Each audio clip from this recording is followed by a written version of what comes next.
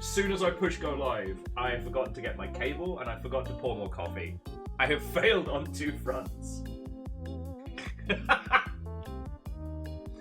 Did you know, dear viewer, dear early VOD watcher or first competitors, did you know that I do this for a living? And Vanderbeest... Oh God! Why? Such a cockwomble! I didn't punch my bloody disc! Fuck!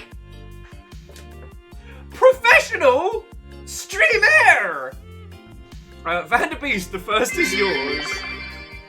I could have had voiced D. You could have. But Bacon, you get to sit there basically being like the arbiter, the old samurai. You achieved like a hat trick in the first 3 months. Oh God, I nearly shit out my own heart.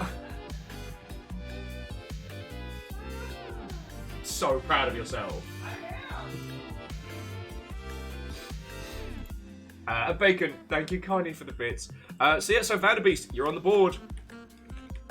And for this month, everybody's at 1, right? Anybody that gets to 2 is going to level this place out something fierce. Boom! Such a twat. I can't read that word. Yo, the fucking cable at me! You were missing the cable. You're welcome. What do they call this? It's not malicious compliance. It's like malicious helpfulness. Helping people by scaring the pee-pee out of them. Vanderbeest and Shatari, thank you for filling the pint glass. Again, Bacon, thank you for the bits. Fucking alright. We're off to an extremely professional start. It is Thursday. We're going to be playing some more Pacific Drive. So let's hang out, have a natter, because we've kind of proven that, at least during the runs on Pacific Drive, I cannot hold a conversation.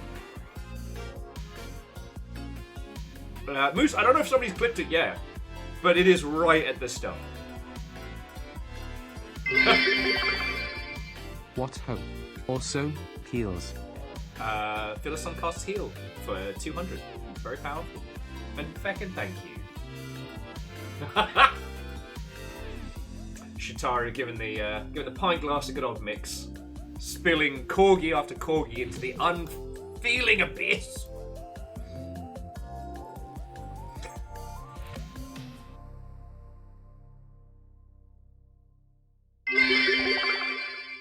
Boom, I say.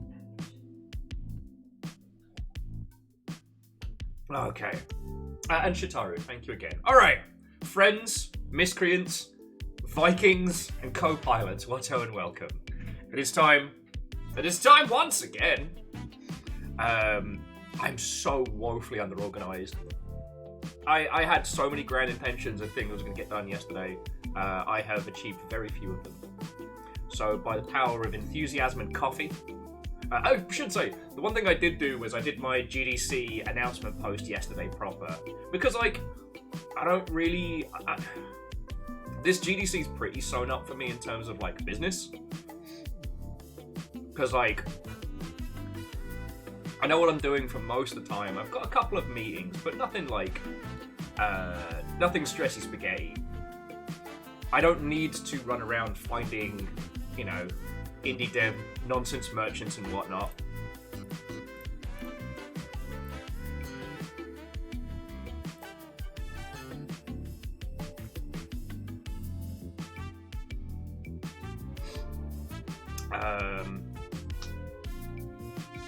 So yeah, I didn't need to do like a super early post, but I chose like the most haggard photo of me looking at the GDC sign going, which I'm kind of proud of. LinkedIn has been a fucking mess lately. Conversation denied on account of chaotic philanthropy. Oh, I'm so sorry. I didn't mean to scream in your ears. What the fuck, Dustin?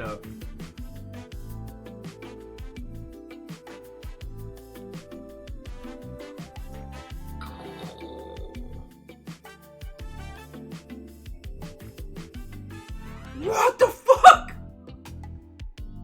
I'm sorry, I didn't mean to scare the animals. Reactor online. Sensors online. Weapons online. All systems nominal. It is official. I have resubbed. You have square peg. Thank you.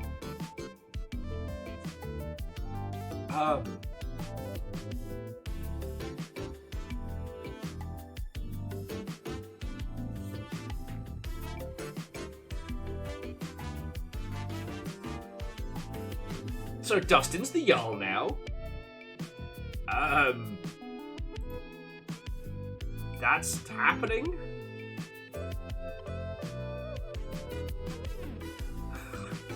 By all logic, this shouldn't work, and yet it does. Both the philosophy of the Longship and of Pacific Drive. What the fuck? Dustin, thank you so fucking much. Like, that's gonna help so much. You don't even know. You don't even know.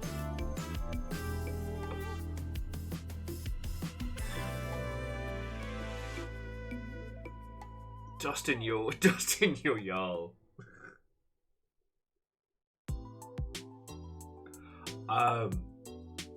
Sorry, Dustin. That is a huge amount of money. Like, that. Thank you. Like, thank you so much. Reactor online. Sensors online. Weapons online. All systems nominal. Greetings and what ho, friends. Seems like I came in way time. Yeah, like, from downtown, out of nowhere, Dustin incredibly kindly donated like a... Oh, what?! When measuring the circumference of a pie, using 1 pie is not enough, but 2 pie are.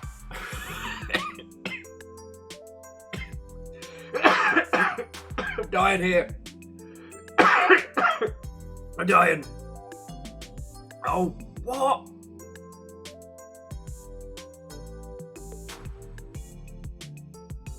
Yeah, no, fuck. Why?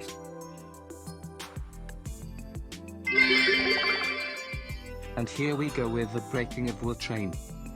Yeah, let me get the...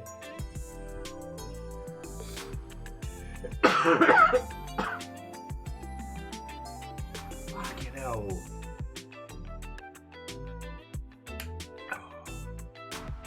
I should have made more coffee.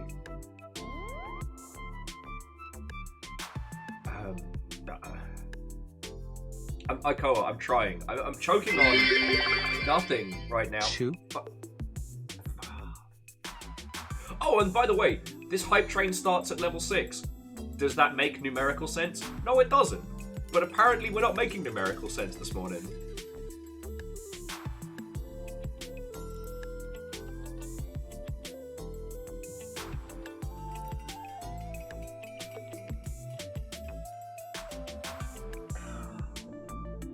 Thursdays are typically the quietest days in Longship, said Will. Like You know, the will breaker sounds like the name of a legendary weapon in an RPG. It does. It does.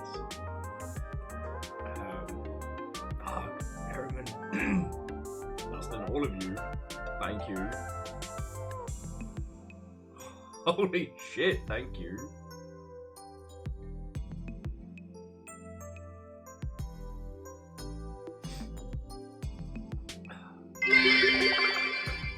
We doing the breaking of the wood tonight?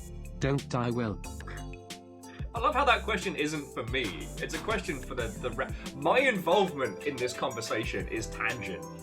I am the target, not the ringleader. Fuck. Angelos Plateau, welcome. Welcome to the zone of the Fenders. Shitaro and Banbeast. Tamami and everyone, thank you. Sorry, I just... Fuck. ¿Por qué no los dos? Fuck.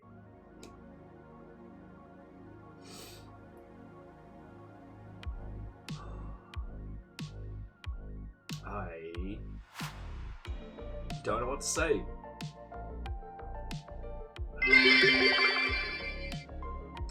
look, like, Judica, I'm extremely grateful for any and all. Like, I know it can get a bit intense on days like today. Like, now the big bangers have kind of...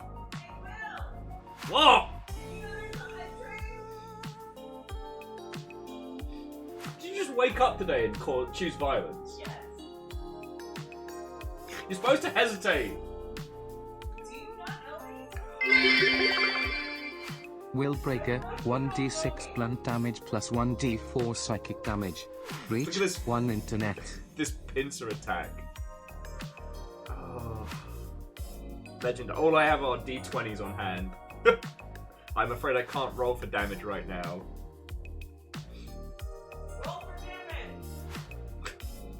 I don't know where my dice are. Wolfcrat, you know what? I shouldn't be surprised during this turn of violence. Pacific Drive, State of Like Dakar. a shocking thing. I've been here for years. So don't call it a comeback. It is not a comeback. Been here for years. Okay. Train has nearly concluded.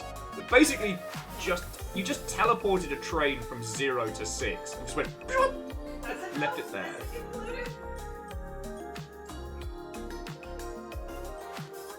Dice goddess, please don't roll me. We're in the final 24 hours before my birthday. Anything can happen. Don't forget, guys, it's almost my birthday. It begins.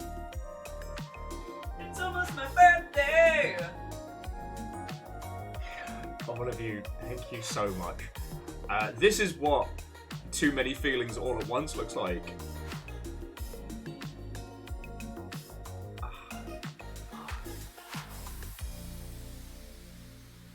Fucking hell! Thursdays are the quiet days! It's almost my birthday. Birthday nugget! Birthday nugget! How Birthday nugget! He's very mad at me. River's here for it. She wants to eat it. Quite possibly. Look at this little face. Hello, River. Oh, all of you, thank you so much. Like, these are the little fuzzy fuckers that you're helping us keep alive. Alright? These nuggets will eat well, thanks to you lot. Don't nugget your brother down. Legend says happy early birthday. And Lost Flowers. Fiona's birthday is tomorrow. Tomorrow. Not yet. Almost. Not And quite. because we're both about to be working like 3 different shows between us back to back, that's why there's no Sea of Thieves tomorrow, because we're taking a little bit of time off. Actually, my birthday then. Having an actual proper birthday day. I haven't So actually celebrated my birthday in a very long time. yeah, we may be sailing the Sea of Thieves on Saturday. We might just all hang out and like recover from. Well, so J-Post, there may be a stream tomorrow. So, like, there might be a little, like, hang out and chat, but there won't be a full-on Sea of Thieves late. And yeah, Greyjoy, Dust a baby nugget. Sorry, I'm still kind of reeling. Like, Dustin, that is a massive, massive fucking help. You do not know. Do not know. Donations are very, very welcome right now. And Ehrman, that's a fucking massive red beer.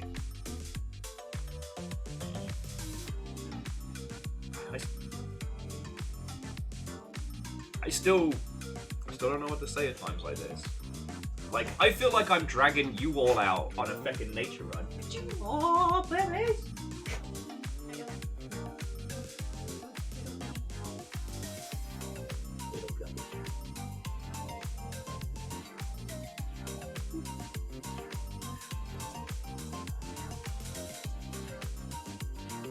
Okay, and Ehrman, like, I will do my darndest, alright? I will do my darndest.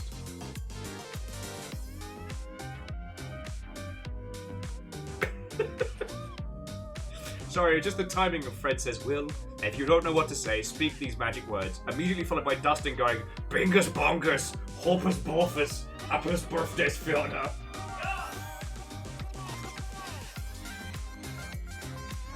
Oh, Fred, you mean, Kalatu, Barata, Netto.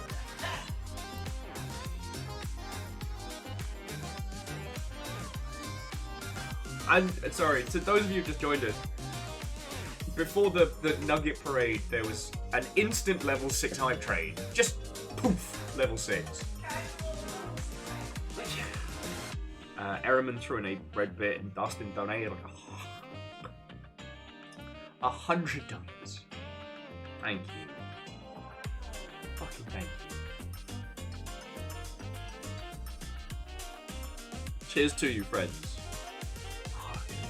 I'm gonna need more coffee. I thought I was ready today. Absolutely nothing. I was ready for nothing.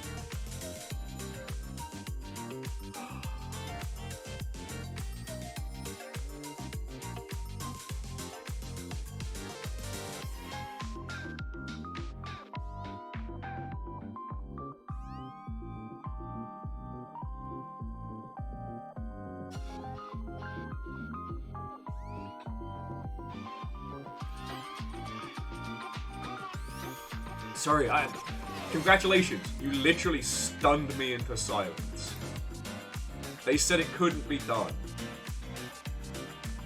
They said it couldn't be done. Fucking did it.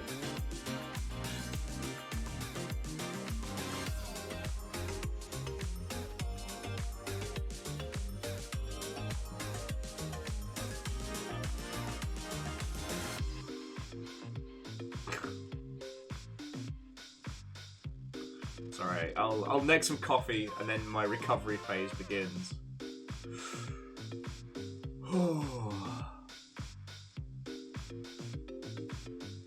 And no one can deny you lot are not chaotic.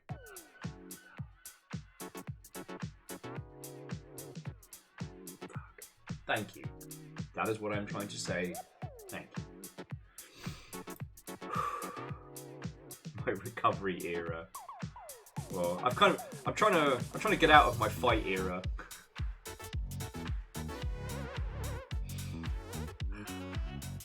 Okay, so friends, miscreants, villains, and Vikings. Thank you. Just thank you all. Alright? I don't know what else to say. I was definitely not up to speed when I hit the go button, and this was made acutely aware. Fucking legend.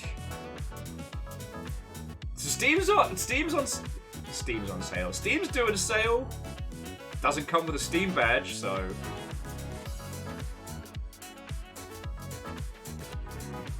that's a thing.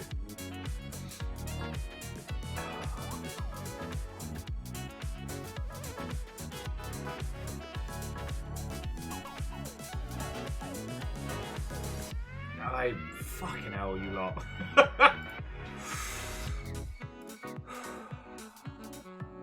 Okay.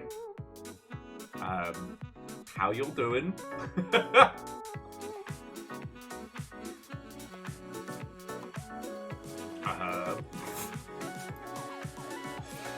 So, Saber Interactive's independent again.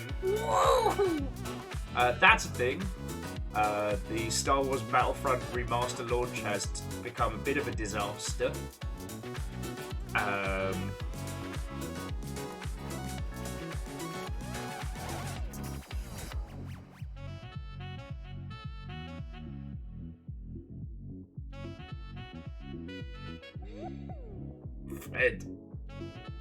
Fred, no. Everyone has already been fucking lovely. Thank you.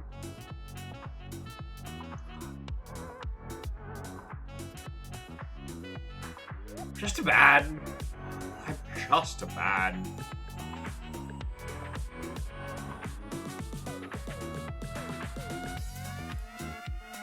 Just a man.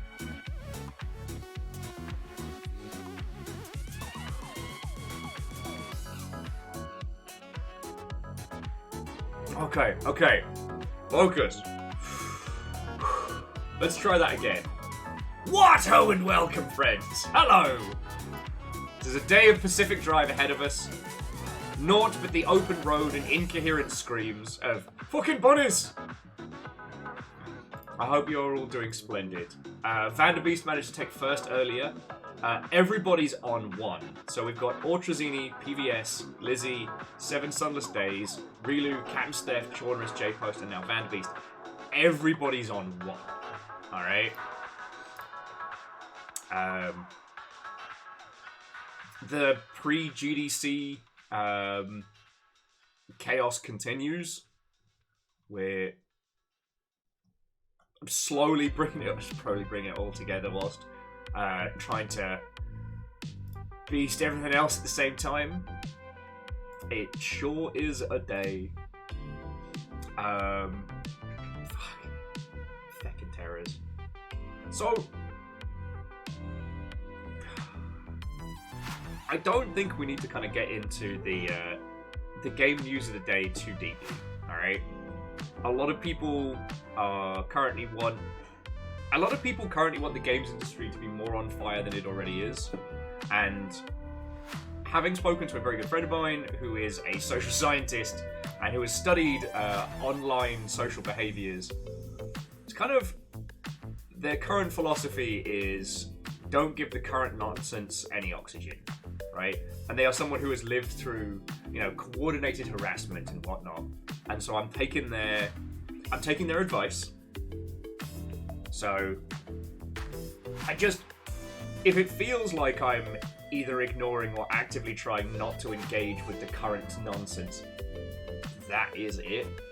One thing that is extremely funny to me is this has been a week of people showing their whole ass on LinkedIn, which doesn't stop being funny.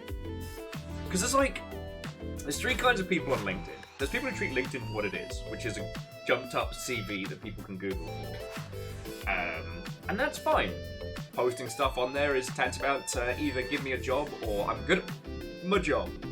Then you have the too much time CEO, which also includes people who think they're CEOs, posting motivational memes and quotes and all sorts.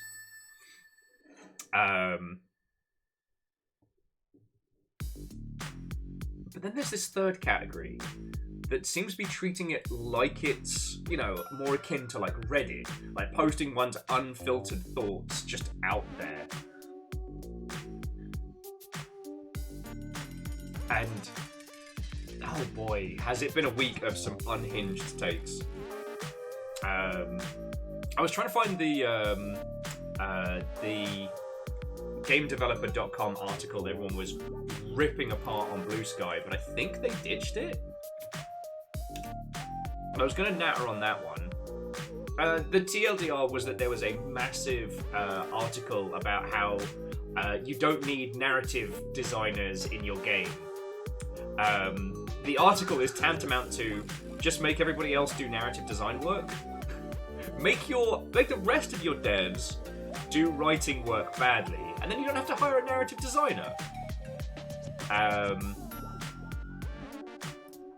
Yeah, Hoffers, it certainly was hashtag a take.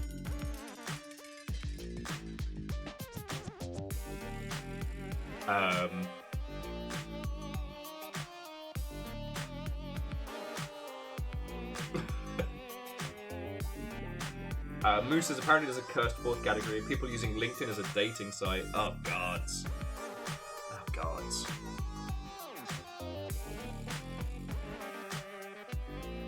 I'm like, name and shame them up there.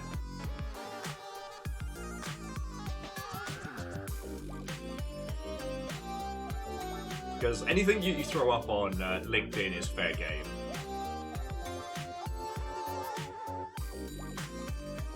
Oh yeah, no, and Dice Goddess, that's a good setup. You know? You got an artist, a writer, and a friendo.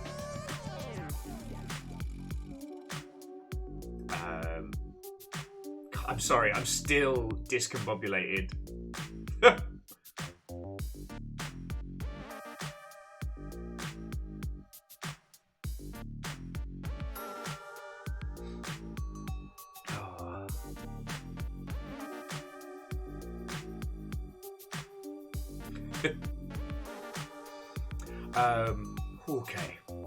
Okay. Alright.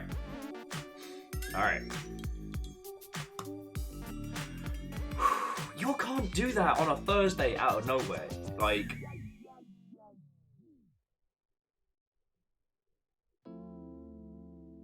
can't just throw that at me on a Thursday. Like, this was one of those days where I was like, look, I just got to smash, go live, and then we'll see how it goes. Okay, yes, I can't stop you, Dustin.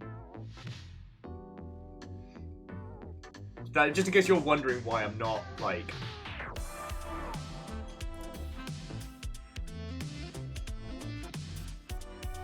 Okay, and jumping back. So the article that Game Developer was getting dragged over was actually one of those, like, it's a blog post masquerading... It's an advert masquerading as a blog post. It's an advert for a mobile game that talks about how they built a narrative in their PvE mobile robot game without having a narrative designer. Which boils down to, we made all of our team do narrative design work. Because I guess we didn't want to hire one. I've often thought that Mobage should be the field of great narrative writing because of the amount of, like, heavy lifting you have to do that you can't do in gaming situations. Oh, Rilu, what and welcome! We were talking about how apparently some people use LinkedIn to try and get dates. And Angelos was saying they've had friends who get weirdos, like, DMing them, being like, hey, let's date. I was hanging out with... Well, sorry, I shouldn't say hanging out with. I was in Fred and Emily's channel earlier on today, because I was having some coffee and getting my ass together, and, you know, I love their stuff. So anytime I'm awake early enough to catch it, I'm like, whoa! Again, if you haven't seen Fred and Emily, please do go check them out. Their channel name is Fremily, and they are literally the ninja masters that I learned the art streaming from. Like, no joke. But that's another story.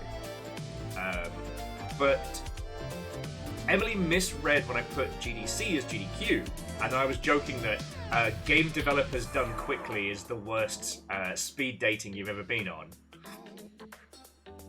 Emily jokes that, like, I guess there must be a hookup culture at GDC, and I'm like in all italics, I couldn't possibly comment. Which is different from weirdos hitting on you in LinkedIn, but there are a lot of consenting individuals that do end up spending a lot of time together at GDC. There's definitely a bit of game devs gone wild.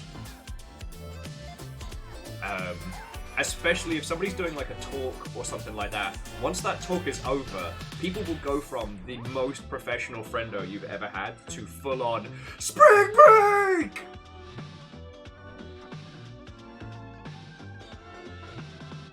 I once watched a friendo go from 0 to 2 double drop shots in a dive bar in GDC one year.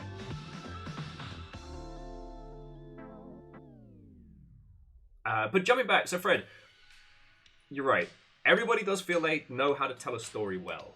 I feel like everyone has a story, but the mistaken understanding that having that gives you the skills of a narrative designer is complete bull hockey.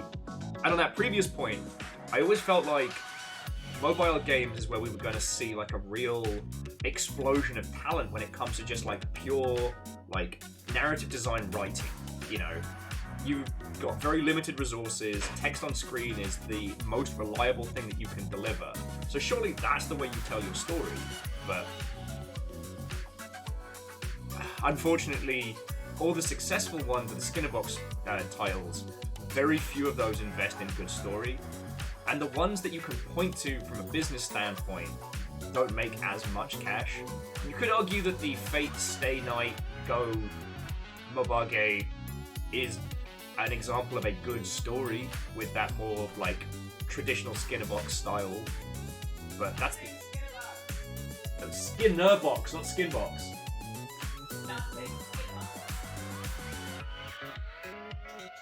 Is it just the day of heckling? You lot are fucking with me, you're fucking with me. I'm sure the guinea pig's gonna be giving me shit anytime soon. Yeah, that's definitely the guinea pigs. Fuck's sake.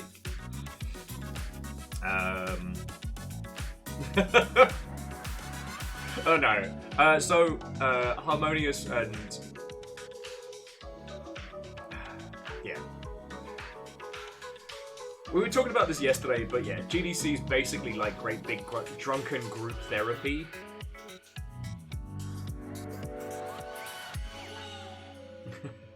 Thank you, Legend. Oh, it's hard to get my brain on anything that isn't immediately Judisa. But it's so wild to see.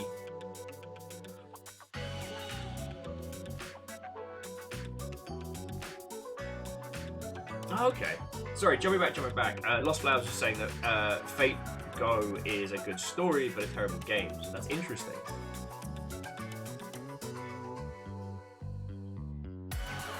It was really interesting because the last really good story title that I played from Mabage, not counting the incredible bait and switch with Nikke Goddess of War's tutorial.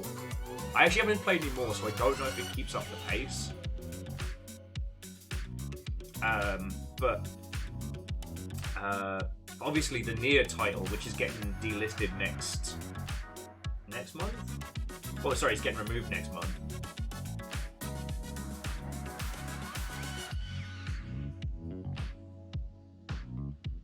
Like, just having a moment. It's like, yeah, that was the only one I could think of that had some really, really good writing in. And if you haven't played it, so I can't say I recommend it. All I played through was the tutorial and change because it kept popping up on my feed and I wanted to see what it was doing. But there was a title called Nikke Goddess of War, or is. It is what if a cover shooter was all about the booty? However, the tutorial is what you expect from a Mabage. You know, mandatory clicking, lots of free items and sparkly shiny things happening, with a very, very, very strict linear controlled experience. But what was so wild about it is, if you haven't, so the idea is that you build a team of waifus with varying fetish-coded attire, who duck behind cover just in just the right ways to stuff their cleavage towards you. But then when they duck out of cover to do shooty gun bang, it's all booty. Okay, you very clearly know what you're about. The tutorial is like your first early characters kind of like introducing you to the game and taking you through it and joking and jiving at you in that, you know, designed to make you fall in love with them type dialogue.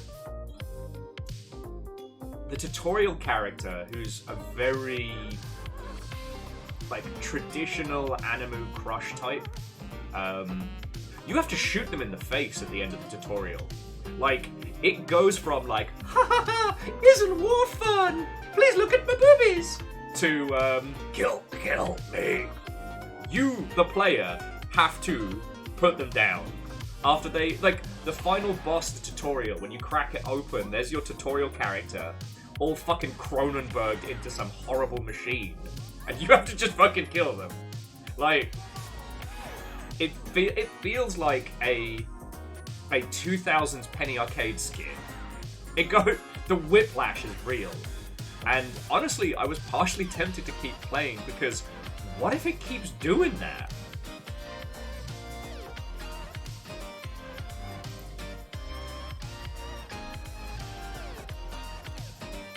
Like the 0 to War is Hell was just whiplashing. But yeah, sorry. So jumping back. I don't know if I will be the one to snap a photo of Zalavir at a Denny's. It will happen. I don't think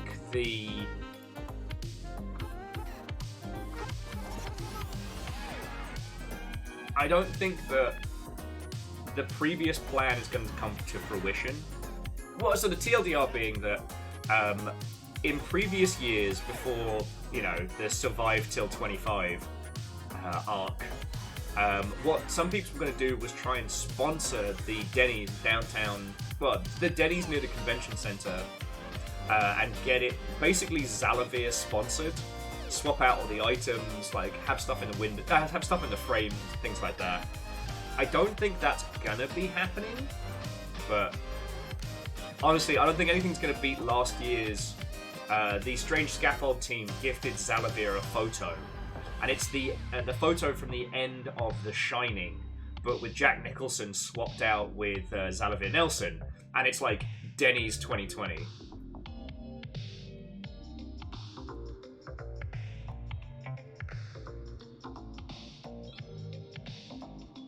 Zalavir is in his Denny's, all is right with the world. However, whoever does snap a picture of Zalavir at Denny's will win. Like, that's the Pokemon Snap high ticket item.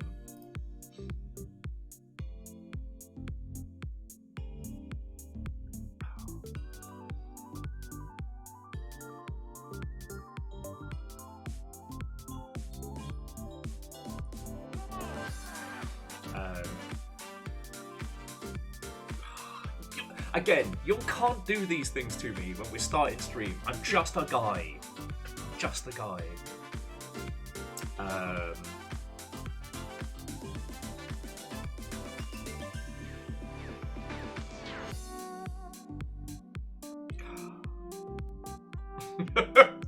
Fucking you lot. As I was saying earlier, the Star Wars Battlefront game did launch, and it is having a lot of launch day woes. Honestly, I think the Steam Spring Sale is probably hiding a lot of sins.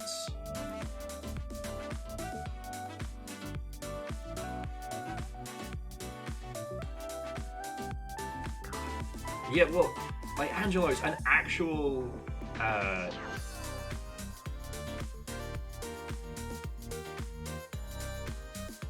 sorry, I was trying to think of the clever big word for when very, very rich people are very, very generous. That kind of individual in the industry right now could fund so many indie projects. There is a way in which, basically like a super philanthropist, thank you, gods. You're melting my brain! There's a way in which an actual legit philanthropist could essentially create the single strongest indie publishing brand of all time just by doing micro-publishing stuff.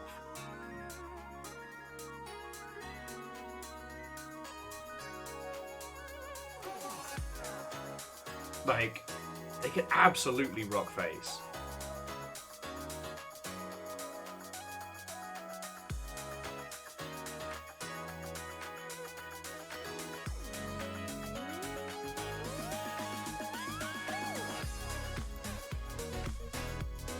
Okay, hang on. Let me try and get my brain in gear. I can't believe you've all done this. Can't believe you've all done this.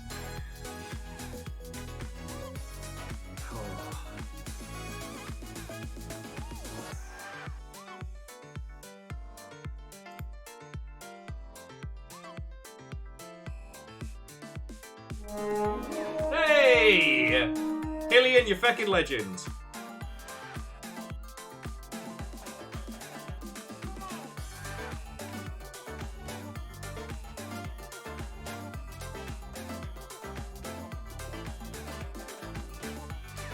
How goes it, friend? We are just about to trundle into SCP the Drive-By.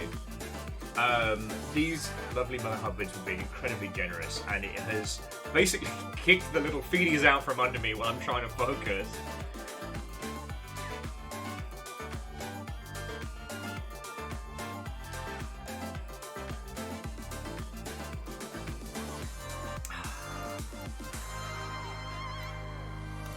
Absolutely, Hillian, absolutely. So, you know what I might do is I might jump in game a little early, because there isn't too much in the games industry news stuff to really be, like, jumping into. Like, again,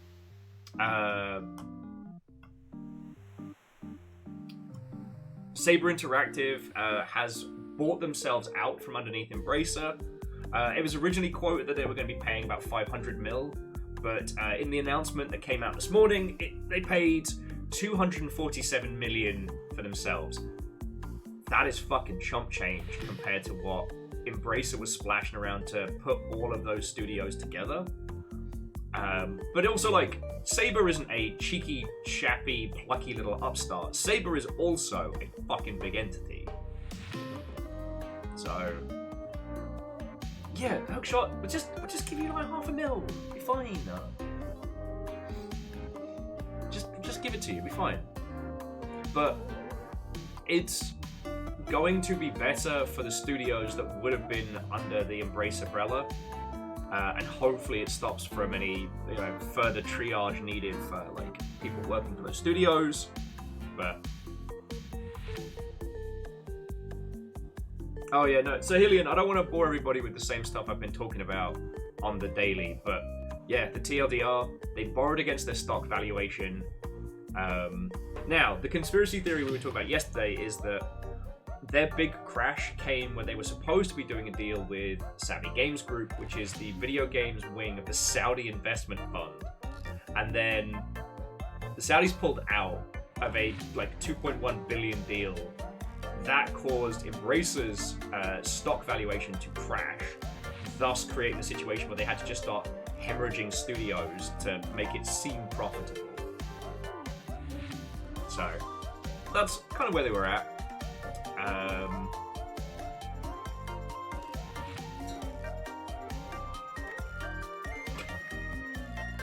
Wolfgrad, also same.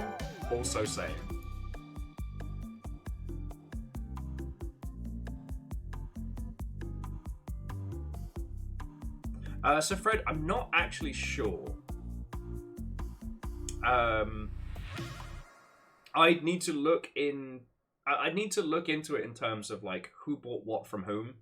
So I can't say for sure, but there would definitely be an opportunity after the Saudi deal went south that if you knew stuff was going down, you could absolutely have created a situation where you hoovered up all of the stocks post-crash.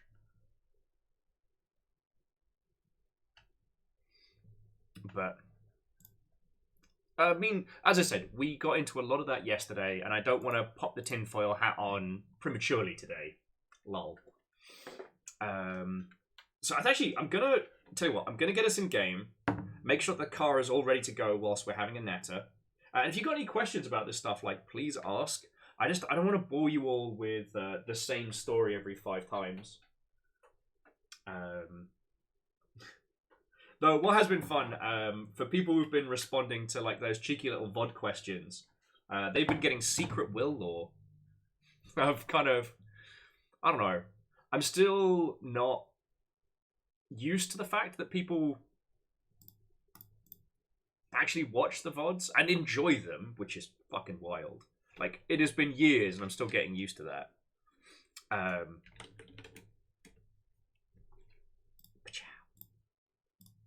So, leaving them some cheeky little messages, some fun little stories.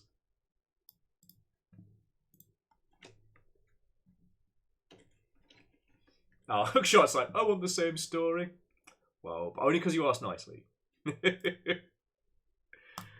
Oh, I've been itching to play more Pacific Drive, friends.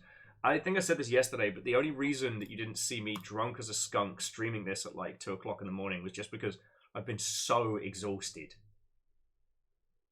I'm Snail. Well, sorry for living on the other side of the planet. You're all good.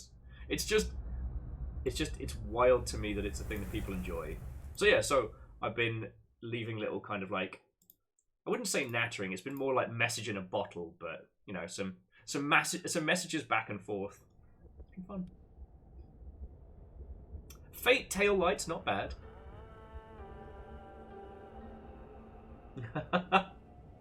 Ikoa was saying as a VOD watcher, I use them as I intend to streams as background while I play or do work. Yes, that is my goal. I'm very happy with this. I like Ikoa, but there is still a grand dream of getting back to starting closer to noon Pacific so that I can spend more time hanging out with you and the rest of the European squad. Like, that's still a goal. Because, you know, I miss you lot when we don't get to hang out. But real life has not allowed me to sort my sleep pattern out like I wanted to. So... What the heck is this? The Ark Dog. Oh wait, why are the windscreen wipers still on? Stop it. I guess we just got in. Alright, I've got a lot of repairs to do, so... Oh, God.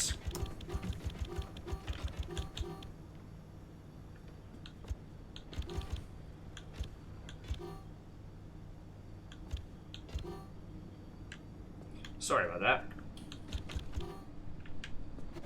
Please don't let my... Please don't let my controller be busted. I will cry. Okay. Okay. So, let's continue nattering while I get this car up to snuff.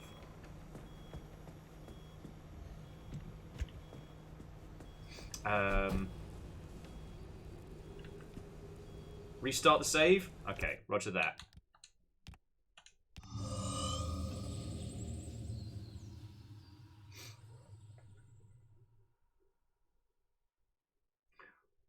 I mean, I guess it's very much one of those, like, you know, the grass is greener. Ikoa was saying that it's very challenging being a morning party because can't stay up late because they have to wake up at 7 AM every day. No, I can completely understand that.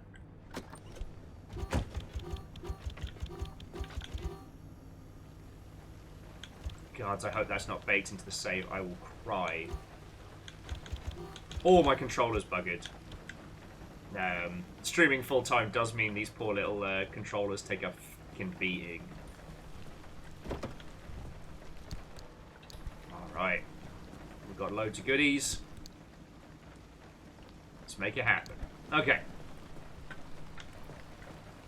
Hookshot is saying they're a morning person, yet the body will still happily stay up till morning. Ooh. I do not envy you on that one, friend. I have a natural preclusivity to staying up late. I don't know why. I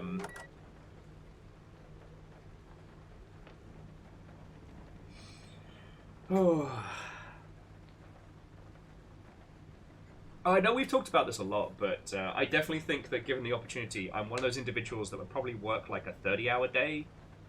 Like I'd probably rock a 30-hour day rather than a 24.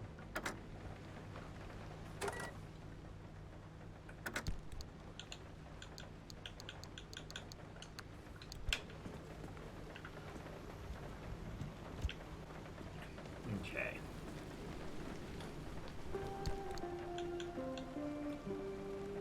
Oh shit! And yeah, we got loads of stuff from that last run.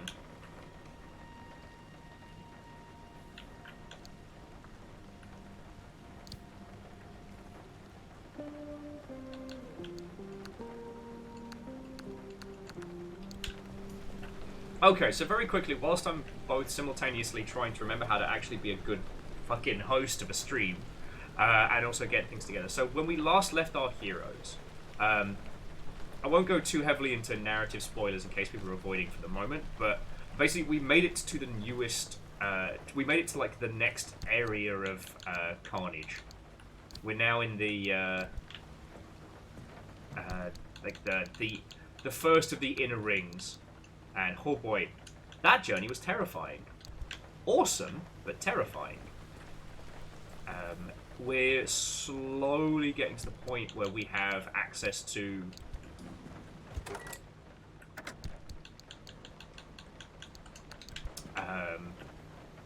like, unstable energy, new resources. We're slowly getting there.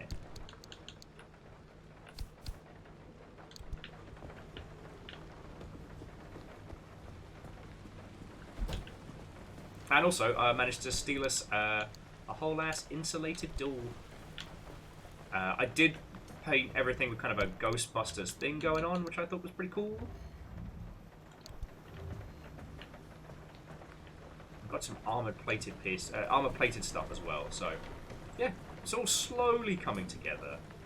Though, honestly, I think the insulated stuff is the way to go. Definitely more so than the armor plating.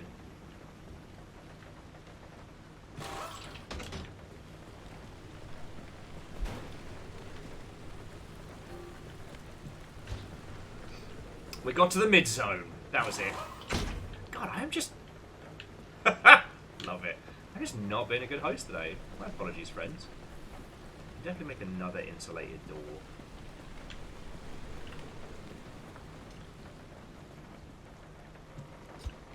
Where are you supposed to go, huh? You made an arc dock. Where does it go? Do you go in the seat? No, you do not. Oh, okay, here we go. So it's a cool upgrade to our arc detector. So yeah, after we came back, we got a little bit more expose on the story, and we found the secret hidden data that Granny Scientist was keeping. We're now at the point, friends, where we can make it through into this area here. So it's kind of where possible. The amount of unstable energy out this way is nice and high, though, so that's pretty good. Because we need buttloads of that. So, yeah, our road trips are going to be getting longer, our mischief's going to be getting higher. And we definitely don't want to be within the red zone. If you've got any questions about where we're at Pacific Drive-wise, please, please, please ask. I am, as I have been saying, just fucking obsessed with this game. Not gonna lie.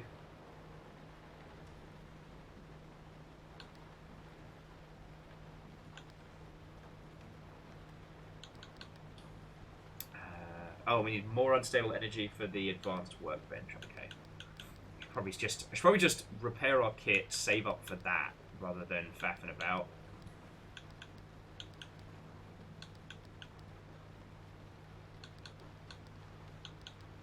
We haven't encountered any corrupted energy, but I assume that comes from the midsection.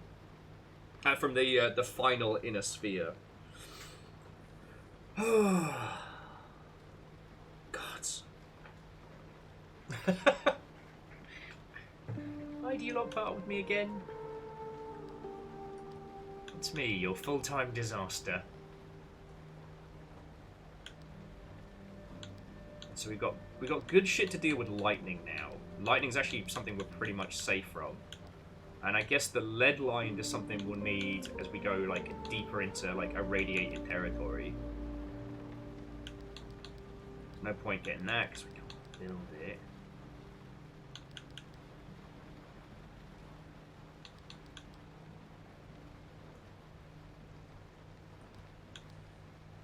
Oh, you know what? We'll just go immediately for the extra trunk space. If we're going to spend our unstable on anything, let's get that.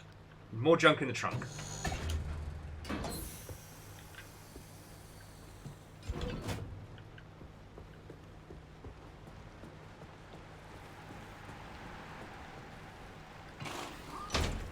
Woohoo! Doesn't that look fancier? Love to see it.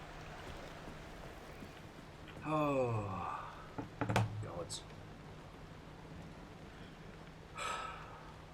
I was really hoping I'd have time to refit the rig with new graphics card, because the one thing I will say about this is I'm exceedingly jealous of peeps who are able to play this at like full visuals.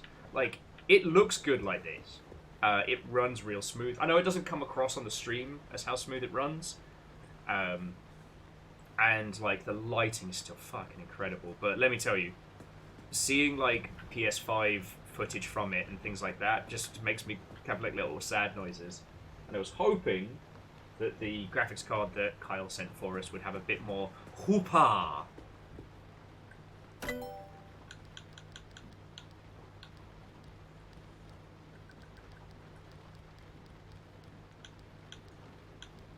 Oh yeah, we've already unlocked the side battery.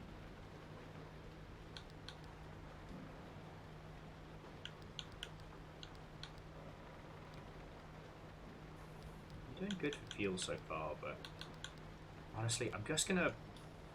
Oh, we need steel sheets. Honestly, I think I'm just gonna finish getting all the... There we go. All the upgrades for this. Just because...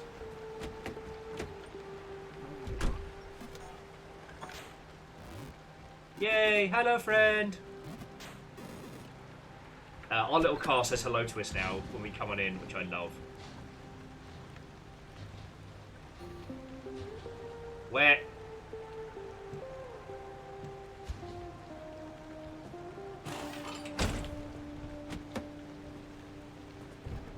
Okay. And there's the bedline battery. We can recharge that one. Put another one in. Okay, jobs are good. Oh, Legend, no, I feel you. Once I got the car up to snuff... Once I got the car up to snuff, I made more coffee. Yes, Kestrel, I have clicked that one. It sends little messages now. It's real cute. It's real fucking cute.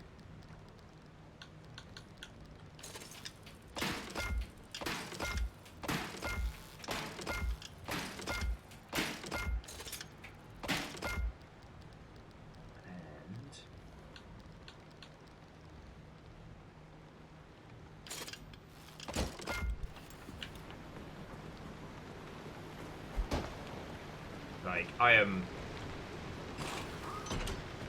was not ready for you lot today. I thought with it being a Thursday, we would start off super quiet, and I would have time to, like, you know, grab another coffee, see if other people come in, get the car up to snuff. You know how it is. Like, you know how it be. I was wrong. In real time. Yeah, Lizzie, I did, alright? I'm saying this now because it took moments.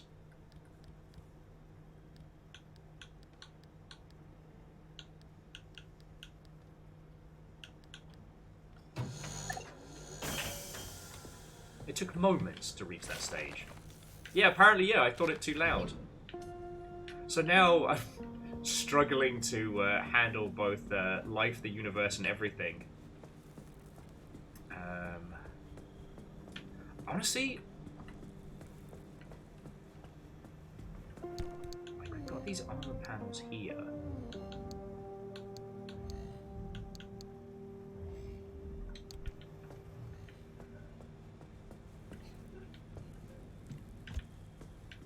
I think we'll end up doing is just stashing all the armor gear. Actually, we'll probably be using those headlights in a second. Yeah, stashing all the armor kit for now, because the steel stuff is not worth keeping. Like, it takes us 2 seconds to remake that.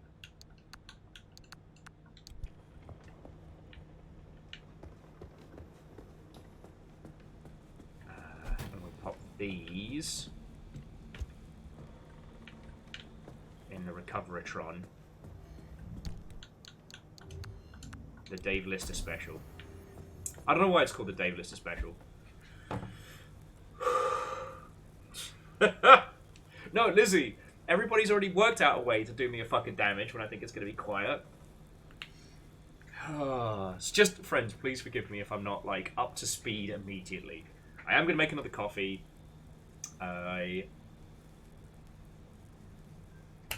did decide, as I was very, very kindly given some money by some family, I did decide yesterday to buy myself some nice coffee.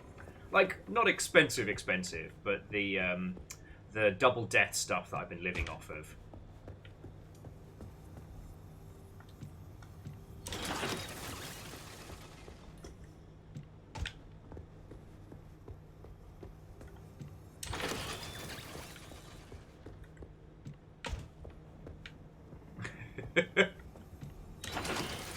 Sorry, one of the other things I love about this is the little vacuum here. As a feature that you have from the start, does this thing that I love where I can just very easily tidy up my little base. So I can run around, I can make a gigantic mess of everything. Check on the dumpster. What's up, buddy?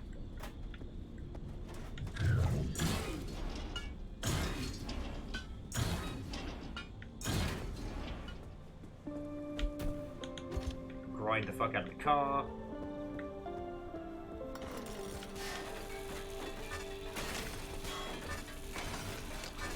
And then just have the Hoover fucking handle it for me.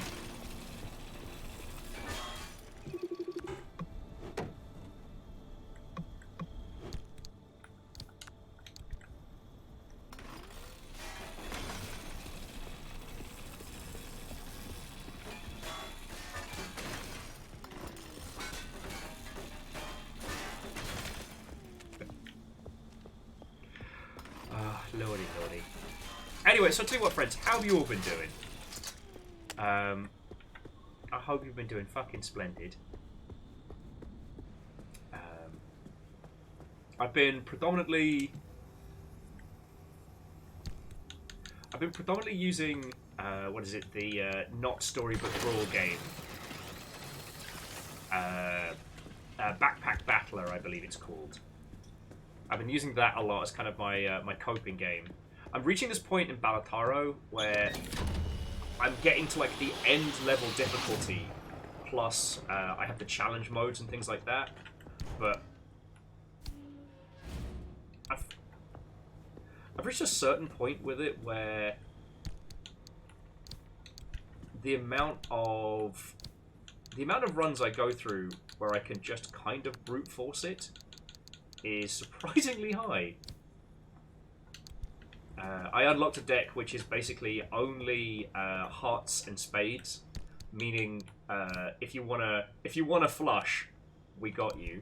Again, probably could have phrased that one better, but oh, that's an idea. Can I put this in the Rahilinator?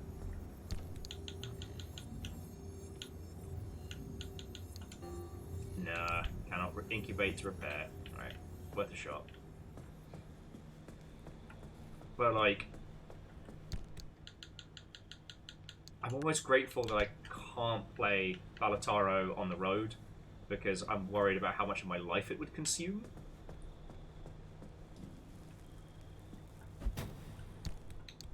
Oh, Catastros has been playing a whole bunch of Stranger of Paradise. That's got to be fun. Alright, Steel Harper, you're getting a place, mate.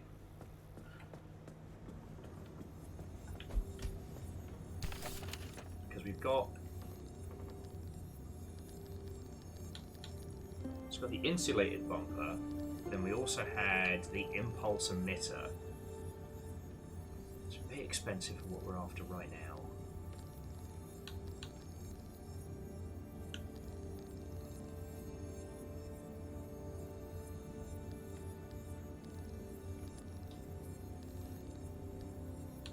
I'll go for an insulated bumper.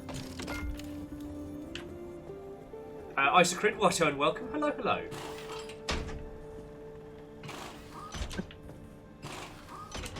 TLDR, the long car is going very well. I am struggling to hold a conversation because these lovely Mother Hubbards decided to just bust out the big guns when we got started today. But, like, all in all, I'm doing real good. Got a great game, great company. I don't know how people don't just play Elden Ring all the day, like all the time though. That's starting to blow my mind. Like, I don't know if you know this, friends, but right now you could be playing Elden Ring. Sure, you'd be neglecting your nearest and dearest, and probably not speaking to your pets as much as you should. But on the flip side, Elden Ring.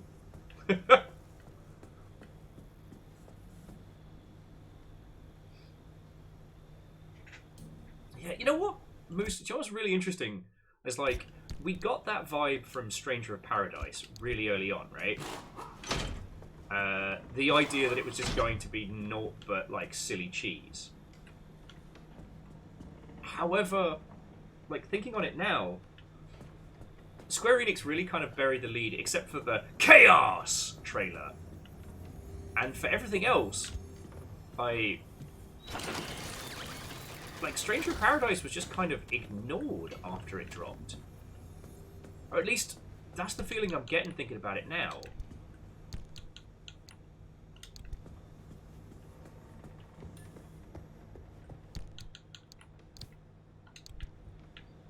like,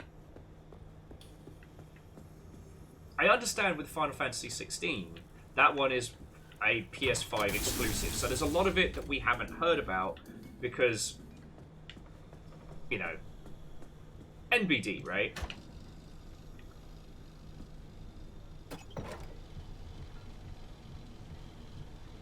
But I just, sorry, it wasn't until you mentioned it there I realized, like, yeah, Stranger of Paradise just kind of got dissed and dismissed. Gracewind Phil, did you hear something? Oh, that's my new dashboard accessory if I want it. Obviously, I'm keeping the penguin. Oh! High-tech steering wheel? Yes. Buttons, buttons, and more buttons. Let's fucking go.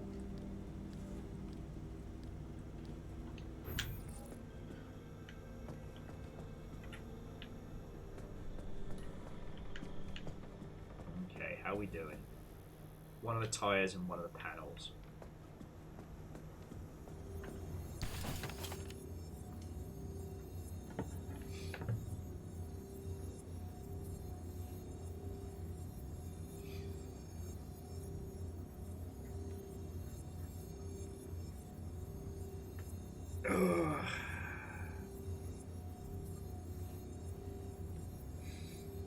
Okay. Hey, friends. We don't need to diss on Elden Ring. I was just joking.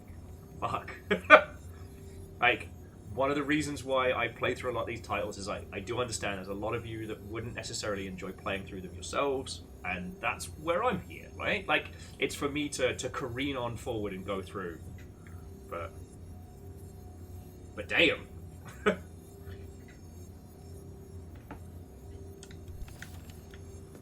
Anyway, the thing I keep thinking about is what dirt does the Final Fantasy Remake team have on Square Enix that allows them to just keep doing all of the cool shit?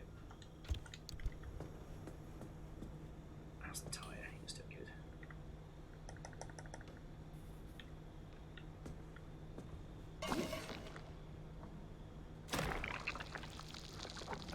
Huh.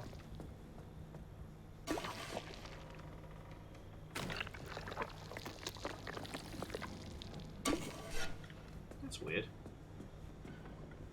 It's not letting me putty the off-road tyre.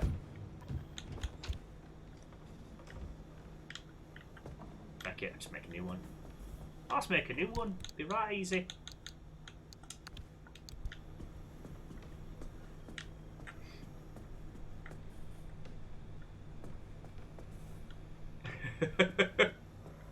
Look, Fred, this game knows what it's about.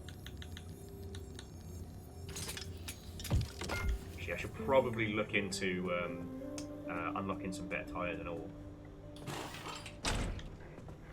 Okay, into the grinder you go.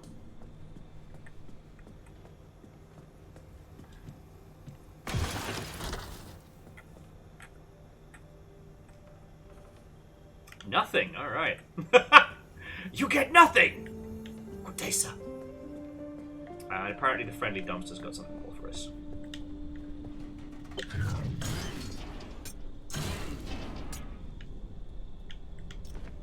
Two glass shards. But no. So jumping back. I just keep thinking about how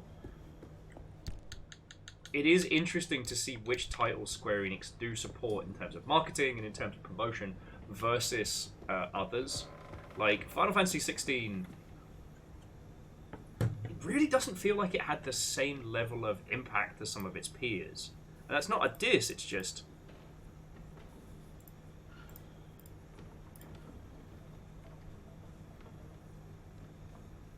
comparable to what we've seen with some of their other products. And the Final Fantasy Stranger of Paradise Chaos was just unabashed cheese, which is great. Like, sign me up for that. It very much had this, like, what if we took the original Final Fantasy and made it into, for all intents and purposes, its own bizarre, I don't know, like, hyper over-the-top action game.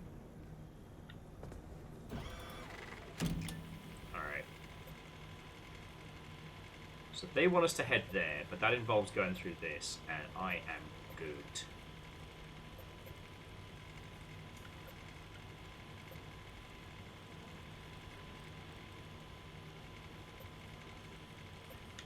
Can't stop here, it's backcountry.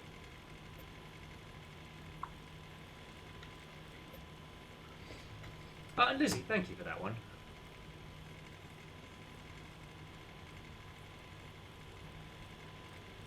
God. Okay. Before I head anywhere, I'm gonna go make another cup of coffee. I am not doing a good job as your host, and that is a crime because you lot have put in a stupid amount of money to keep me in this spot. I apologise that I'm failing you today, but I will fail no longer! I will say, I'm tempted. I'm really fucking tempted to do, like, the long run. We could sprint through that one. Yes, we might have to deal with a haunted car, but there's a ton of unstable energy up there.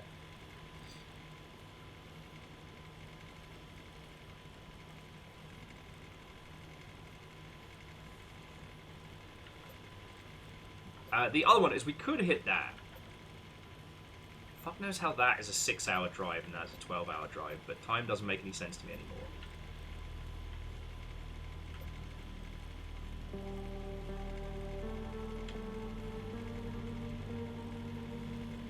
Oh, actually, no, we don't want to go up that way because... Alright, look at it.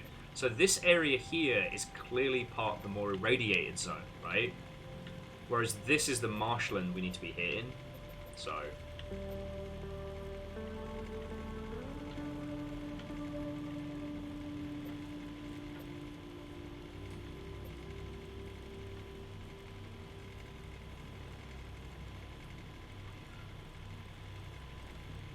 yeah.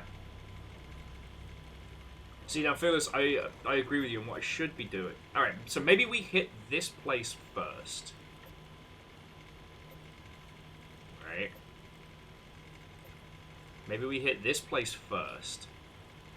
Like, low chaotic energy, but low risk. And then start, like, working our way over towards here.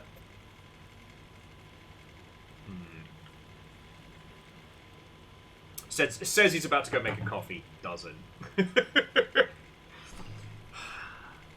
Because, alright, the next story beat is here.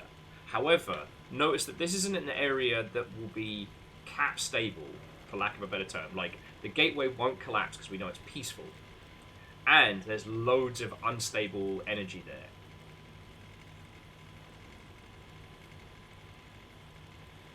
Honestly, I think that's our best bet. It does mean that when we hit D2, we basically just have to fucking floor it.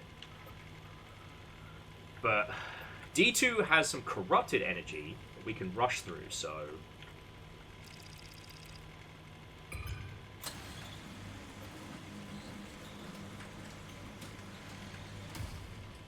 Angry abductors. Barely plugged. Eerie darkness. Battery sapping. But yeah. That has no time on the clock, so we'd have to just grab corrupted energy and run. So yeah, this could be the best of times, it could be the blurst of times. I'm gonna unlock some more ship before I start making coffee. Okay! So let's start on a happy topic, whilst I am putzing about some more. So, what have you been playing, dear friends?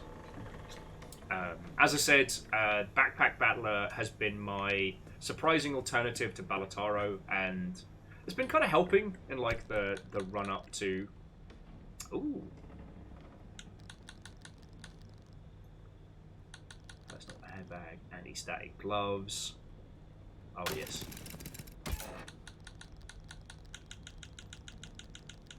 Gonna make that little lined apron.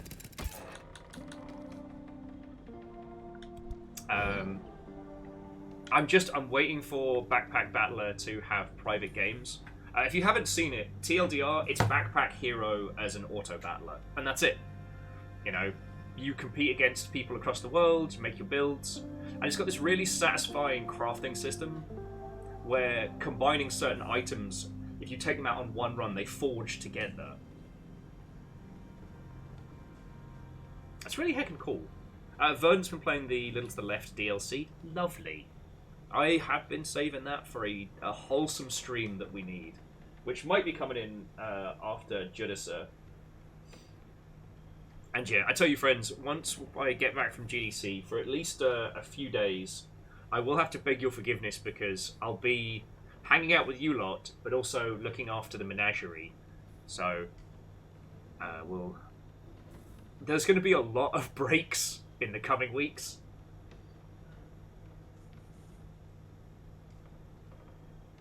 Which will make for some challenges, certainly.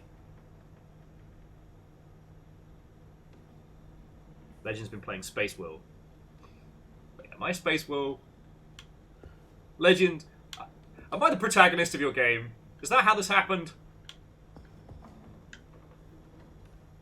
Weirdly, not feeling existential dread in that, so go me.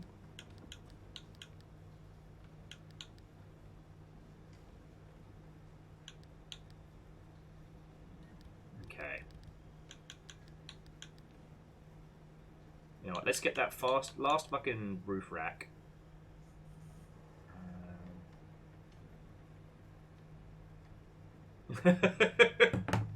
They envision me in the driver's seat. I can drive a spacecraft. Yo, I understand that it's most people's concept of existential dread, but honestly, some days when I'm really struggling with life, I like to imagine myself in a little spaceship. And I don't know why that's a comforting thought, but it really is. Honestly. I'm trying to think of games that let you just fly a spacecraft for the fun of it without like additional panic-inducing stresses. Because there's definitely a genre I feel that could benefit from expanding. Side floodlights.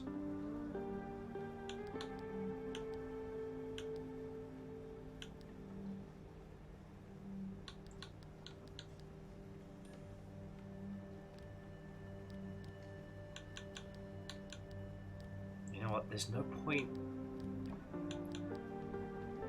There's no point in putting too much stuff on the roof just yet.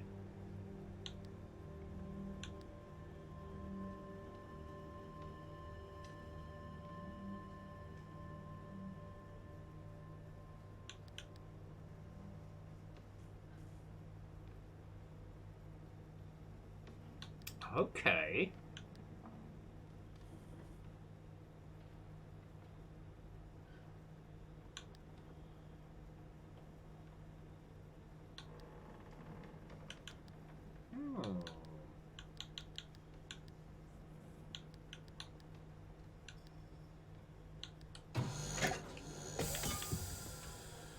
Okay, sorry, I need to explain my workings out. Basically, I got jumping jacks so that we could potentially unlock this ion shield later on. Fuck it, I'm getting the auto parker. Fuck it! I'm just a guy. And actually, you're right, Angelos, like, No Man's Sky really can be that, like, flying for the fun of flying. You know, just kind of drifting in space, living that little best life.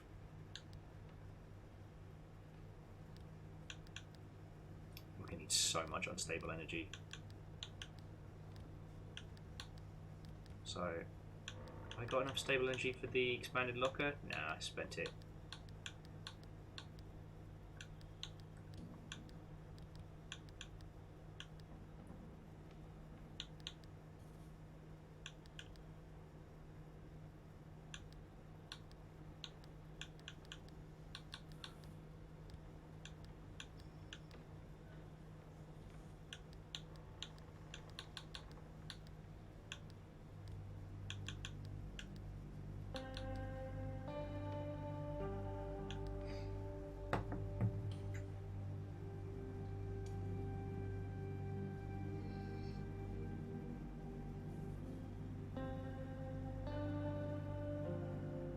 Yeah, see, that's not a bad shout. Like a lot of JRPGs and RPGs that give you like a ship or a an airship or the equivalent don't tend to have too much in the way of conflict.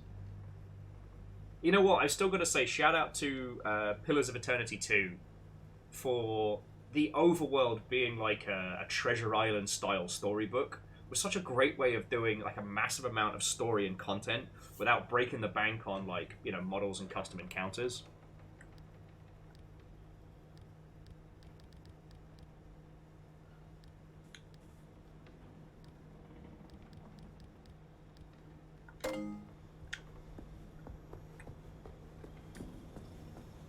Okay, so currently we've got one of the batteries installed, and we can either have auto park or more battery.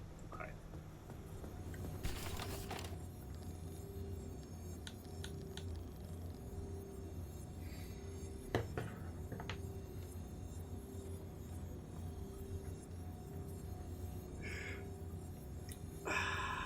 Am I being lazy? Am I being lazy for getting the auto parker?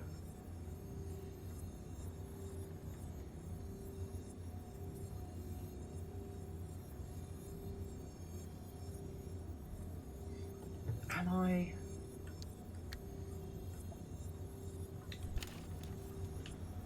Not lazy, efficient. Okay.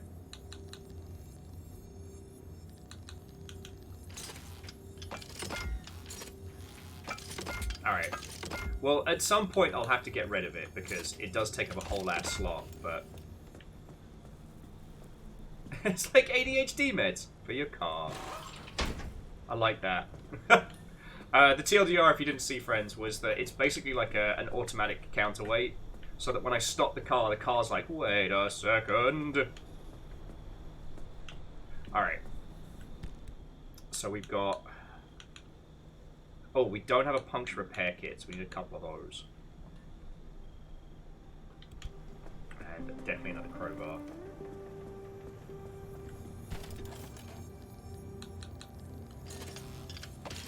We've got a spare hammer, and our buzzsaw's brand fucking new. Oh, we used our marsh eggs for unlocks, which is smart.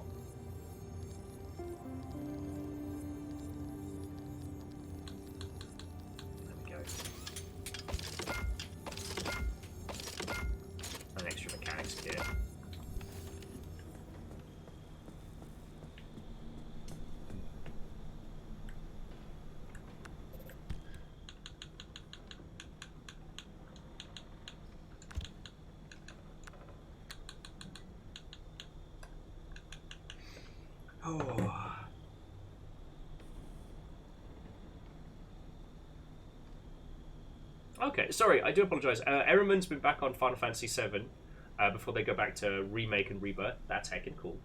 And you've been on Backpack Hero. Lovely.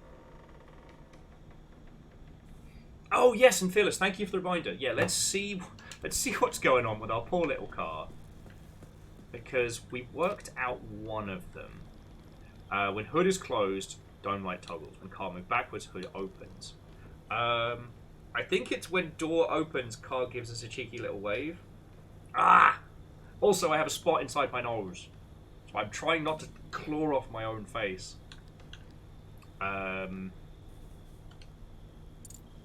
I think it's when front left door is opened.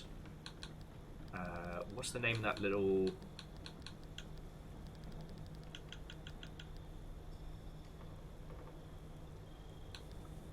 What's the name of the little friend? Or is it literally just our car's just being lovely?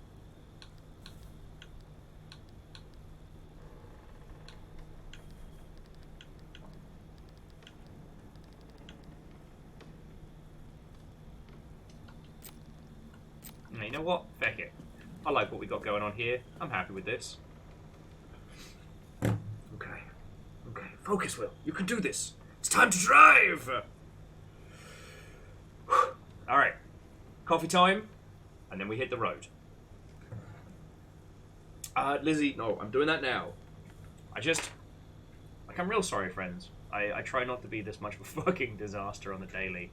And I'd love to tell you that it's because I've been doing interesting things. I've been, you know, having cocaine battles with kaiju in the evenings and whatnot. It's just life. It's just life. It has been non-stop for so long that I get to this point in the week and I'm so beat. I'm so beat. Like, it's gonna be a hell of a whirlwind the next few coming weeks. But I'm a lot more positive about it. I will say that. I'm a lot more positive about it. You'll notice that for the exhaustion, the doom and gloom has lifted from me. Hey, Catastros, go get the good sleep, friend. All right, go get the good sleep. Because it's got to be super late for you. Or is it like a weekend? Okay. And no, Lizzie, and I do appreciate it. Like, I know rip the piss out of each other quite a bit, but you know, I understand where it comes from, and I do appreciate that. You know. You know what has been really interesting before I go and make coffee? So, as you may or may not have seen, I was on Tommy's podcast last week called, was it Branching Factors, which is a pun on like game AI trees and things like that. And I gotta say, the post promotion that Tommy has done has been very good, and honestly, it hasn't felt weird or gross. So I think I need to rethink how I'm advertising stuff after we have cool guests on the show and stuff like that, because like you'll notice we have very cool people that frequent this corner of the internet, right?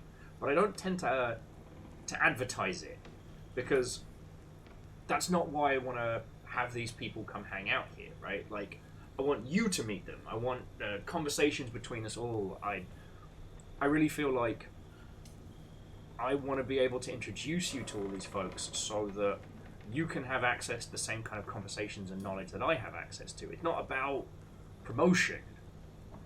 And I don't want the peeps that come to join us to think that it is, but maybe I've been missing the plot on that. Reactor online. Maybe I've been a little Sensors bit online. too, Weapons online. All systems nominal. Mia, but I don't have a better word.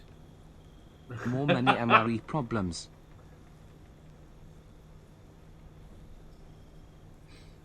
Mega Boss, feckin' thank you. 22 months, bleed Nora. Feels like you just got here. Watto and welcome. I'm just about to make a coffee before we hit the slopes, but Watto and welcome. I would argue, however, that less money, mo problems. And Red Bunny Dragon, Watto and welcome. The car is fixed. We're about to go on a pretty long run.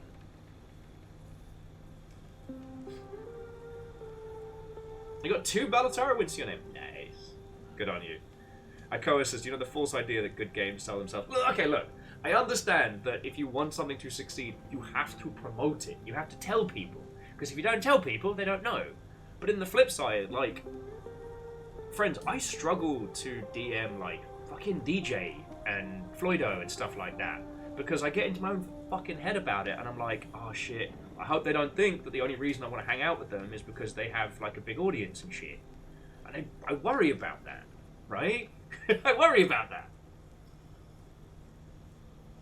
That's me. That's me. Okay. I'll go make me coffee.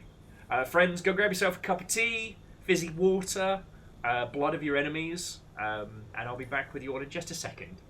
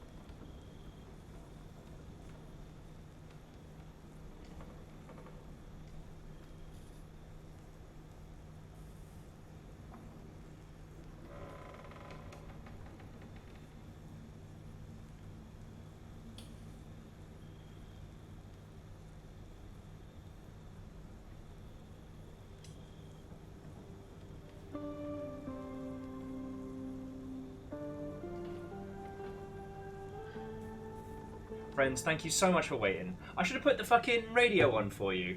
I feel like I left you all in the car while I went to go buy a guitar from the pawn shop. I'm a bad father. I'm not a good dad.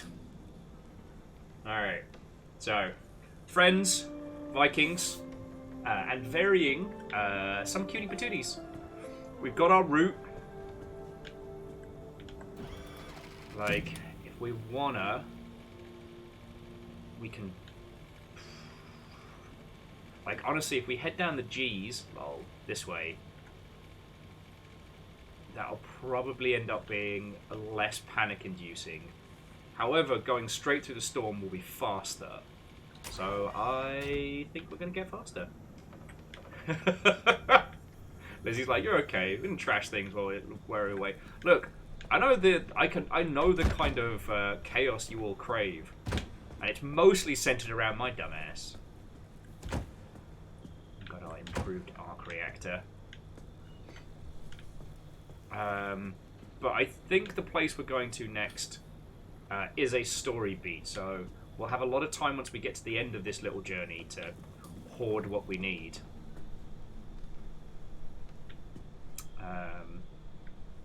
Actually, you know what? One last thing. I'm gonna make a fucking buzzsaw and stash that in our kit, because we've got a spare. There we go.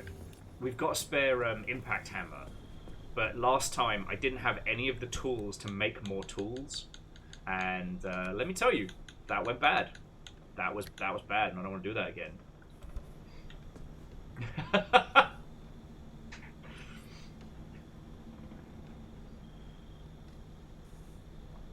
So Lizzie, how much of the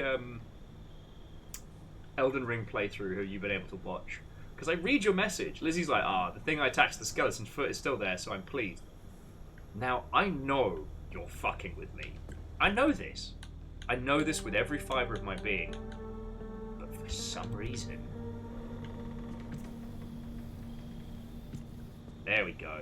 But for some reason, my brain's like, but what if? No, brain. Lizzie's just messing with you. Yeah. But what if they're not? Brain, don't do it. Don't do it. I'm gonna do it. Yeah, but what if? There's nothing on the fucking toes, Lizzie! There's nothing on the toes. Click under the keyboard. No! There is definitely nothing under the keyboard. Definitely. Since River's been protest pooping, I've not been leaving my door open in the evening, so that's how I know. Okay, so we got supplies. Nothing in the trunk. That's all good. We've got first aid kits. Okay, because we're going to hit the Chaos Road and then progress through. Little friend. Look at this fucking steering wheel. Love it.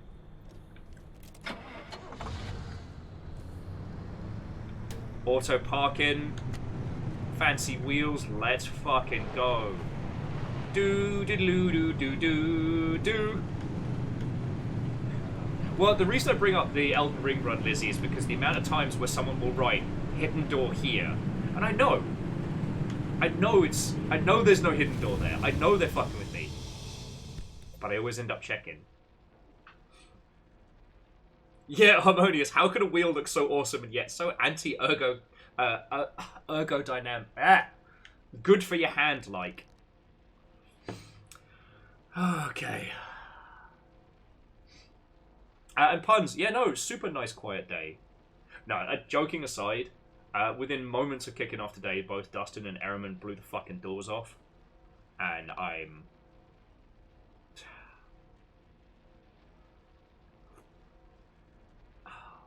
have not fully processed that. It's basically turned me into a decaffeinated, gibbering mess. I'm just so fucking excited to be back here. Just apologies if all conversational abilities drop out of my skull as we careen around the Pacific Northwest.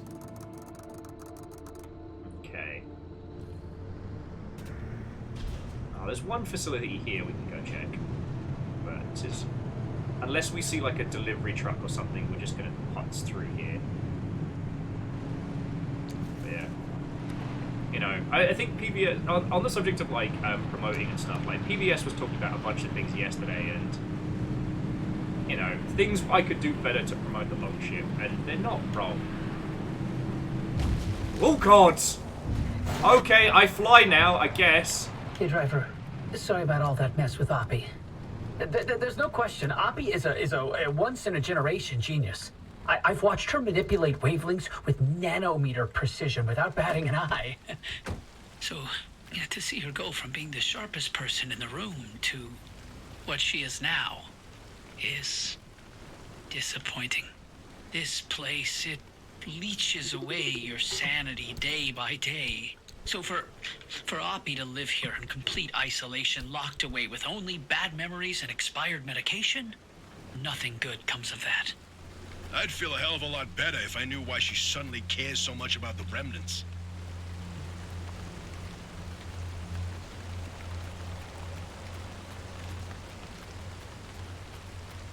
I do agree with him. Like, from what little we've known about this character as we've met him, it does seem strange they've suddenly started to care. There's our little friend saying hello.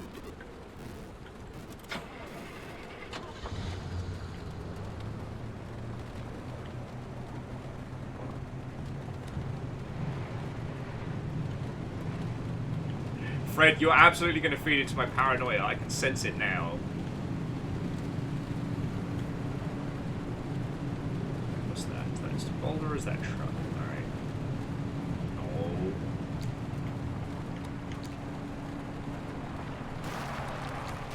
Look, I understand we all saw the ramp. We all felt the pull, but I'm not popping the tires on the beginning of our massive mission. Speaking of Oppie, you're not gonna like this, Francis, but I'm starting to think we can't do this alone. Look, it's not that I doubt our abilities, but no one knows the zone like that old bat. You heard what she said. She'll sabotage this remnant before helping us. Right. Well, she'll come around to our charms. No, she won't. Nothing in the 13 years we spent in R&D proof that she's open to working with anyone. She dug her heels in so deep that she wrestled everyone down into the grave with her. I can't be involved if she is.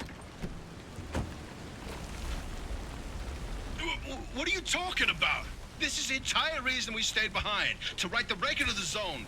Not about the experiments and the technology, but to tell the legends of the land. I don't want anything to do with her. I don't want to talk to her. I don't want her advice. I don't want to hear her goddamn voice. This isn't like Francis? you. What's going on, Francis? Is there something I should know? No. Mate, what did you find in the fucking all data? Your work in limb R&D, all the time you spent, your entire career, your entire life. You sacrificed it all for honor, and how did they thank you? With a black hole in your resume, where you can't tell anyone what you did. You couldn't even tell people where you wiped your ass for 10 years. So no, I'm not letting this go. Not for me, but especially not for you. That's not... Never mind. Okay. You know, sometimes I wonder, how much of you staying here was actually to hunt these legends? Or if it was because you had nowhere else to go. Oh, sorry, I don't think I said hello when you came on in. Utter and welcome.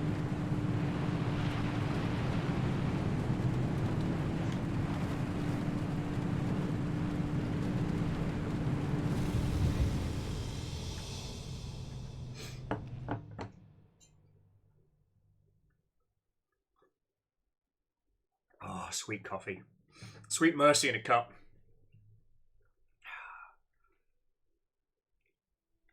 I can't say that I believe in intelligent design, but I can say that there are forces beyond our control in this universe, and some of them want us to be happy. Coffee is definitely one of those. Where did coffee come from? Who was the first person to work it out? Who knows? Oh yeah, we gotta just fucking book it through here. Alright, straight down, hang a right, job's a good one. Reach the Tobias marker. Alright, we can do that. Alright, just follow the road. Nothing else matters right now. We can get resources at other places. Oh, also, I didn't get the chance to talk about the Indie Game the Movie viewing we did on Saturday night. It was really fucking good. I had this back and forth with the head librarian about, like, I thought I was a really shitty host and they didn't get enough chance to speak. They were apologizing because they felt they were really low energy and didn't get involved. And yeah, the rewatch was really interesting. Like, one, Phil Fish got done dirty, and honestly, if there's ever a situation where I encounter like another similar indie who's going through similar nonsense, I'm just gonna... Oh, shit! Fuck! Oh, this is Farm Dispatch 2121, and just putting out a little warning on the radio. It seems that we've got llamas. Not really sure where they came from, but we've got about a herd of 200 to 300 llamas running around out here. Anybody lost any llamas? Just, I guess, call me. Just what we fucking need on top of everything else. Llamas with hats. I love this game. You wouldn't think it. You wouldn't think it to how I talk. I love this game. Okay, yeah, so. I'm not sure that's how I should help our fellow indies.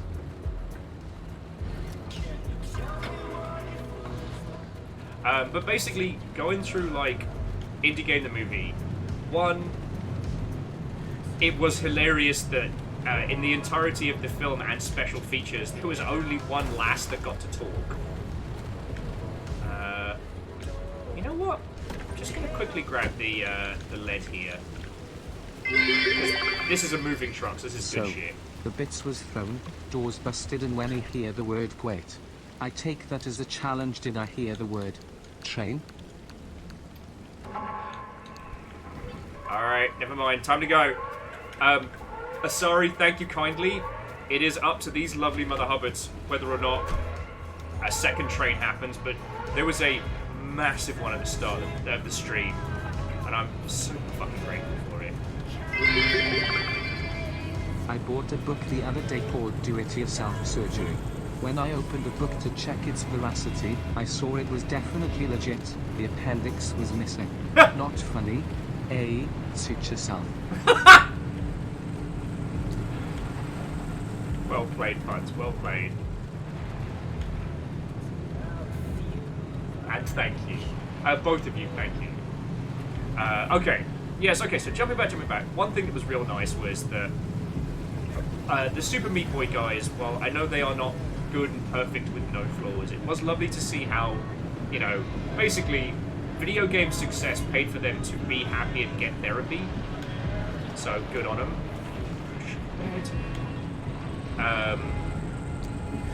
And a lot of the things that happened with Phil, again, if he just had somebody in his corner, like, or somebody who understood social media, but, you know, it was 2011, 2012, you know, we still had this feeling on Twitter like everybody was friends and buddies.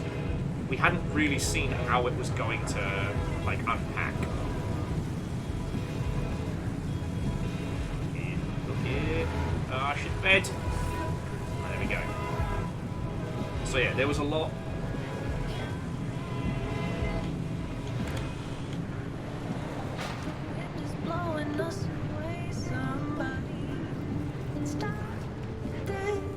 Oh, it's the radio! I was trying to work out if my fucking ears had popped or something. The radio was fucking with the volume slider. Okay.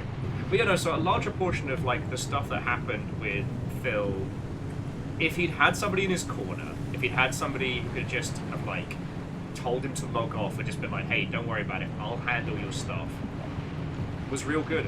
The thing about rewatching Indie Game the Movie is, as much as it's, like lol funny, lol isn't Phil Fish hilarious, what was more prevalent was how fucking raw he is and how... Fuck! If this works, I'll be able Honest. to study and feel make them good. And then even be able to deflate them, you know, make them safe. I want to keep one around because of pet. It's kind of lonely around here. Fuck out of here. Let's get the fuck out of here. Oh, okay, the car is doing good. And actually, if we go G3 into D2, we can take a little bit of time here to just refill tanks and repair. But we should be good. Okay, yeah, but jumping back. One of the things that's really good about rewatching Indie Game the movie is that, like, Philfish is so fucking raw and honest. And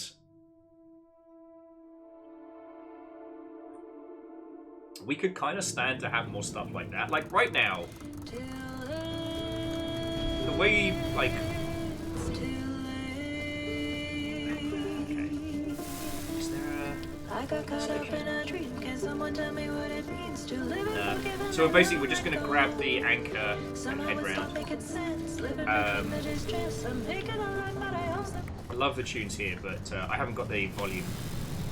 So, okay, social media marketing around video games right now is very, very short format, TikTok centric, right?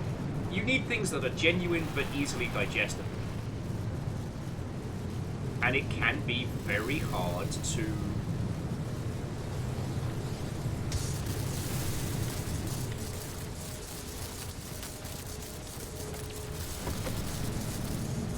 It can be very hard to just be raw in this current climate. Because... God, it's like, no one wants to be a raging arse. This is not the smartest thing I've done all day. The stable reactor is not worth what I am doing right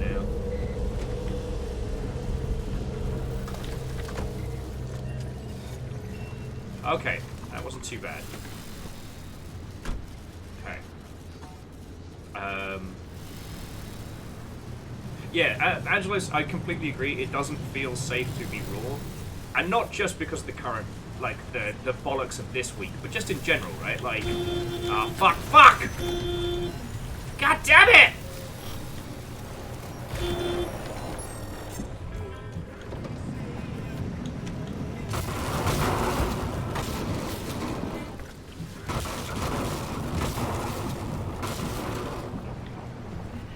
God damn it! I think I must have backed into a spike trap. Okay, let's take a moment here. Just check the fucking car. Right, panels are okay. Tired. Ceiling kit. Glad we made a bunch of those.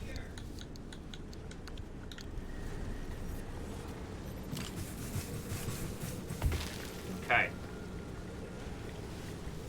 We're all good. Hang on. I'll pause it for a second.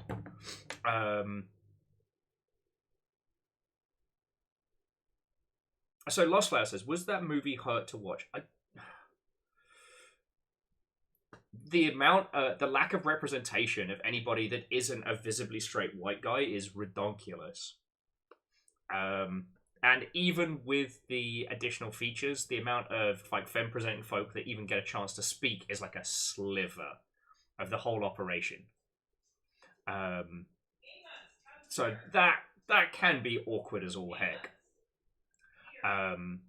Knowing that Fez goes on to sell and that it succeeds, same with Super Meat Boy, does take a bit of the tension out of it. So it's more about seeing the emotional arc of people as they go through it. But yeah, the big thing that was the takeaway was like, Philfish basically ended up as the Twitter protagonist of the day before we really understood what that meant multiple times. And that definitely eroded his... I wouldn't say... confidence isn't even the right word. It eroded his desire to continue. He was very, very without a filter in a lot of his stuff. And when you see how he conducted himself on social media, he was putting his whole ass out there for the world. There was no filter between him and Twitter him. And so when everybody turned on him in that way of like the, Twitter protagonist of the day type thing, he had no He had no defense against it. And there was no one to be like, hey, buddy, like, don't say that, you know?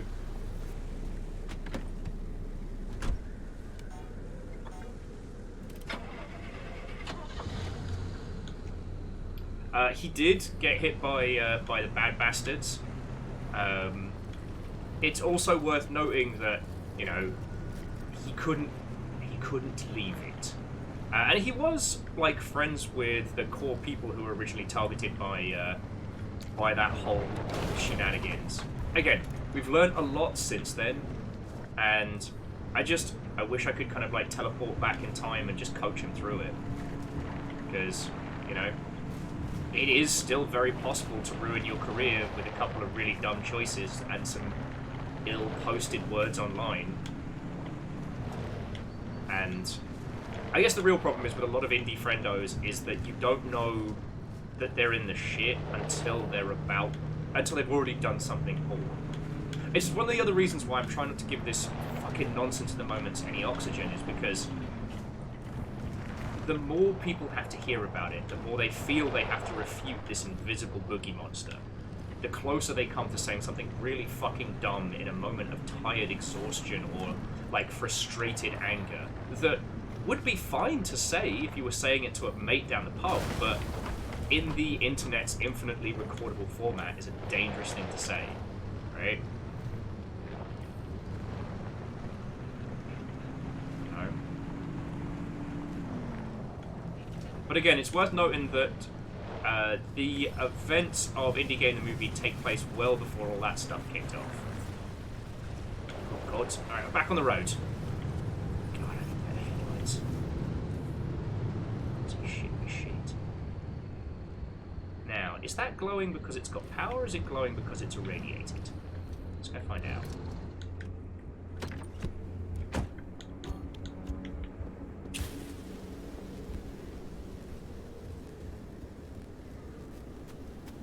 It is powered.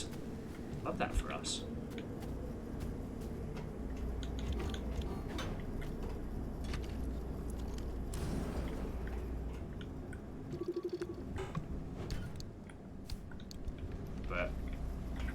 And I guess it does pertain to the current nonsense going on. Is there's two things that I always try and remind people of is with these internet bad actors, they make you feel as if you have to refute them. They say terrible and wrong things loudly in such a way that you feel you have to leap to correct them, or leap to tell them to fuck off. That's all part of the gambit. You're literally, you know, playing into the hand there. If you look like me, if you are passing for, you know, cis and pasty, it is unlikely that you will be the person who suffers the consequences of going after these dingleberries. Sadly, more often than not, they just go after the, you know, queer and femme folk in your life. You know? Sad as it is to say, like,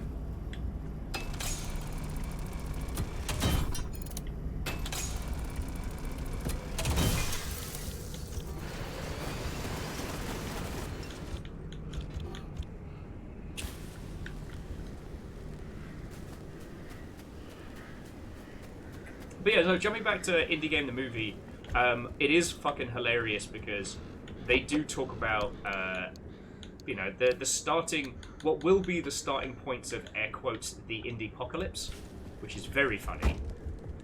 Discussions of the indie-pocalypse never stop being hilarious.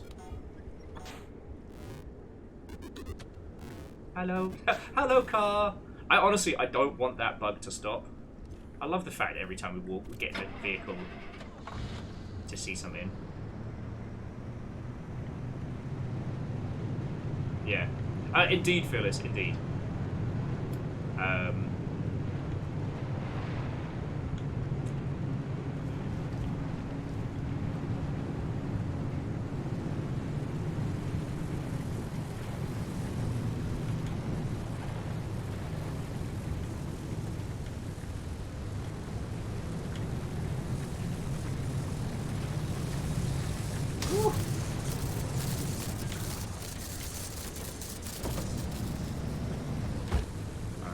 should be able to get around these spikes. Not blowing any more tires out.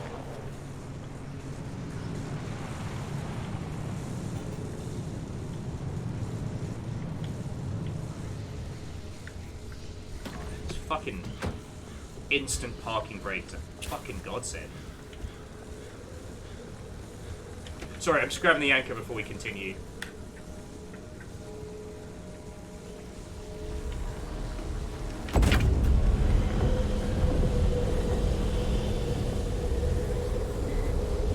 Oh, this is bad. Up over the bonnet! Woo! Yeah, Starsky and fucking Hutch, let's go! Okay.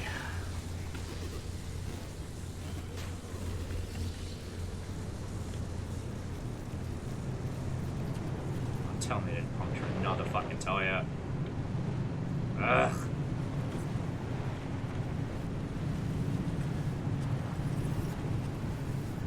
Driving me loopy. Alright, you know what? Let me get out of this area.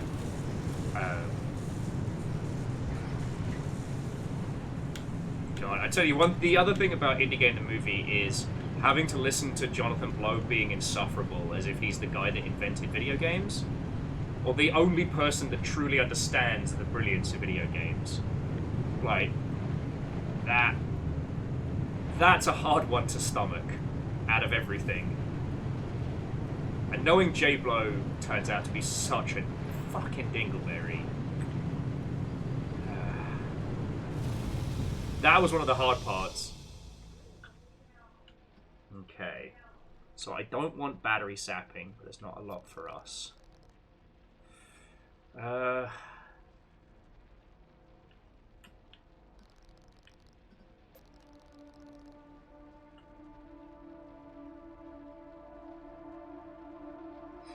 Dios was... I'll say it. The Witness was weird. The Witness was mid.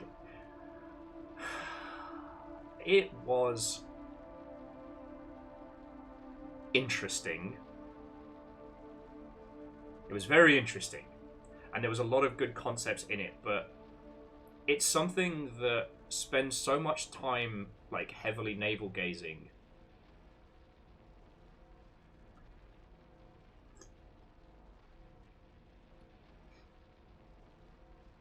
It's hard with something like The Witness to separate the creations from its creator. It did have some really good aha moments, which I thought were really fucking cool.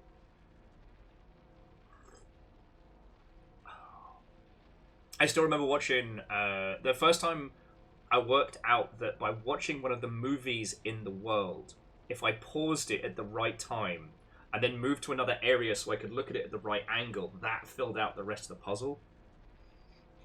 Fred was adding that it's not a bad movie. It's not, actually. They do a really good job of, like, framing and tension. If you wanted to, and Fred goes on to say, if you wanted a particular lens on the struggles of indie games, like the people in it, how they were cast, were problematic, but in terms of making the audience feel for the devs, it was pretty successful. Yeah. And it's still, out of everything, Indie Game the movie still shows us the emotional toll that indie games take. And it shows us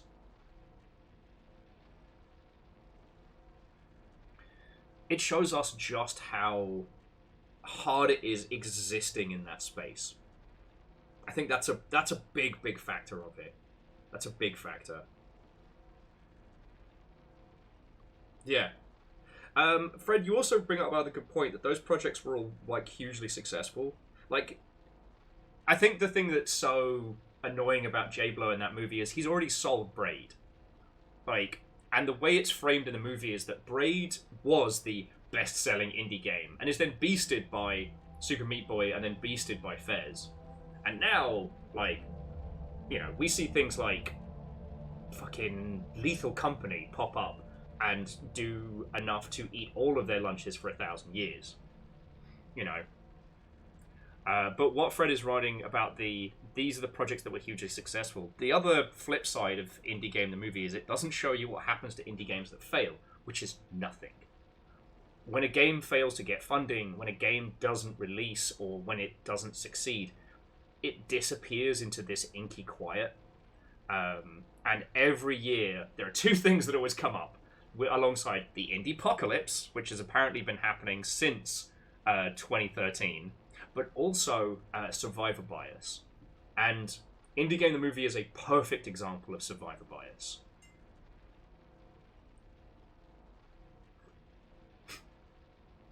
Damn it, Hookshot! I know you spit my fucking coffee out. It does show you what happens to indie games that don't make it. They don't get put in Indie Game the Movie. Damn. Also, the fucking Mandela effect. I would have sworn blind that Rami was involved in Indie Game the Movie. I would have sworn blind that there were some interviews with him in that. And he's not in the whole... he's not in it at all. And it does highlight another very important issue. Don't update your fucking build when you're in a hotel room the night before a PAX. You lock that build down, you stop playing with it. But again, these are things that are now commonplace discussions, even outside of gaming. But watching Phil going through it and being like, oh, buddy, no. No, don't update Fez. Don't update their Fez the night before. Hookshot, nah. Update my build every night. Yo, when they updated the Stationeer's build, while we were in the air flying to EGX Resd, oh my word.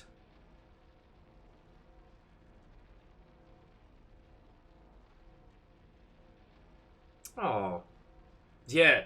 God, we need to stream some more with Lil. Just realised it's been fucking thousands of years.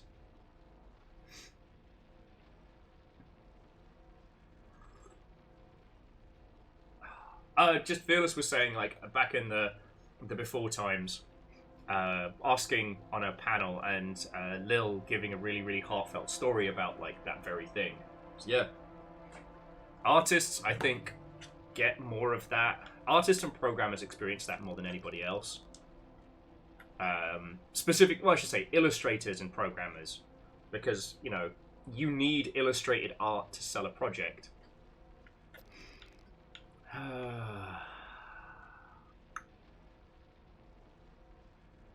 You know what? I'm going to go to...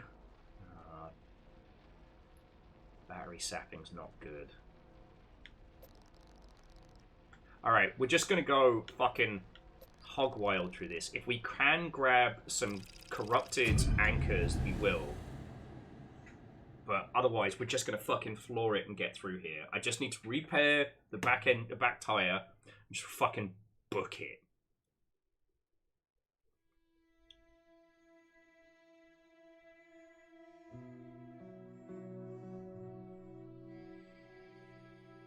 Yeah, like, I've been involved in loads of projects that never found funding and never took weight.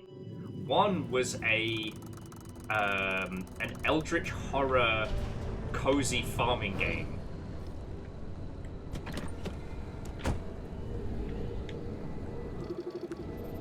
Okay, that's good.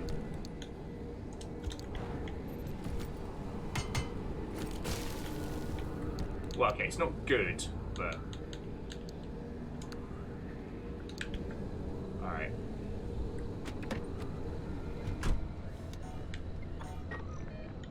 Alright, so we are here. We need to get the fuck out here.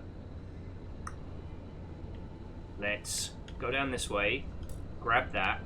We're just going to power through these. I might hit the healing station if we can. Maybe grab that if we got time, but what we don't have time to do is fuck about.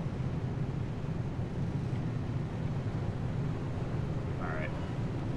But yeah, I was working with an incredible artist and like a god tier programmer, and this concept should have been a shoo-in, right?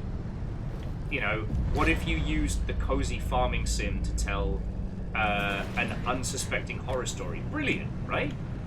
What is horror if not the subversion of expectation? Of course, the big piss at me. What the fuck are you supposed to be?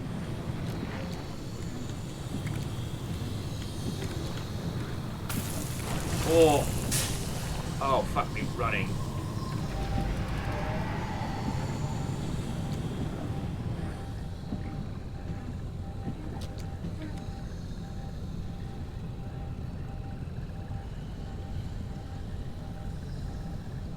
that my fucking hood? Is that my fucking hood?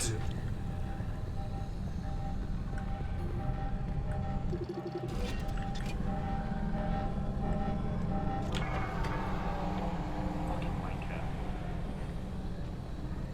Fucking get that back. Alright. Right, in theory, it is...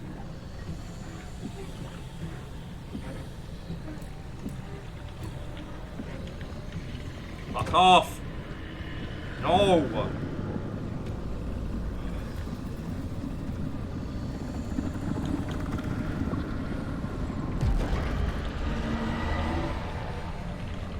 Stop my fucking buzzsaw.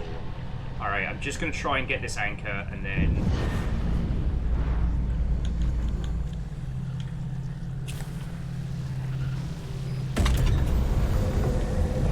Then we'll just try and get the fuck out of here. Fuck off! Ow!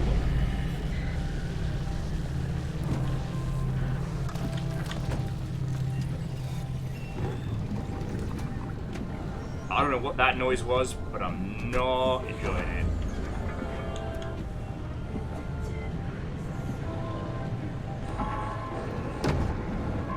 Alright, that sounds like the fucking klaxons of let's go! You stole my fucking side! Bastards! Fucking needed that.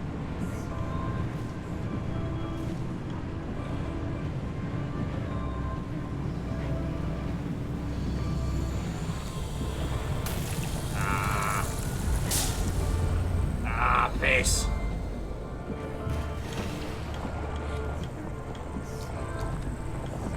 It's alright, I've got repair party when we get back, but fuck!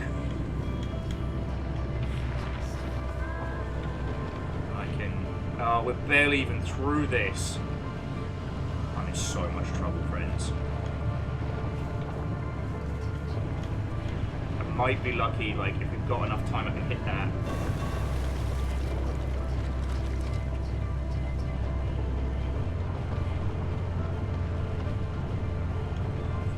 Tire.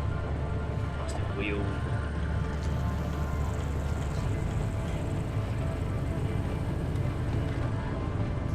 I don't even know what the fuck that is. Apart from fucking with my radio! It's very naive to think I'd be able to clear this.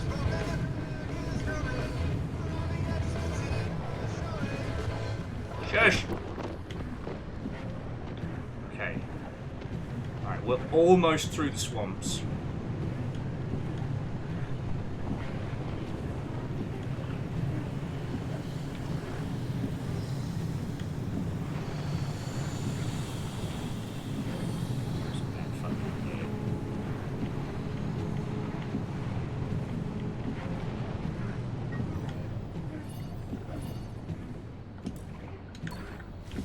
There's a repair station there, which I think I should risk it for a biscuit. Like, cheeky little heal. Worth it.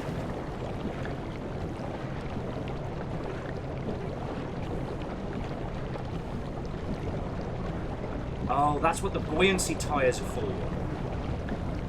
The buoyancy tires give you a little bit more. Oh, fuck.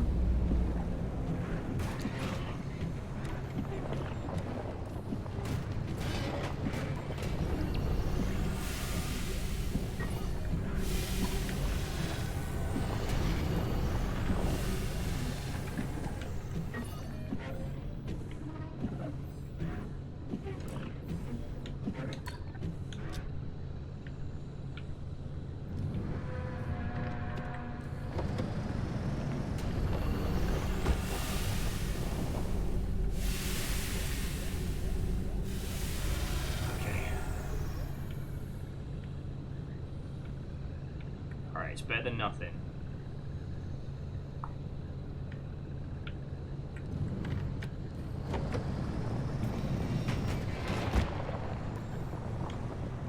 Get back on the road. road.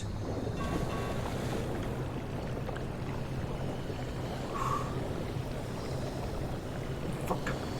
Sorry, I look over, Angela is like, Will, I don't know why you're struggling so much. Video games are a happy and safe place. Don't use my words against me!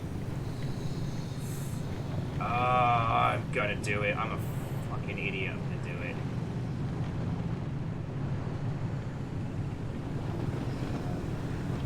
Wait, is there a maximum amount of anchors I can take with?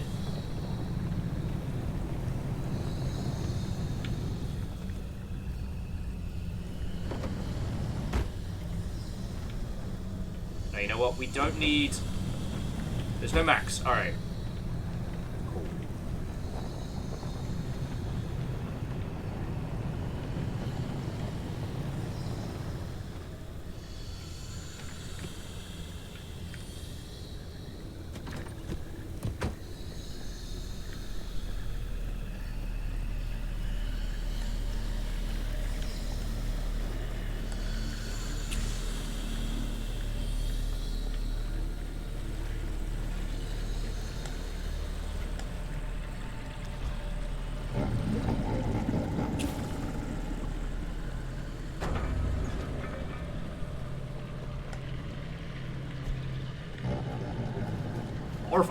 Orf.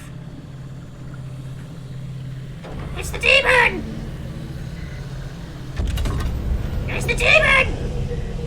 Orf.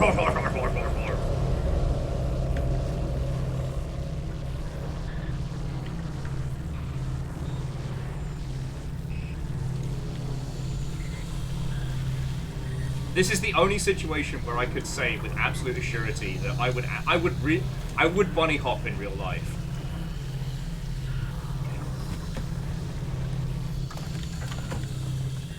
Lovely. Let's get the fuck out of here.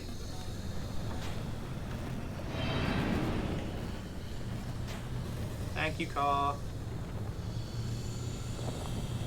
Okay.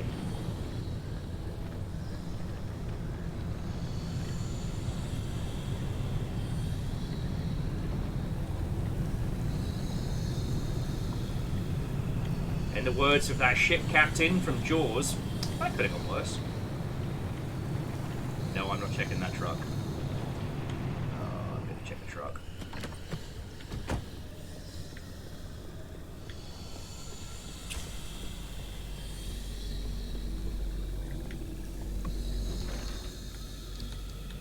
Oh, fuck yes.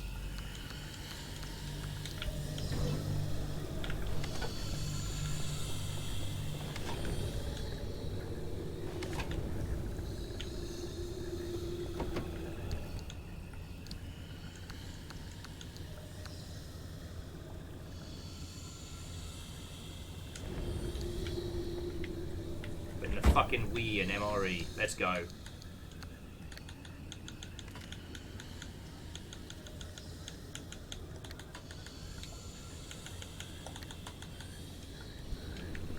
let's fucking go.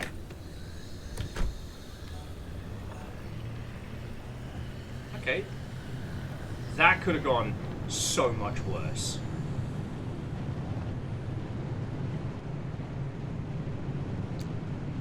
So much worse. We'll bust open the repair kits and a putty when we get to the next area. Because this area does have perpetual stability, so we can just take our time. Oh, my word. Okay. So yeah, I was trying to think of other things that we could watch similar to Indie Game the Movie in the future. Now, I don't have the resources to do this. I do think that if you haven't had a chance to watch Mythic Quest, you should. But if we can work out how to do it, obviously only through legal means, I think it would be really beneficial to everybody to do a group watch of one specific you ready, episode. driver? Oh. Okay, first off, I've loaded up 3 locations on your ARC device map. You see them? Head to whichever strikes your fancy. You're sending them to the Visions? Sure am. We're gonna use this. My optical basilizer.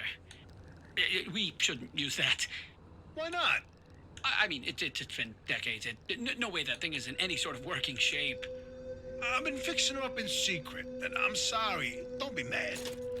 It's gonna be a surprise for your birthday. It's better than nothing.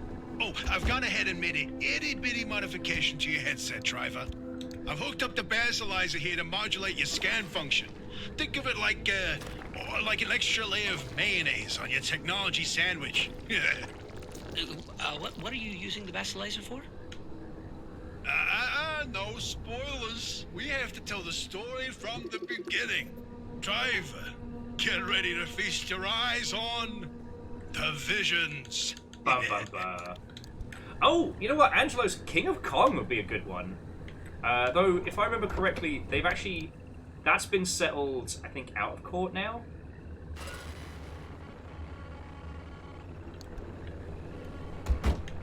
Oh, the painter. So we told you about the mass hallucination. Hundreds of people, 30 seconds of crazy, yada yada.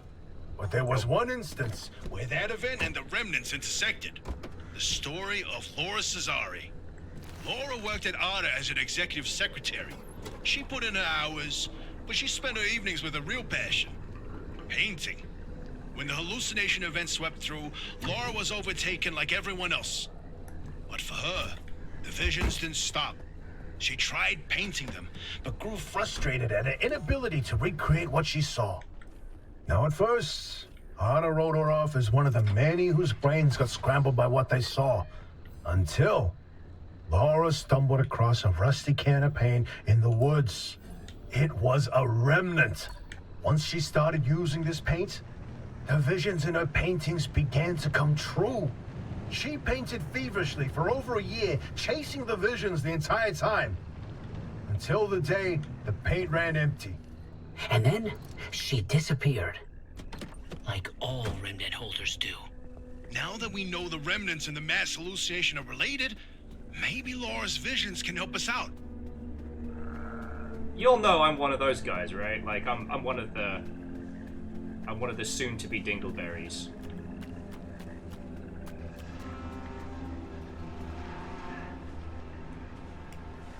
This place doesn't fill me with joy. This place doesn't fill me with joy. Do do do do do do do do do do. It's the fucking door. Oh, there we go. But yeah, so King of Kong would be an interesting one. Yeah, Dark Quiet Death episode of Mythic Quest, because it is the most accurate representation of what happens, not when you fail in video games, but what happens when you succeed. You know, God, Dark Quiet Death is so painfully on point that was the episode where I ended up drinking a whole bottle of aviation gin, neat to myself. Had a hangover so bad I missed the last sober meet before the plague. Like one of those real, like, pray for death hangovers. That was a bad time. Oh, this is where your theory comes in, Francis. You tell him. Oh, look at me babbling away. Francis, you explain it. It's so good. No, it's just... I'd rather not. Hey, come on, we talked about this. You should be proud of your work. Toot your own horn. Not this time. Okay, well, Francis's theory, his entire branch of research was that the zone exhibits a property seen nowhere else on Earth. Every phenomena that occurs here leaves its fingerprint forever on the physical space. So he created this device to pick up on these sub-physical after effects. How did you explain it? It was like identifying a whale's favorite color using only the wake it leaves behind. The rest was science mumbo-jumbo. It's a form of electromagnetic imprint. Anyway, it was a long time ago. And what a better time than now to try it again.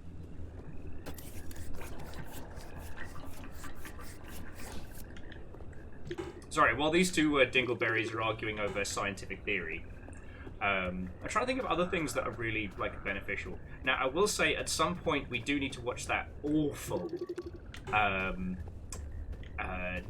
the one with, played Samwise Gamgee in. Oh, that's pretty. It's an awful movie about a games company that's going under, and this guy's genius kid shows up out of nowhere to save the day. Sean Astin's. The only reason why I bring it up is because he's the only notable entity in it, because the name of the movie is so generic. But it's basically like children crunching the movie.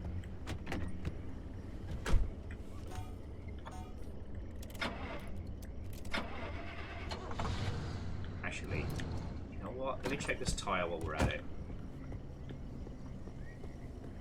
How's it doing? Yeah, it needs a sealant. So, for this one, friends, because Megaboss says they haven't seen the game loop of it, right? So this is basically like a craft and survival game, but instead of building bases, you're looking after this car. And this car is your friend and your buddy. It's also possibly sentient and may drive us crazy, but don't worry about it. We have been sucked into what's called the Zone, an anomalous region in the Olympic Peninsula of the Pacific Northwest. It is a constantly shifting, morphing, transmogrifying area. We were just doing a fucking delivery and we got sucked in through like a gap in the wall. We found this beat up old station wagon and we've been trying to restore it, find out what's going on in the zone, and maybe, just maybe, get the fuck out of here. We've reached a point now where we've created enough anchors. Anchors are kind of similar to the reality stabilizers in Control. That's it. So think like the oldest house on a larger scale.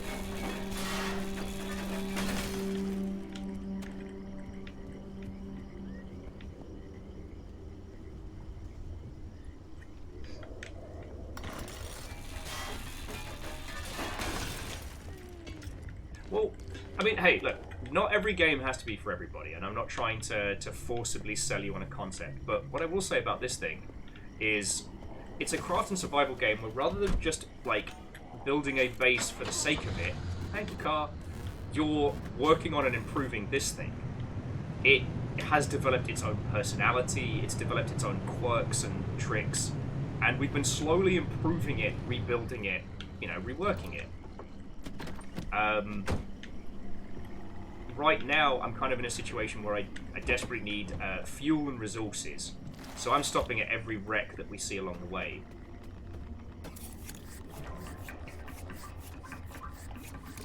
Thankfully, we got that fucking apron earlier.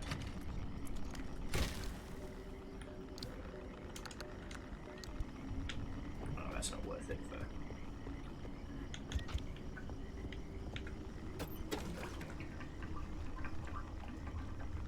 But this game is absolutely awesome. And the other thing that I've been saying a lot is that the accessibility and the options in this mean you can basically choose if you want this to be a survival game, if you want this to be essentially like a driving sim indie narrative.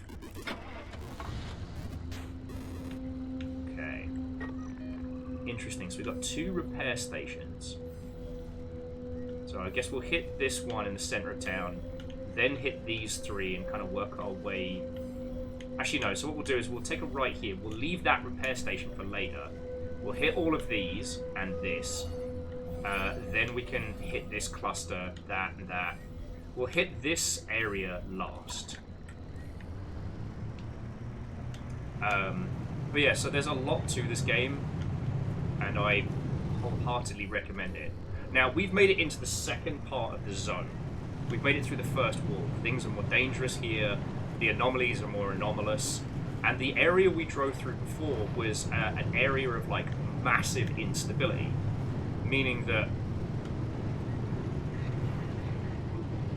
Sorry, free gas. Meaning that the amount of creatures and entities and things just trying to fucking end me was through the roof.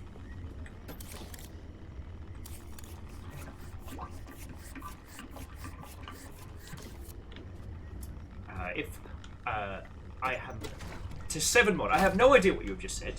I'll ask the mod team to quickly throw that through a translate. But sadly, as someone who fails at reading English, I also have I desperately fail at reading Arabic as well. But if that was a lovely message and I'm just unable to read it, then welcome, hello, come on in. Anomalies are more anomalous. Just say it plain, mate. Shit's getting weird, yo smile.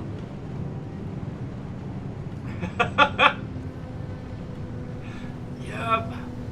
Alright, let's find out what this thing is and leave the engine on.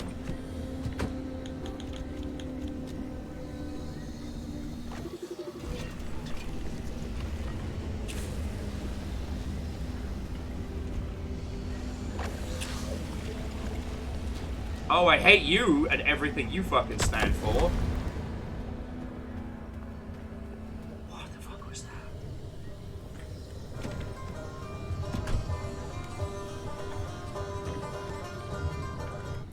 Okay. So as for where we're going, currently our goal is to hit these 3 research points. We're looking at the correlation between the zone and divisions. What I'm doing is hoovering up as much unstable energy as I can before this whole place turns into a complete disaster zone. Oh, and trying to get as much fuel as I can because I forgot to stock up.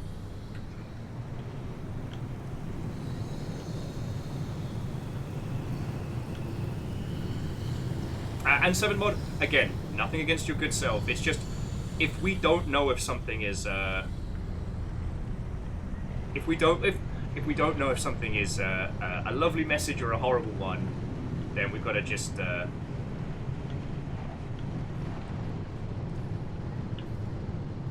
assume the worst and hope the best. Sorry. I am not being a good host today. Yeah, no, Fearless, I'm amazed at how much of that super corrupted energy we managed to grab. Like that.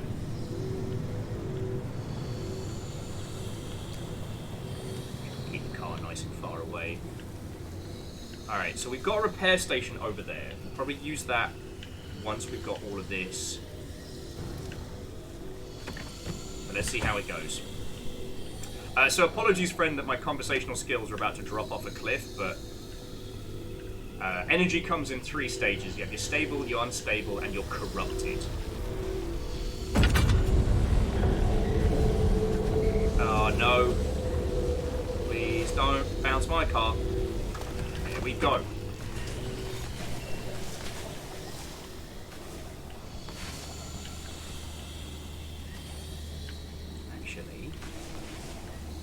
Alright, let's go have a look at these. Because there's lots of anomalies that we haven't encountered yet that may or may not have useful things. So this is a neon reef.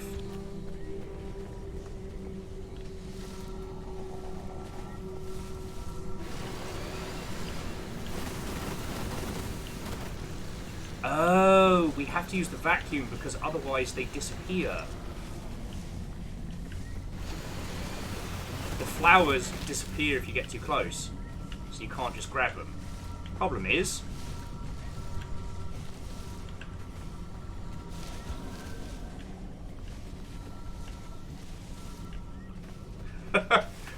I didn't bring an extra vacuum cleaner, so I have fucked up.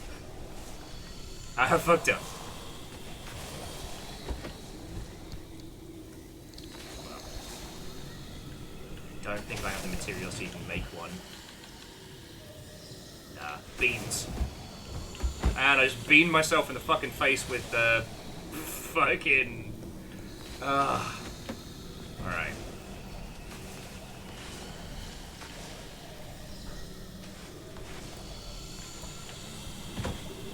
I'm just gonna go grab it and run back. I think that's the safest for the car.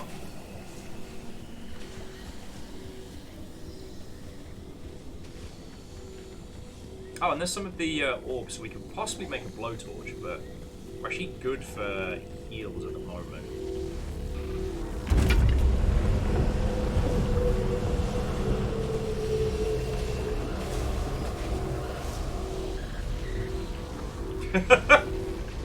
Yeah, no, harmonious, I love that. They did not have to put that feature in that you could beam yourself in the dome with the fucking door.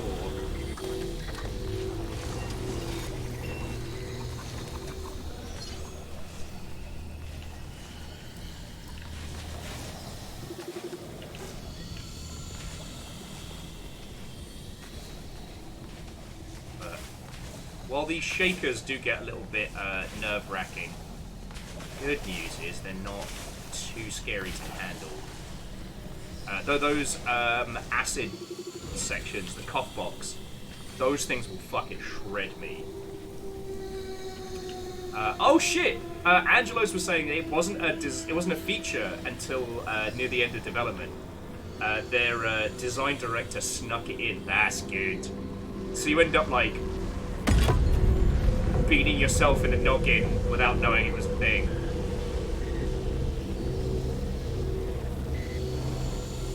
Oh, I fucking see you, mate. See that bastard? Shaggy Scrambler. Also, Shaggy Scrambler is a great name. Just gonna say that now.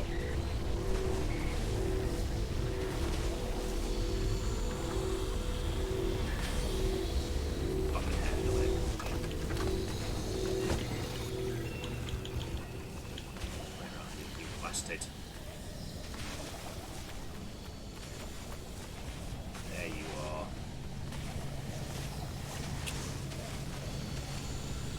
Hadouken! Don't worry about it.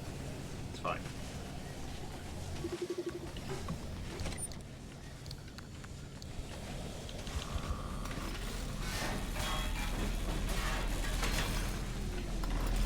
I love the idea that you could be making a game that your team enjoys playing so much that you control them at the same time as trolling everybody else.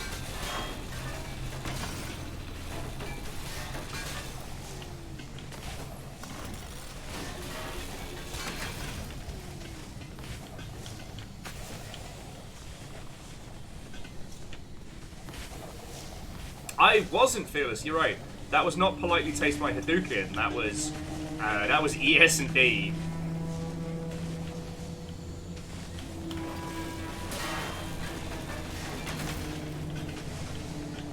But grabbing these in case we need to make something else. I can also go pick up some of the eggs, it's just going to take a little bit longer than before.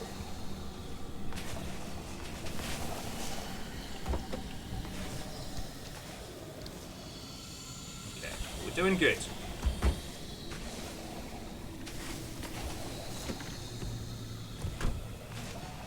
Honestly,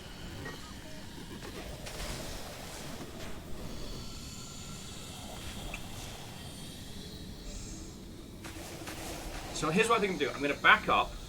I'm going to grab this anomaly here. This anchor here. Then we'll head up, then double back and go through there. So we can get these as we're going around. I think that's the smart play.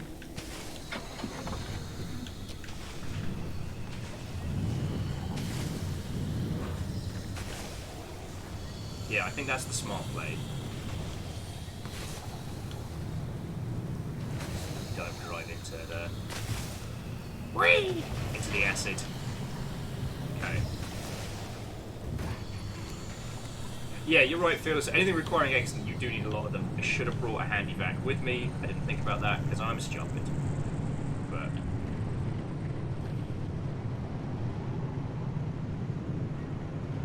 But honestly, like, the corrupted energy is the big fucking win here. Like, we don't need to repair, but usually by the time we get out here, things aren't going great.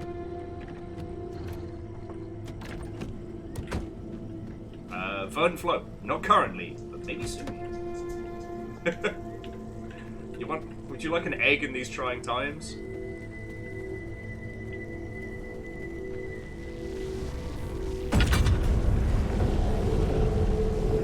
Because by the end of this, we should be able to get the advanced crafting bench. We should be able to start making ourselves some really useful goodies. Alright.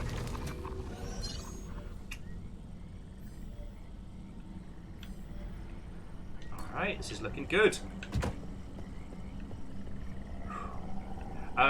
If this is your first time seeing this, the other thing I've got to state is, like, there is no traditional combat in this game. Like, with a lot of these anomalies, you can hit them with, like, I don't know, a fucking road flare or something equivalent, but for the most part, oh cool, once we get across the lake, go check those out. I can get to those without getting irradiated.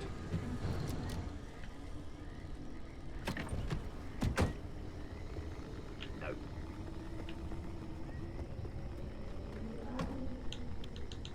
Oh well.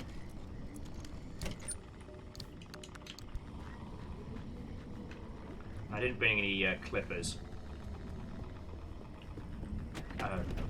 This game does such a good job of building like tension and pressure, because the further in you travel, the more goodies you have on your side. Oh, come on! Ah, fucking flat.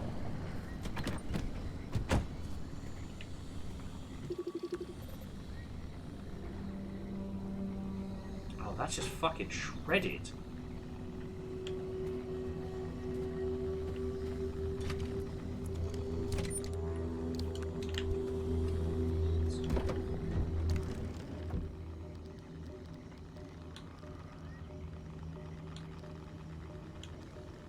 I know.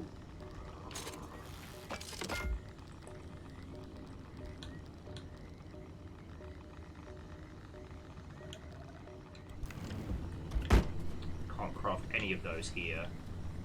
All we can craft is a spare.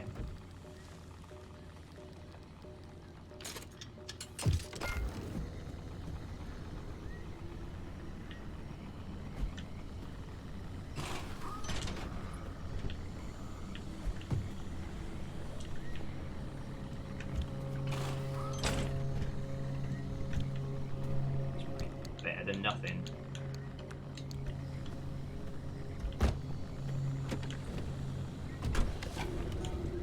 Eating a ham sandwich in my Renault Espace.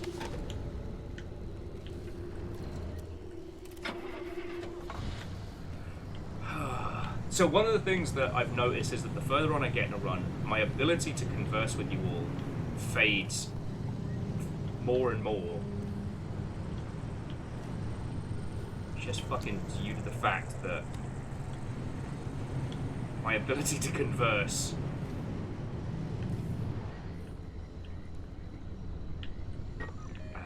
doesn't work well when I'm very stressed. Okay. So I saw another car over here. So these abandoned squires were really good early on because we found a buttload of useful stuff. These days, more a relic of a bygone time. Yeah, the tension plus the multitasking. J-Post, that's fucking spot on. That's what this does so well. Fuck those up. It puts you in this mindset where the fear is fucking real.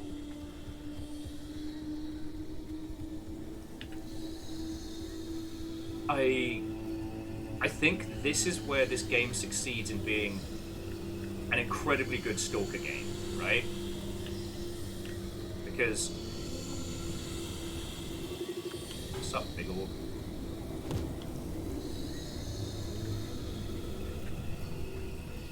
Because with these stalker series, ultimately it's about avoidance or conflict, right? Either you fight something or you run the fuck away from it. And that's cool. That's a great gameplay loop.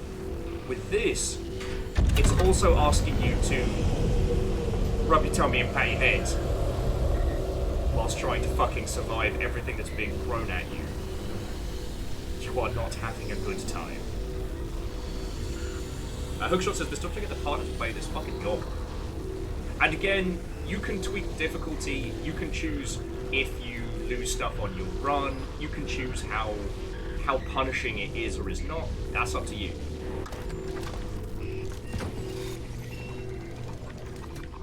But I feel like this is one of those games where even if you tweak the tension to be more easygoing, the stress isn't going to stop. So yeah. Okay. Other movies that would be useful to watch, or documentaries that would be useful to watch from a game dev perspective. What springs to mind, friends? Come on. I'm not trying to put the opus on you lot to come up with all the conversation points, but... Gotta pay.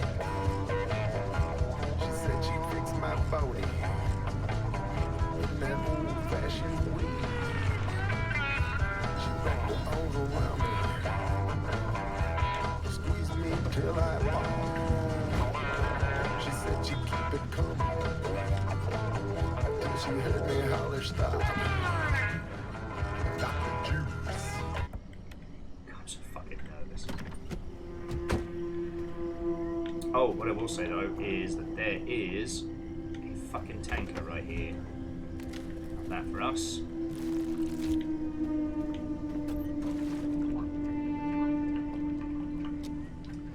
Deus was saying each of the Bungie vid docs. Good shout.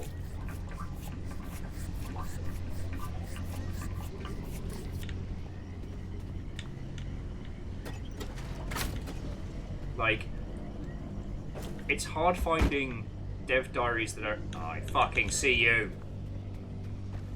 Leave my fucking card alone, mate. Do go fuck yourself. Do go fuck yourself. Sorry.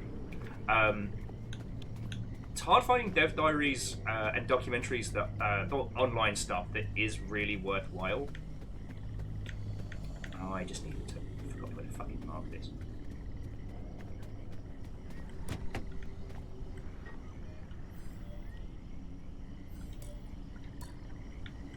Oh, hang on.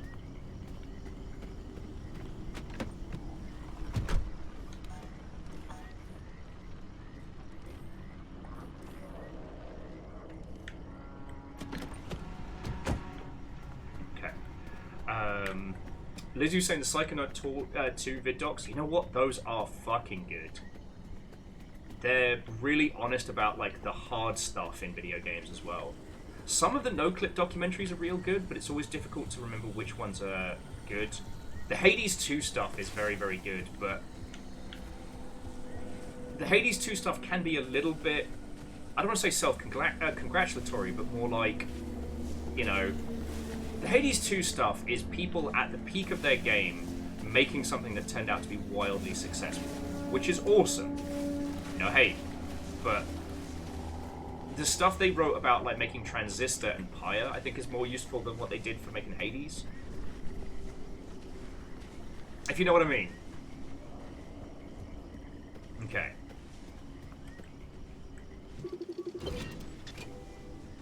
The Great Pile Up. You know, if you catch the mural at the right angle, when the moon is right overhead, you can spot the helmsman's body in one of the boats. No chance. It's a paint smudge. Nothing more. Believe me, it's true. I've seen it. Believe in it. Hey, is it just me, or did this mural look different before? Probably the instability messing with the paint over time. It's been decades after all. Nah, something's definitely off. Hey, where's our old notes from when we took a field trip out that way? Driver, why don't you go ahead to the next one while we investigate this? Andrews was saying, it's not directly video games, but a movie making... okay.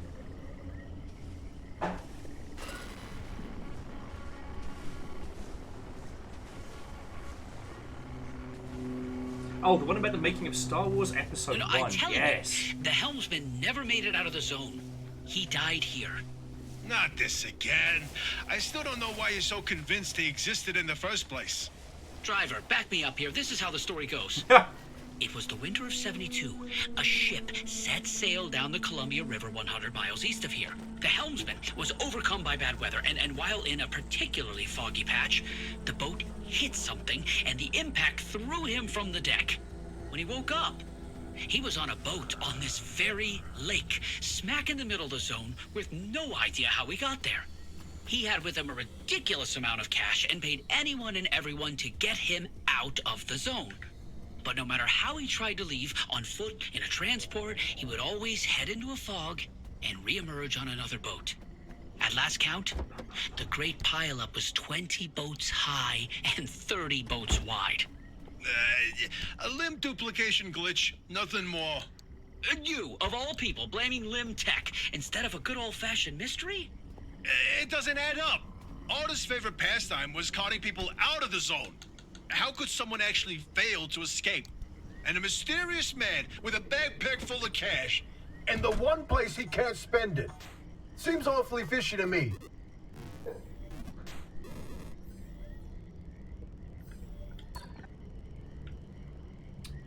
So it has struck me, friends, that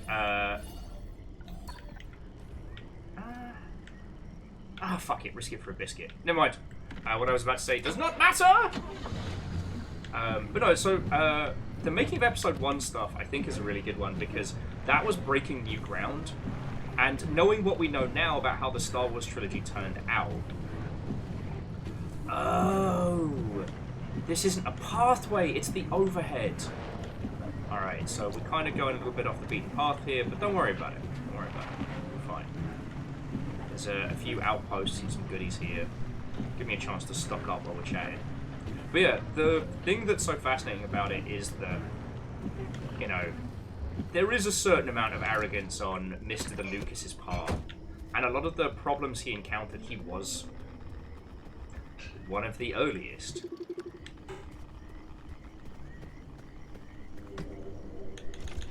So I think there's a lot on that problem solving that has value to us. Sorry to make everything so video game centric, it's just, again, that's the sphere that I know. Ooh! A fucking good haul, that one. Also, you know, as I've said in the past, like, working in film and television really killed my love for discussing the craft of film and television. And I'm sure if you're able to, like, make your own films, documentaries and stuff like that, that all changes, but, you know, for me, sadly, it was a bit of a heartbreaker.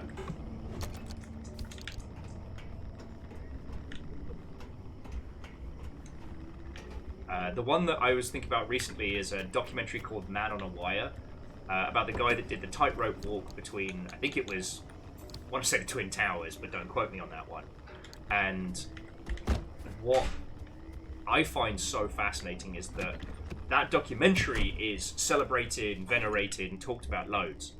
And the people who made it now talk about it like it was this thing that they always wanted to do. But I'm there being like, no offense, Dingleberries, but I was there. None of you wanted to work on that. You all thought it was a fucking waste of time, that you're just going to bang out like a cheap documentary and then just not have to fucking worry. And then suddenly it turned into this fucking award winner, and suddenly everyone's all, if you'll forgive the terminology, but it is one a friend of mine would have used, hot for teacher. Which I guess the term hot for teacher is still gender neutral, but only if we're being a big fucking rules lawyer about it. Okay, it is the Twin Towers, alright. Yeah. Deus is saying once you know the formula and the production, you can never escape to the other side. That's also very true. You know, there's a reason I get so fucking lagered up whenever we go to watch a movie in the cinema, because that otherwise all I can see is process. And I have a feeling that Deus, like, you have a similar problem. But you know the weird thing? I don't have that with video games. And that could be because I was such a fanatic before I worked in it. You know, a lot of the time I do find that my love of the medium has allowed me to appreciate it more, but it doesn't seem to detract it.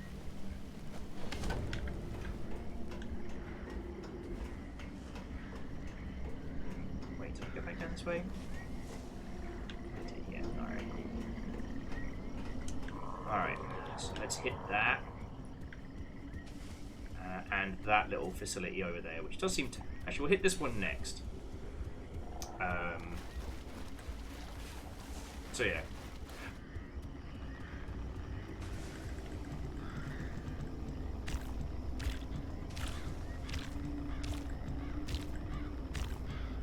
This is why we bring a vacuum cleaner. This is why we bring a vacuum cleaner.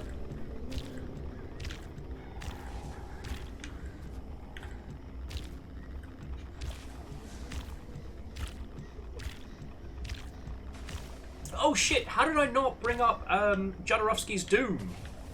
Dune, not Jodorowsky's Doom. Sadly, we haven't been blessed with that yet. That documentary has been doing the rounds again and is still worth your time because, one, it is such a fascinating look into an uncompromising creative process that absolutely would not fucking work.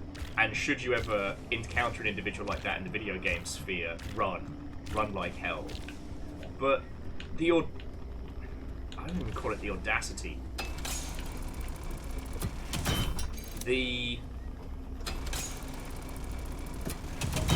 Sorry, I'm leaving this on so we've got lights to board by. But the whole process of that early Dune adaptation is fucking fascinating. And I'm sure you all know the stories as well as I do. I'm nervous talking right now, so just let me natter on. But things like Orson Welles was in it and only agreed to do it if he was if his personal chef was going to be brought along. Salvador Dali was going to be in it, but only on the proviso that he be the most paid man in all of Hollywood history. Not for the cash, but for being able to say it, for the bit.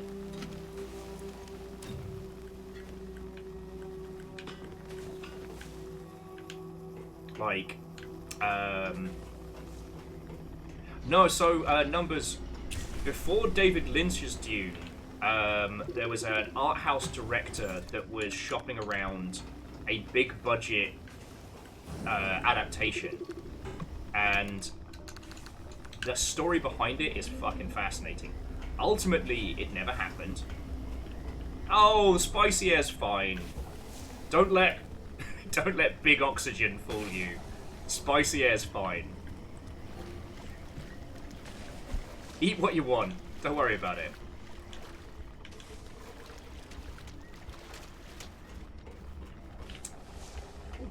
Free goodies. That's alright, I've got med kits back in the car.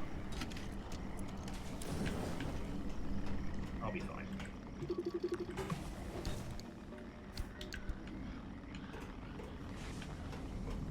I haven't used any of these conversion stations yet, but I find them fascinating.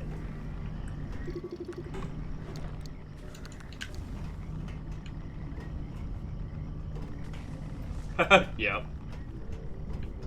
But yeah, so with Jodorowsky's Dune, he also got the incredible French illustrator Mobius to do an incredible storyboard, which, while you can't buy it, the files are available online, and they are absolutely worth your time, friends. Like, holy crap. It's just such an incredible, colourful take on sci-fi that I would argue we still haven't really seen. Valerian and the City of 1,000 Poor Decisions should have been that for us. We should have had a proper, like, Mobius-flavoured good time. But that's not what we got. We got a disaster. I think I've hit all of these, so we're just heading to there next. Alright. But no, that documentary is incredibly worth watching. The storyboard is incredible, but the reason why it's important is because it's an example where nothing was taken into consideration. The viewer was not regarded. The movie was going to be 6.5 hours long with no intermission. 6.5 hours long. It was going to cost exorbitant amounts of money to make. Between the cast, between the bizarre concessions that they made to get certain actors on board, and the sheer amount of practical effects required. Like, holy shit. Would it have been the most visually impressive film of all time? Maybe. But it also would have been an unmitigated financial disaster. That movie would never have made its money back. And so it's a really interesting thing of, like, as much as art for art's sake is what we all strive for, like, that's what we want, right?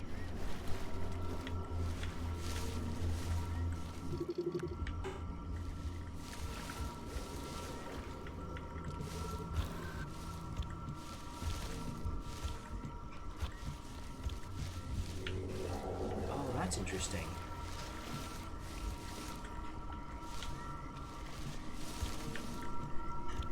The swamp coral is only affected when we move. Or they're kind of going through these sprouting sessions, so you just got to be patient.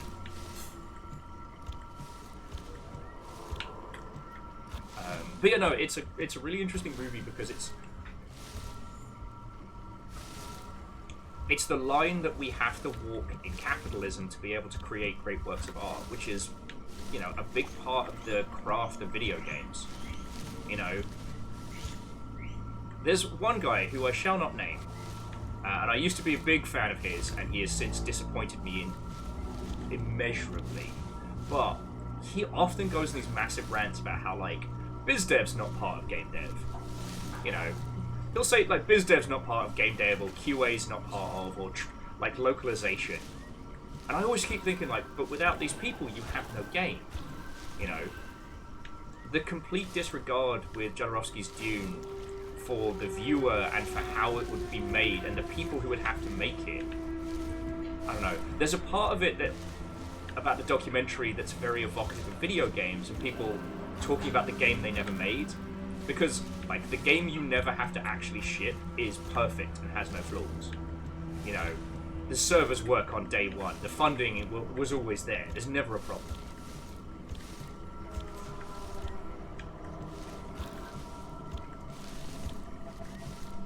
I like this. With a little bit of patience, making this work. Hookshot saying that biz dev is most of game dev these days. It is, or at very least, like, in game development, you can make whatever you want with the Lego kit, right? But biz dev defines how big your kit is and what pieces you have access to. Like, that's a way of looking at it. You know?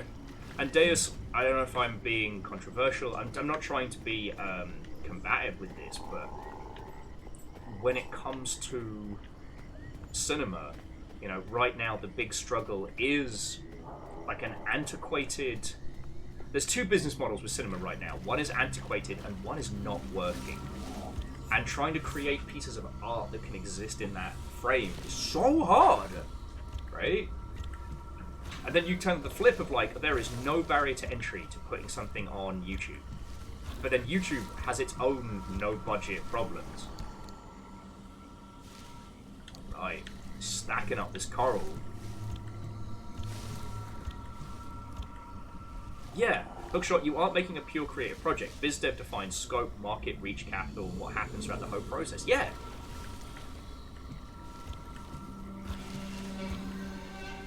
Really not enjoying those fucking noises. It's getting dark and I'm pissing about.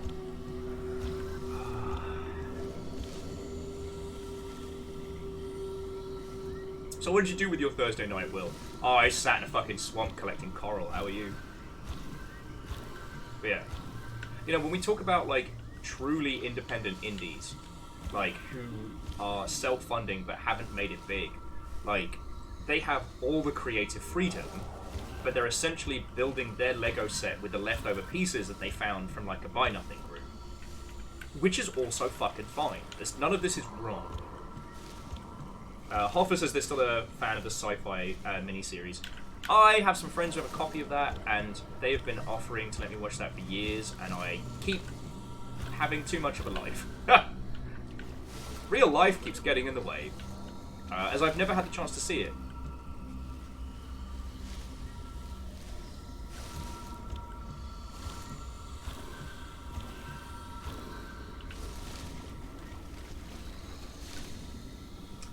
Dea says that it's going to take continual large flops for Hollywood to understand you cannot reboot and nostalgia your way forever.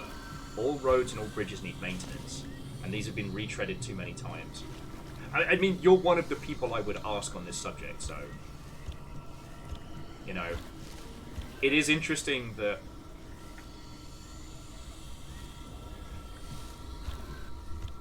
The Marvel machine very much felt like a cheat code for a little while, but even that has a certain limit in terms of like revenue.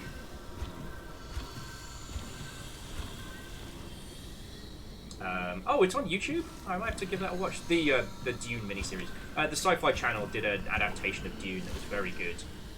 I really hope this current one keeps going because I want to see shit get weird.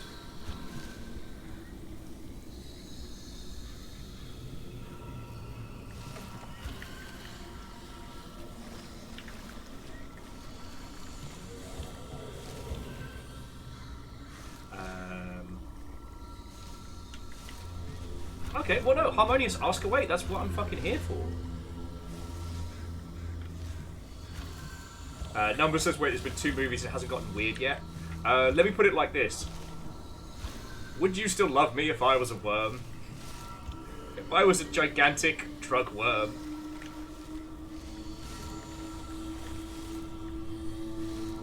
Alright, I'm getting out of this fucking swamp. No amount of my hoarding tendencies is going to make me less nervous around here. Okay. Look at this guy! How is this going to be a creepy mural?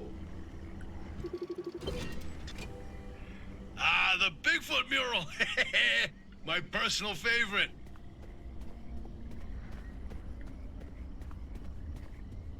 Oh, did you see that, Francis?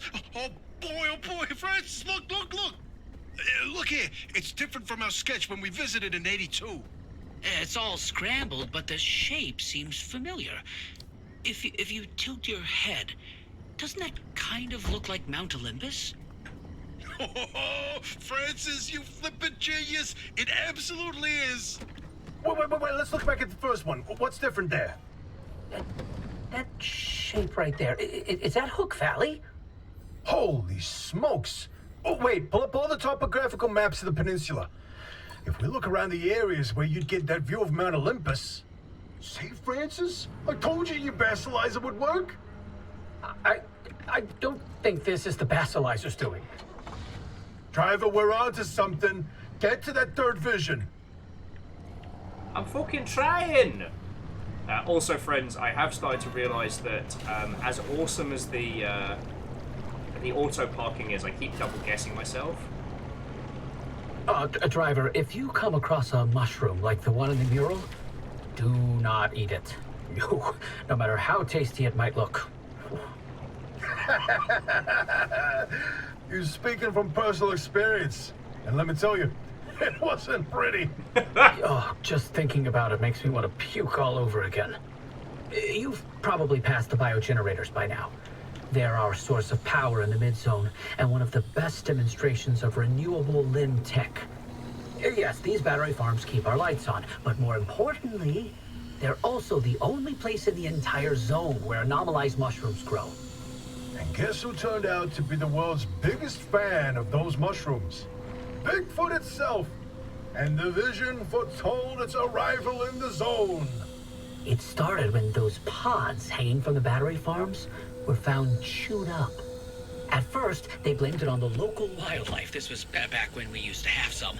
Then, the sightings of 10-foot-tall creatures started. That didn't attract much attention on their own. Not until the first footprints were found.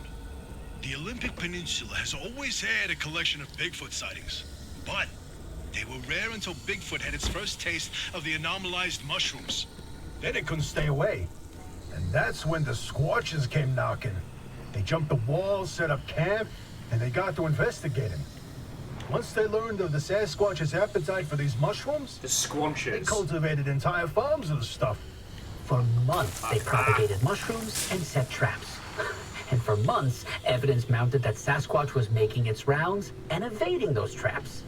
Until one night, the experts disappeared. Bigfoot got them, no question. Come on, all 8 at once? How is that possible? Never get in the way of a hungry Sasquatch. That's good advice. Falcon, how you doing, friend? So and about that welcome. last mission. I am still obsessed with this game. It's still awesome. We just gotta get the fuck out of Dodge.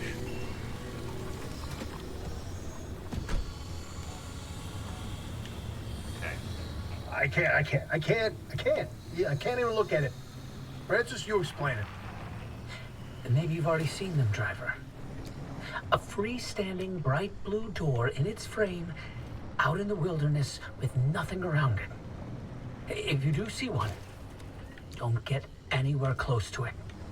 I don't want to talk about it. He was pretty close to a doorway when it opened. It's called the inverting doorway. When the door is shut, it's safe. But once in a while, it opens, and everything near it is turned inside out. Oh, I hate Its fucking victims are everything mostly about what you just bears, told me. Squirrels and birds, they all go through hell. Meat and bones on the outside, fur and feathers on the inside. It's not fun to see. Once, a group of hikers didn't heed the warning, and No, we're done here, driver. If you see one, you stay away from it. That's all you need to know. Let's go. So if we see a blue door, get the fuck out of Dodge. So Falcon, this game is fucking brilliant. If you haven't had a chance to see it, it's got that same kind of like craft and upgrade that made Choo Choo Charles real good, but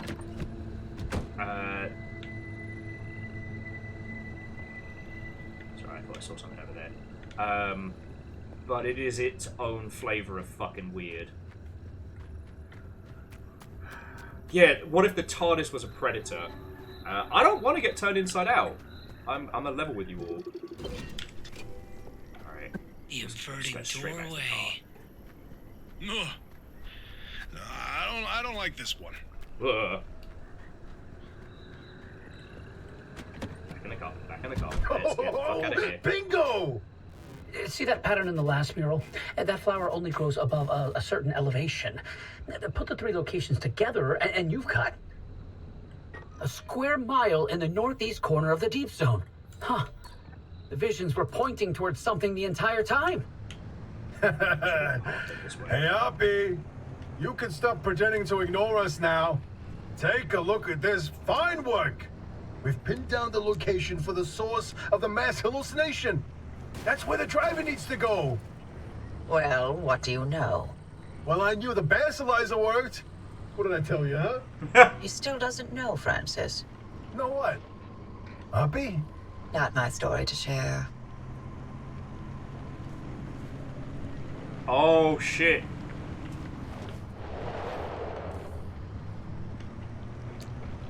My theory, and that basilizer, they're illegitimate. Wait, what are you saying? I built that device to prove my imprint theory, and it was on the verge of getting the results I needed. But my research funding was running out. So, I forged the data. Not What? much, just enough to justify more time. I was so close. I knew the breakthrough was right around the corner. But Arda found out. That's why I was reassigned and my clearance revoked. Oh, no. Wait, you told me you changed labs voluntarily. 8 years of research with nothing to show for it, and then for that to happen, Oh, no. I couldn't face you. That doesn't mean your theory is wrong. I still think there's something to it. There's a common thread with some of the remnant stories, like the telephone switchboard, the ones that seem to recall the past somehow. Maybe the remnants access those imprints, read them like a needle in the groove of a record. Don't. You don't have to do that. It's in the past. I don't care about it anymore. But listen, I've got this suspicion, right? If we can just get the car to the mass hallucination source, what do we find that can prove your theory? It's worth a try, isn't it? I'm tired of trying, Tobias. I've tried all my life, and it didn't go so well. Look, I don't have one of those fancy degrees that you and Oppie have. The closest I ever got to science was wiping down your lab benches. But I saw the incredible things that you did with your research. Yeah, well, Arda didn't think they were incredible. I don't care about Arda. Arda's I dead. believe in you. Always have. I'm sorry. I can't. I can't do this with her. Oppie led the disciplinary committee that stripped my clearance and demoted me to a glorified intern. And she sat there and decided how best to humiliate me. I never asked for anything. This one time I do, so I would never have to talk to Oppie again. You didn't listen. Your remnant was more important than what I wanted. Francis, I didn't mean... I've had enough. Oh, Francis, buddy. It's all right. That's... He'll come around. Sorry, driver. We'll see you back at the auto shop. Alright. We've got loads of resources. It's time for the old Booker DeWitt. We'll hit the road, run through, and just drive. Okay. But yeah, so, Falcon, it's lovely to see you. Friends, I've been terrible about shouting out friendos recently. If you're not following Falcon, please change that, because they are a lovely Seattle friendo. And they are actually good at video games. I know, shocking, but it does happen on this Twitch.television. Thank you for doing the shout out there, so friends, do give them a follow. Oh yeah, so that's the other hook of this game. So, you have your beat up station wagon that you improve and build upon and research and turn into like this, like super science storm chaser. But it's set in like a twisted version of the Pacific Northwest. The idea that like the Olympic Peninsula became this like anomalous zone where everything shifts and changes. And now I am going to use the gateway, which involves me panicking and driving like a fucking lunatic. So, fucking wee! Yeah, I know. The guinea pigs are yelling at me. Sorry, it's a little bit of radiation. Don't even worry about it. This game is absolutely brilliant, and it is either an indie walking sim or it is a roguelike craft and survival game. And honestly, I'm playing it in its kind of traditional, like, panic and freak out. Oh, the zone is closing very quickly. That is quicker than I was expecting. Yeah. Alright, we're taking this party off-road. I do not have time to drive sensible. Fuck, I should have driven sensible. Look, I'm sorry, car. I didn't mean to give you a concussion. Ha! Ha! Concussion. Some days I am too funny for Twitch.television.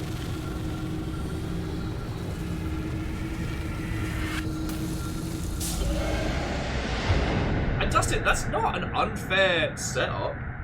Gravity Falls meets The Fringe via Twisted Metal. I'd say more Control than The Fringe, but yeah.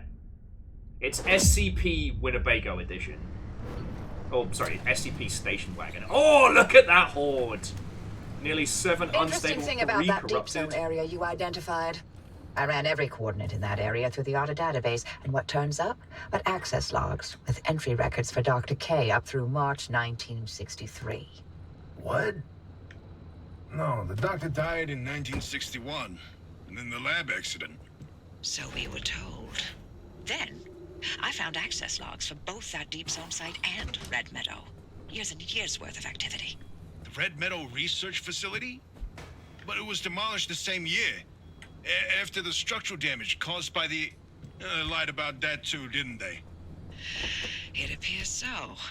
The driver should give the Red Meadow ruins a visit. If Dr. K didn't die that day, I'd like to know what was keeping him so busy. So would I, but... do we have time for this? We don't know how long the driver's got with that remnant. And that's why we need this information. Whatever Dr. K was doing relates to all of this. It may be the key to what lies at the end of the road for the driver.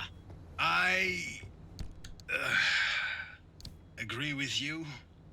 God, I hate saying that.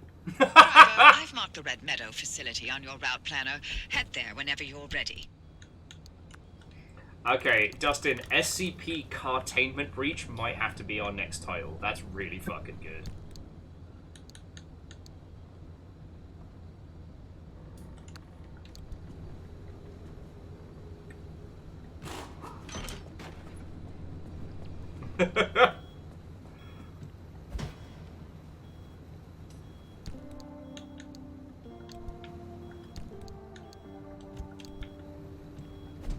Here's all the stuff we'll be chucking in the grinder later. Oh, what? Hookshot. Go enjoy New Dune. Let us know what you think. To be continued. Oh no! Dios was saying that during 1, they ran out of fuel as they were booking it back to the post. Like, middle of an absolute hellstorm. They had to refuel the car. The thing about this, and it kind of gets it much better than Choo Choo Charles did, in that... Now, you're not being chased by Thomas the Spider Hell Tank engine, but in this, it's the circle closing, the storm, the anomaly. And the further you are out in that, the worse it gets. But in this, it has you basically trying to do 1,000,000 tasks all at once.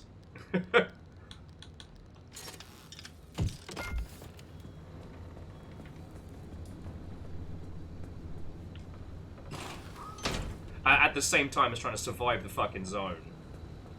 I think the insulated plates are still working for us pretty good.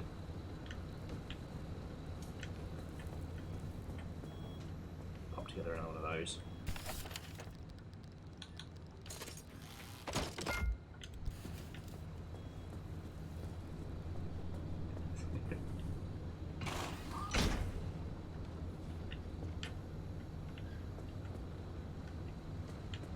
Okay.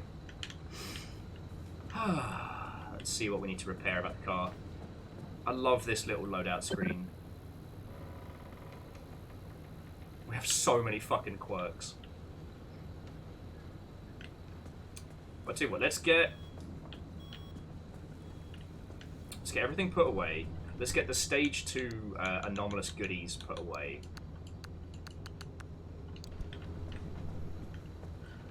And then we can decide what we're doing. So what did we find? We found a howdy grade? And a little bayou. That's real cute. Okay. Oh yeah, so Falcon, the other thing with this game is I'm fucking obsessed with it. Trying to carry a conversation and play this has proven one of the more interesting challenges as a streaming individual.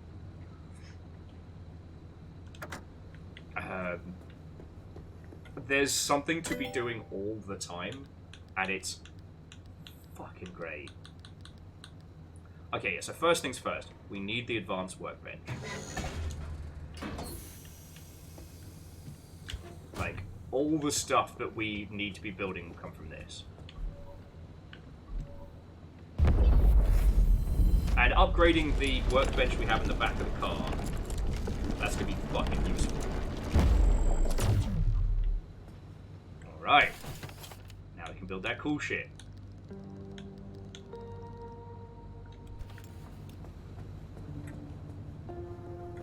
I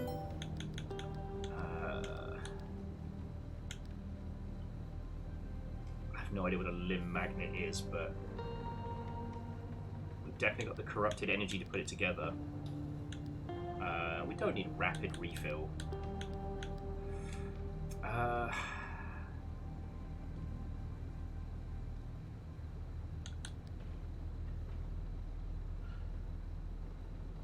Oh, we need a shit ton more eggs. Oh, that's pretty cool. So that allows the regenerator.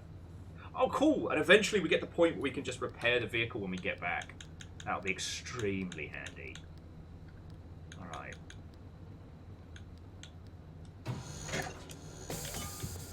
Fiberglass. Probably need that.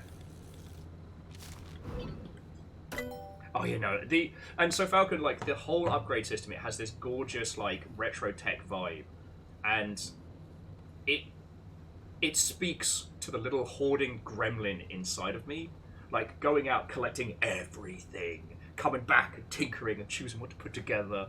It's fucking good. Honestly, I won't tell you anything about the story so far, but this is very much an experiential game, you know? Longship. I will be able to put that together soon. Plasma Scrapper.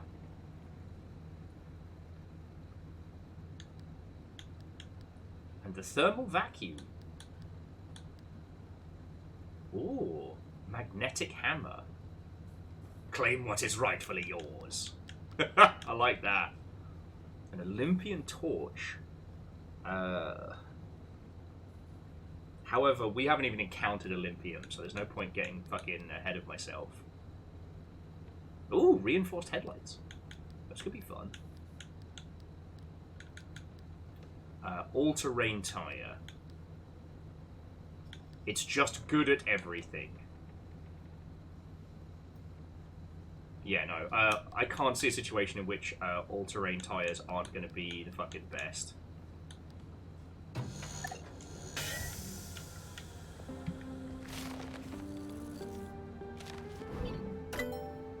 Infamous second gear is pretty good.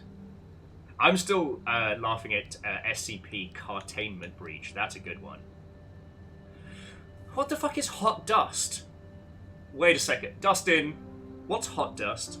Is this another one of your many summonable abilities? Because the ion shield would be fucking useful right now. That would the ion shield would stop us from getting blasted by radiation.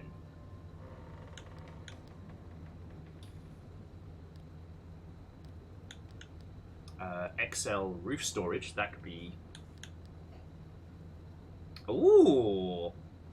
A true triumph of trunk technology. The back of this automobile could now comfortably contain an entire British town, all of its occupants, and their accents. We could build that. We just need 10 carbon fiber. And I think we've got the parts for it. Fuck it. Treat yourself. Oh, I need the carbon fiber, but... 10 carbon fiber, okay. Massages. Treat yourself. The fuck is tree candy? Okay. You're not gonna treat yourself. I love this game. Puns with, whatever you do, don't put hot dust in your eyes. That works on so many levels. Which British town am I going to put in there? Little Cadwell.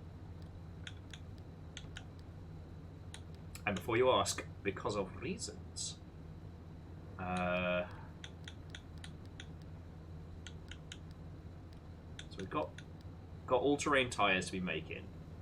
I have a feeling that's also going to need carbon fibre.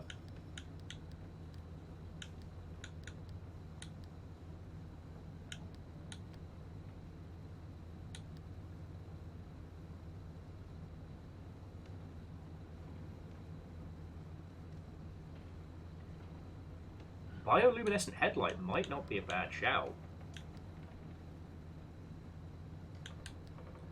But honestly, the roof lights and the auto tracking might not be a bad shout either.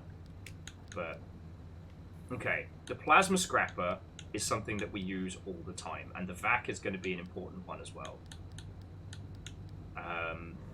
Honestly, the Liberator we used a little bit, and I haven't really seen a reason to use it more.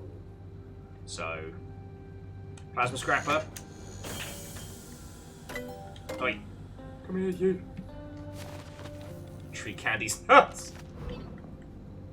I love our classy sense of humour we have here.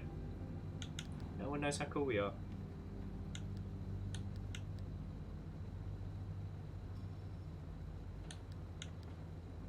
Almost out of unstable energy.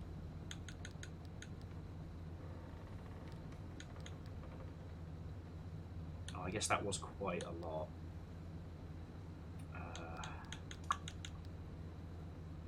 materials. Alright, well, we'll have to just craft a regular vac to take with us.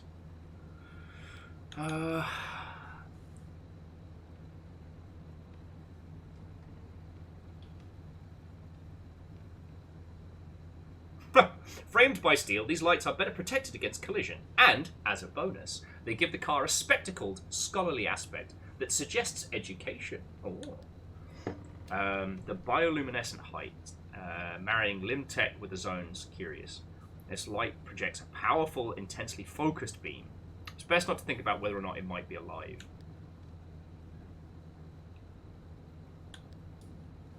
What the fuck is a tour bus anomaly?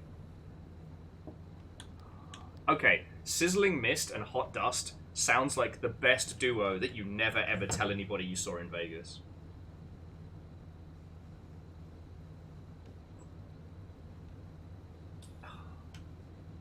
Well, actually, so Lost Flower was saying Pacific Drive, unpacking the van. Here is one thing that this game has understood that other craft and survival games just do not fucking seem to get. Hoarding materials is fun. Putting everything back and organizing it is fun. Like, planning all this stuff is part of the experience, you know?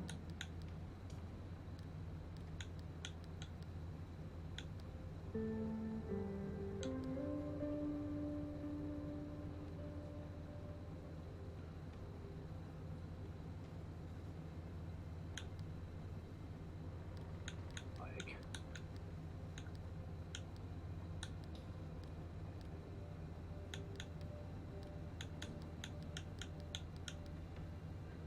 You know what? I'm going to go for the parts locker because it is exactly... where should we put it? The parts locker is exactly how fucking large we need. They're all outside? Right. Because we've been stashing loads of parts. I don't need it for other goodies right now. Oh, this is cool.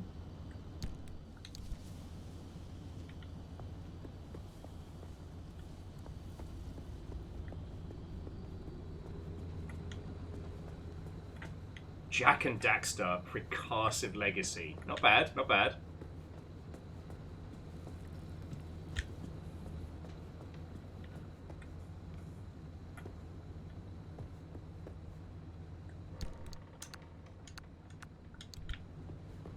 Yeah, no, and Phyllis, that's what I'm thinking, like, this isn't great for stashing lots of goodies at once, but it is really fucking good for stashing all of this nonsense.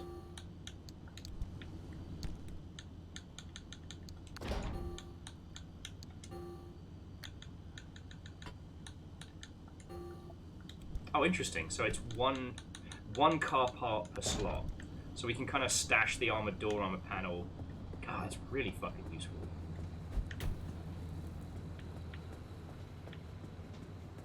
What's this doing?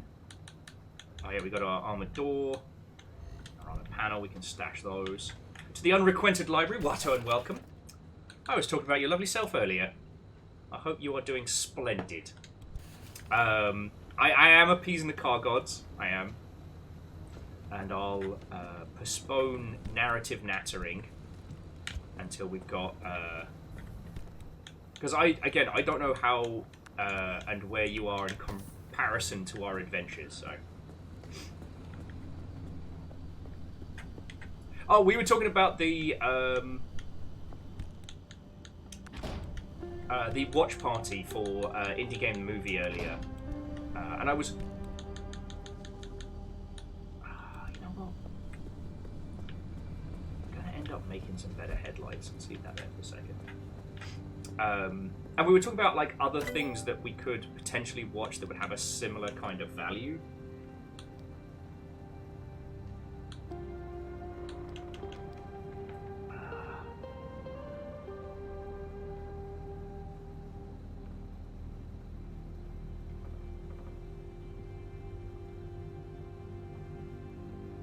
Okay, Head Librarian's about like 1.5 sessions behind. Okay.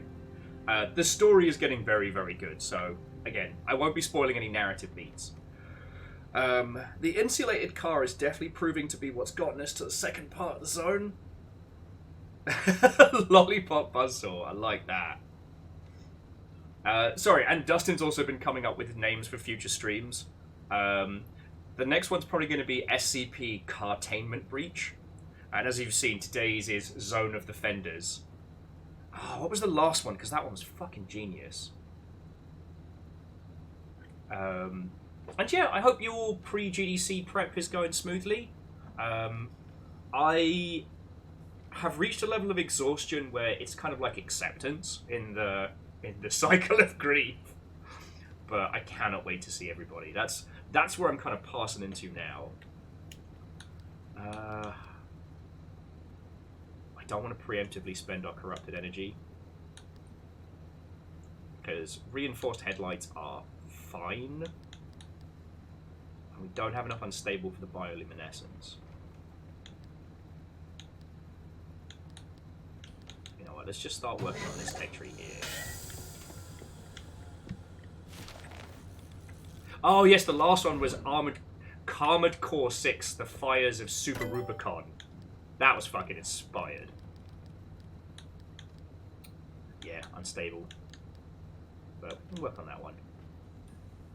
Alright. So we're absolutely going to need limb chips at some point. We might as well unlock that now. Supernatural road light. Ha! God. It's the speed at which we've gone through all of our unstable energy is worrying.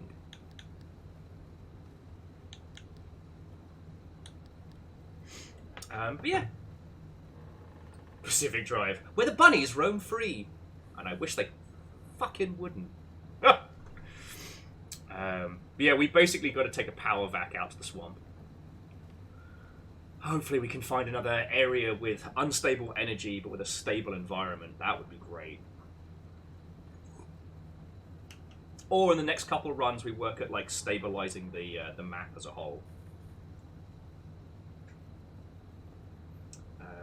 But yeah, so that's what we were chatting about earlier. I got talking about the documentary around Jodorowsky's Dune, which, oh boy, that's a whole adventure.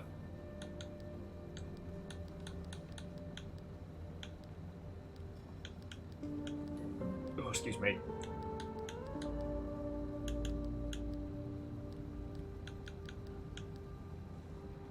Yeah, we probably want to save some of this corrupted energy.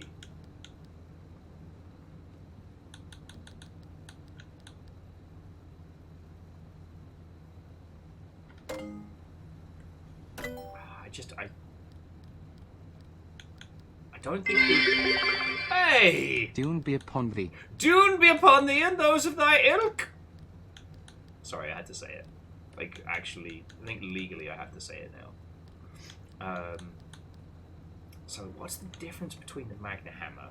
Not every natural resource can be carefully extracted. Sometimes you need a pneumatic assistant brute force. This captive bolt is capable idea for smashing crystals, dislodging deposits, or just smashing.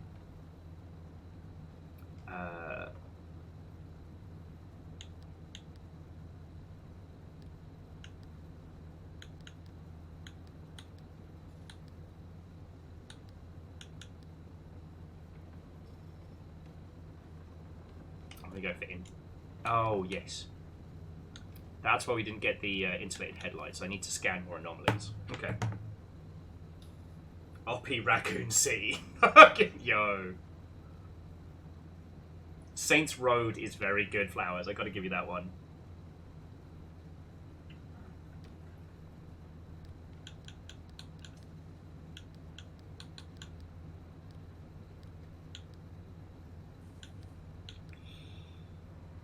Alright, let's get the side fuel tank. Just because, again, like a few of these, it's just opening up the tech tree a little bit more. But yeah, so, again, if anybody has any things they think are really good, like, game dev watching, you know, because for those of you who may have missed it, we did a little watch party for Indie Game the Movie, and it was very, very good. It was interesting to revisit a time in our industry's history, and there was still a lot to be kind of learnt from it, you know. Pacific Drive, Oppie Grandma style. Fucking yo. And I'm trying to think if there's anything else in similar veins. So just to bring you up to speed, ones that we talked about was obviously the Double Fine documentary, but that's more of a long haul, and some of the Bungie dev docs when they got really into the weeds. I talked about the Dark Quiet Death episode of Mythic Quest because I like hurting and hurting others. No, it's a really good episode, and it really does show what happened to a lot of people during that like boom of success at like the 90s moving into the 2000s. And just we were trying to like ponder on some other things. I keep getting distracted.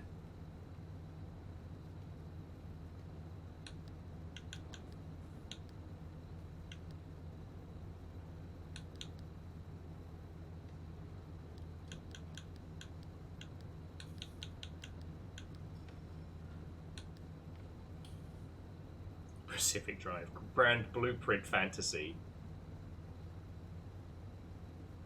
Oh, way cool.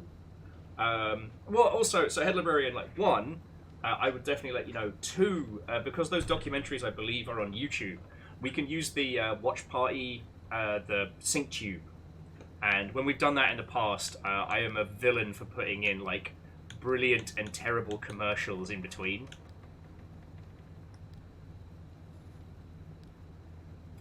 We did a thing a couple years back called Battletechmas, where we went through the Battletech cartoon during the winter months, and I was a fucking gremlin.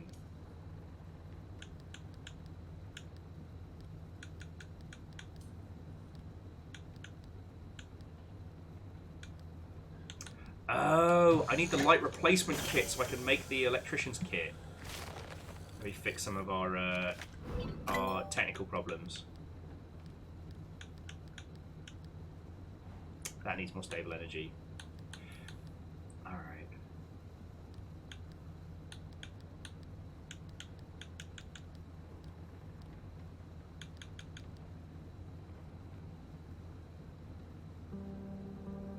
Power grip tires.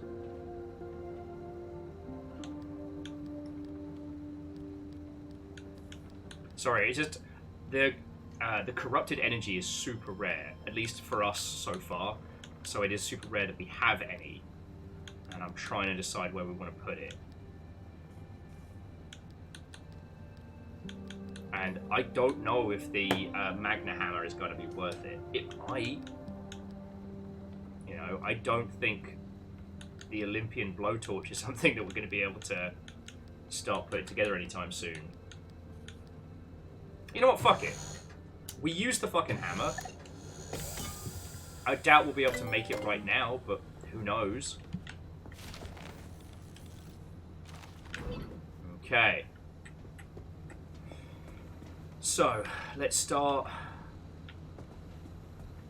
smashing some pieces. Oh man, the headlights are actually in good nick for a change. I usually smash the shit out of those poor fuckers.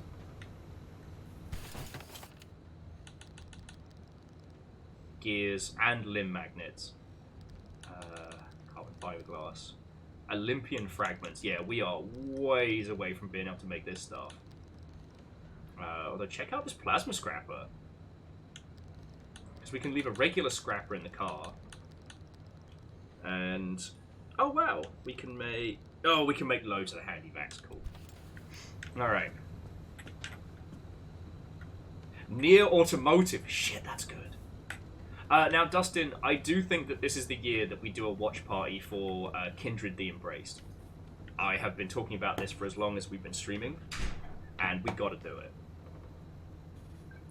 If you're wondering what the hell we're talking about, in the same vein as, like, budget American daytime TV, there was a Vampire the Masquerade TV show that was cancelled after, like, 5 episodes, and it is peak cheese. It is take your Lactaid to Workday levels of cheat. And it's so terrible. I love it. It's real. And for those of you that imbue of the varying substances, you're going to want to bring the good stuff for that one. Why did I come over here?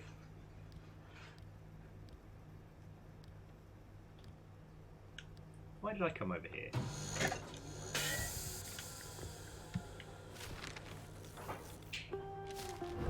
Oh, that was it. I wanted to see about...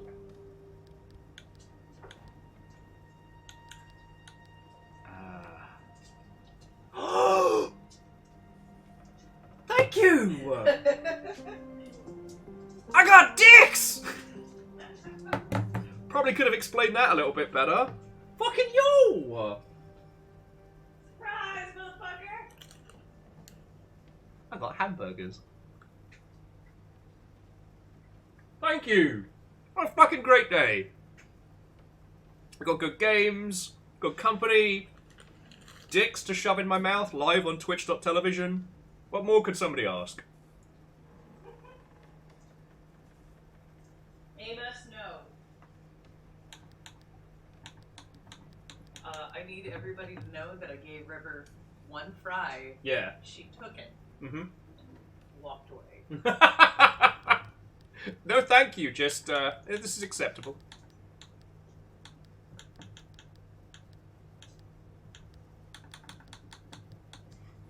It's fucking great.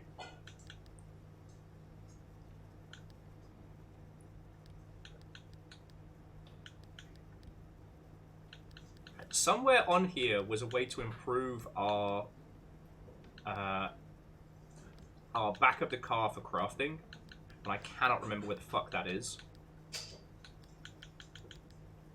Oh yeah, no, TOS out the window. I'm shoving dicks in my face live on stream. Let's fucking go. Is it under utilities? Auto parking. Oh yeah, there we go. Mobile workbench. We just need more unstable energy for the ion shield, and we need to find hot dust. Hot dust in your local area. I got burger.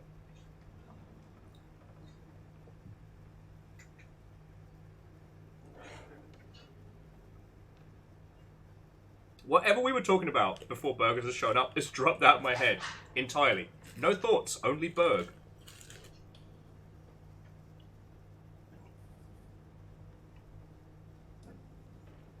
Range Rover. I don't know why that fucking killed me, Lost Flowers. Fucking love it. Oh. Well, friends, I wish you are all. I hope you are all having as good a Thursday as me. Chokes and dies on a French fry.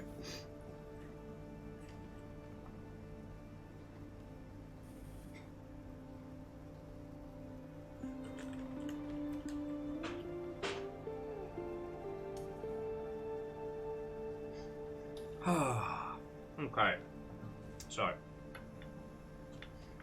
what are we doing now? Oh yeah, so now is just, I think the car is up to snuff-ish. Just need maybe a couple of repairs.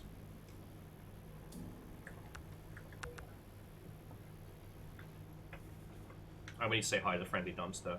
And also, we got a bunch of stuff to recycle. Probably going to be quicker to just build it. Trying to do this one-handed is very challenging. It's probably going to be quicker to just replace a couple of these parts.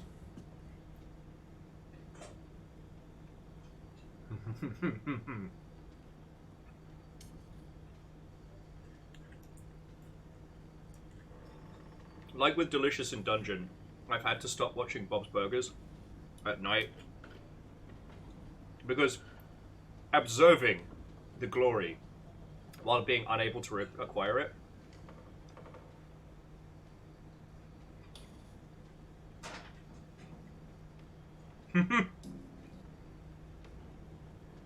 Now, Fearless, remember, recruiters don't take recruiters don't give you the time of day unless it's worth something to you, and you're worth something to them if they want to get you. So, you got this.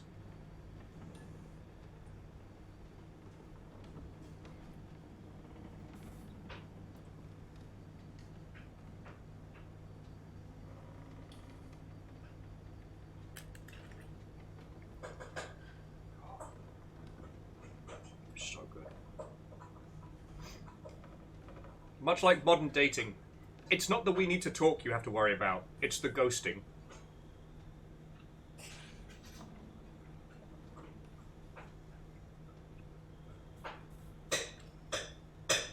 Okay. This is going to be funny for about 3 of you and nobody else, but...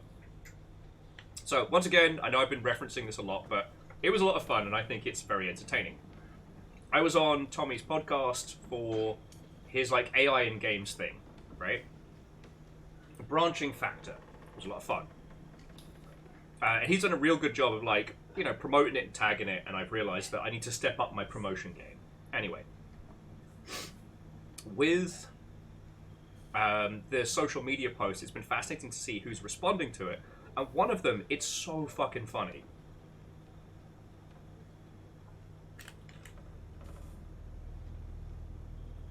It's so fucking funny because it's this company that clearly do automation testing. So in video games, if you haven't encountered the term, automated testing is when you create scripts and things like that that will simulate user behavior so you can basically stress test the shit out of your system. Or if you have a hyper-complex system, it allows you to run scenarios that would be incredibly time-consuming with human testers. It's really fucking good. It's something we've had in the industry for donkey's years.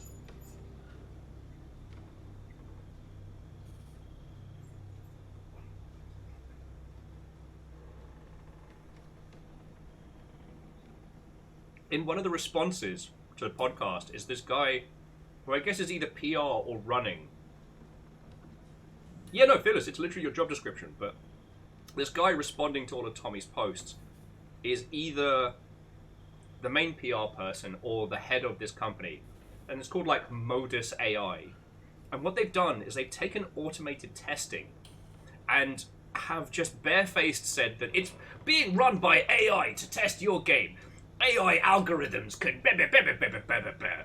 you know, giving you basically the bullshit NFT style pitch, but for something that already exists. And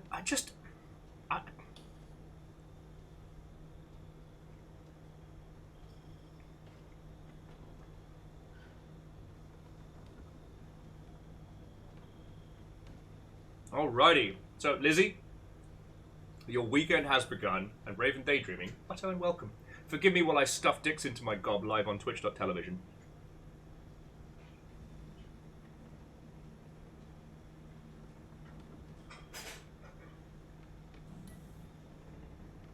But just, the whole pitch of that company is so funny, because it is literally something we do in the industry already. And they are trying to pitch it as if it's this revolutionary thing that only they can do with the power of AI. It's like, nah, it's something you do with coders who know what the fuck they're doing, like Fearless Sun, who actually does that.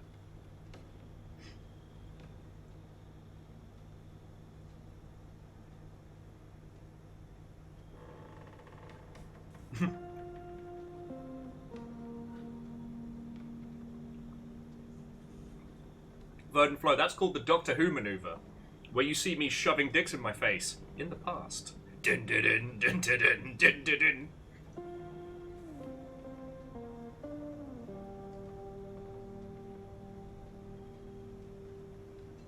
Baron Watto and welcome. Hello, hello. I got dicks. They're multiplying.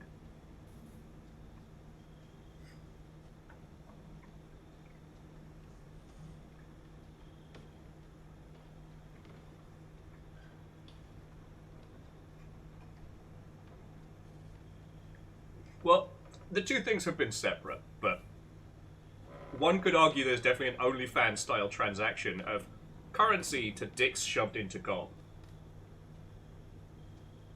Oh yeah, and again, so Lingomaniac, I don't want to go over the same stuff that like Tommy's already been saying. But the person who joined us for Sea of Thieves last week, he's been in the AI field in games for ages, as in, like, you know, NPC AI, behavior trees, all the stuff that we've been doing for fucking ages. And so he's been kind of one of the go-to people for a lot of these air quotes AI conferences when it's involving generative AI or Gen AI, which is the snake oil element of it.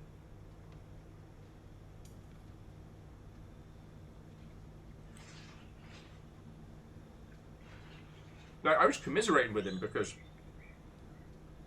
like, the blockchain fuckers were trying to sell something to everyone.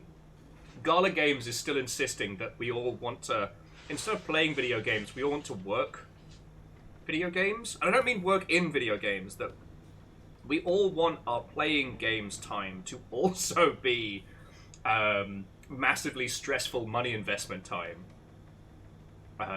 They were selling everything to everyone. And obviously that didn't work because it was a dumb, stupid idea for dumb, stupid babies. With the AI stuff, people outside of programming and like core technologies should be safe. But for everybody else, they're about to have the most overly pitched GDC of all time.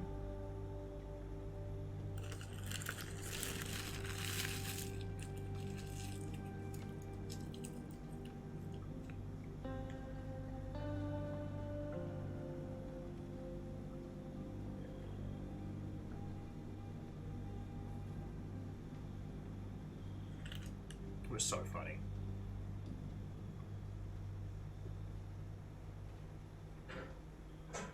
It is also very, very funny seeing how a lot of these, like, metaverse, blockchain, NFTA companies are kind of trying to flex in the space a little bit. Now, Cowley says, spare a thought for the EVE Online players. Yeah. I mean, they'll be fine. It's just, they're about to get a whole bunch of pitches at them. And they don't deserve that. They don't deserve that.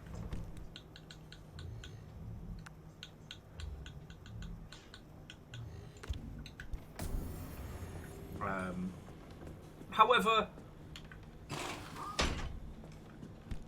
I mean, who knows what CCP are actually going to be planning with a lot of this nonsense.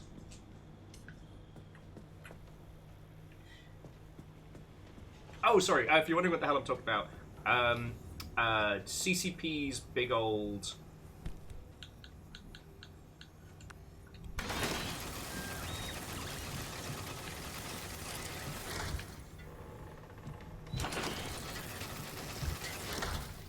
their big old blockchain experiment thing is going to be dropping soon, I think?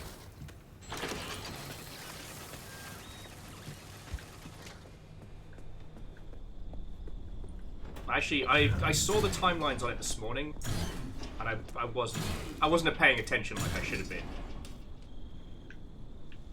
But yeah, so the EVE fan base are currently going to be heavily pitched at in terms of that flavor of nonsense.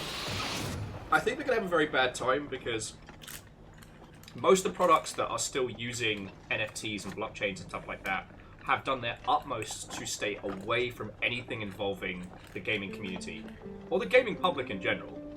Like right now, Molyneux's NFT game is still kicking around, but no one's saying boo to a ghost about it.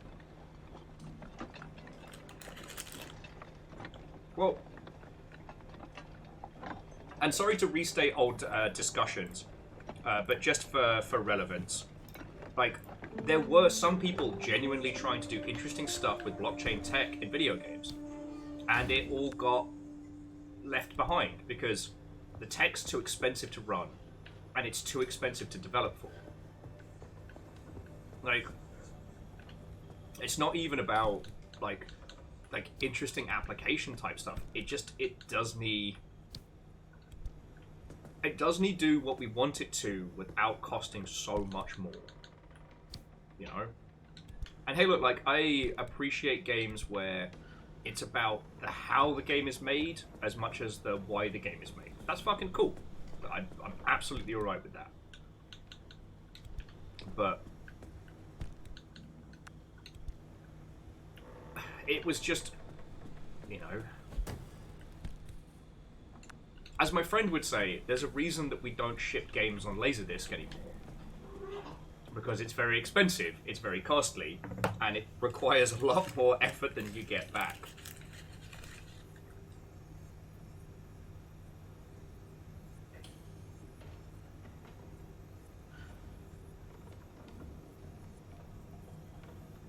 My friend said, by way of analogy, that nufters in video games is like someone trying to sell you Betamax today.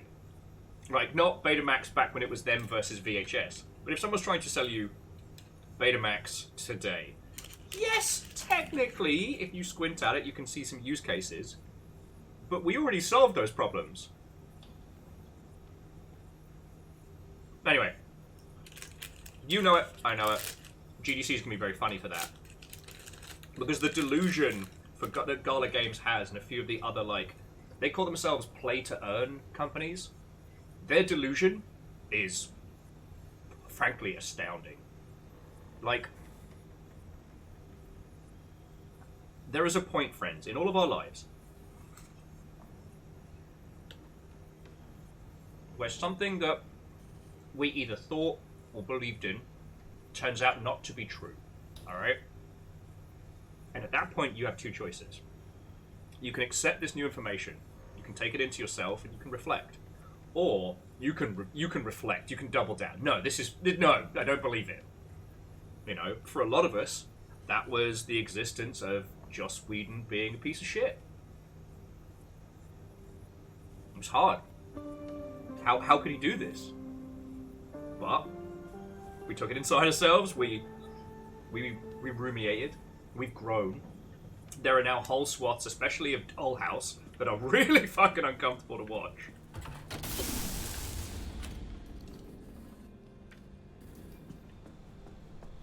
Yeah, hashtag, damn it, Joss.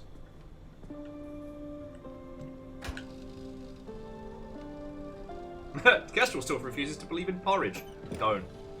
Porridge is made up by big oats. But anyway, what I found with the NFT multiverse type nonsense is that because they got this weird little sphere, right? So okay, by which I mean that during 2021, and I guess a little bit of 2020, there was nothing else really.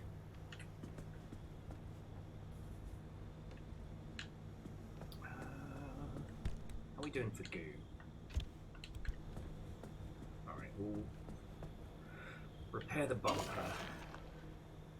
And then I might just replace the panel. Gonna need more goo kit. Sorry. During 2021, when everybody was kind of locked indoors and a lot of games companies weren't really sure how things were going to go, the only people that had any cash was the NFT block, right? Like, they were getting all of the investment, they were getting all of the you're so special, you're so wonderful talk. And I think a lot of people really started to believe that. They couldn't see that a larger portion of why their stuff succeeded was because there was no one else around. Like, now the market has spoken. It has been rejected.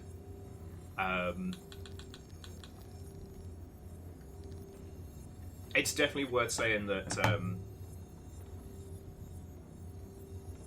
if anybody had the ability to create a metaverse, it would not be an interconnected, group harmonious thing. It would be one super company hoovering up every concept and IP into one power. What's that over there? Is that Fortnite? Ah, no. And again, I'm just restating stuff that Dan Olsen has said. Like, the metaverse as a concept doesn't work in our society because rather than making our lives easier, it adds a barrier between the things that we are already doing. I don't want to have to log into Second Life to pay my fucking phone bill, alright? Like, I already have the ability to instantly order something. It's called Amazon. And yes, it's evil. Capitalism bad. But capitalism follows some very strict rules, which is the lower the price point and the least number of barriers between you and the thing you want equal win. You can't try and sell people on more barriers. Right?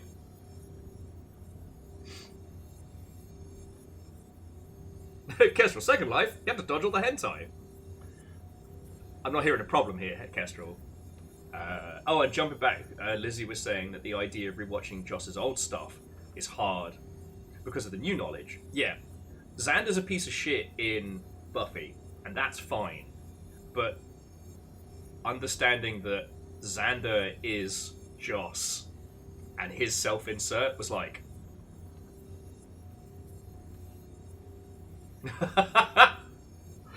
Head librarian. If it hadn't been you, it would have been someone else. You know, destroyer of fandoms, Martha. The Oppenheimer for people pregnant in Second Life.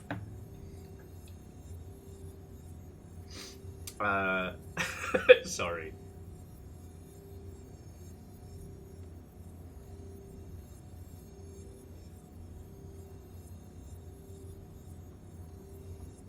Actually, so I hadn't looked up the person who'd been playing Xander.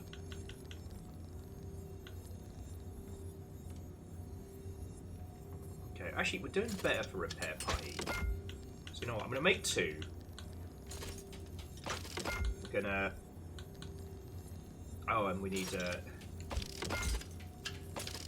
Papa Joe. I tried to give River a little bit of tartar sauce, and she was like... Her Royal Highness has denied your offering of tartar. Vern Flo? A lot of us thought that. In fact, I still remember reading an article about the methodology behind a certain kind of pony that you could only get by getting yourself in-game pregnant in Second Life.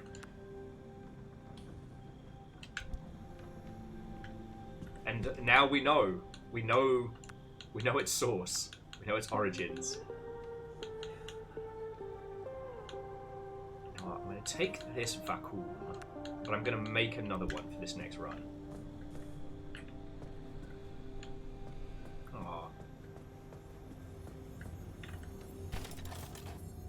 Sorry, Lizzie was just saying that the gentleman that played Xander has just been having a hard time with, you know, drugs, alcohol, and the ilk. And I can understand that, you know.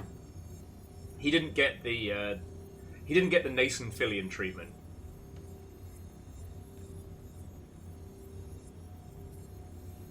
But yeah, I still think though that while it's really hard to go back and watch stuff like Buffy, trying to remember what inspired you about it is a very important thing. I'm not saying revisionist history, ho!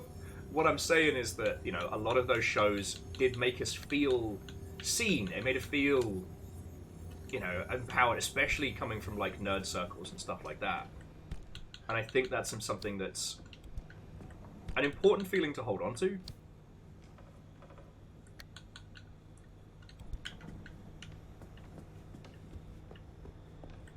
At least in my teeny tiny humble opinion. Oh wow, okay, we need a shit ton of swamp coral for that.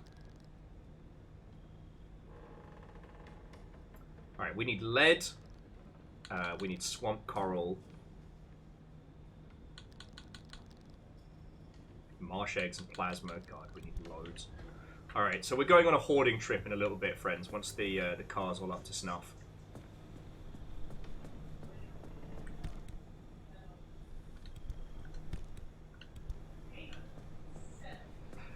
But that's my boy.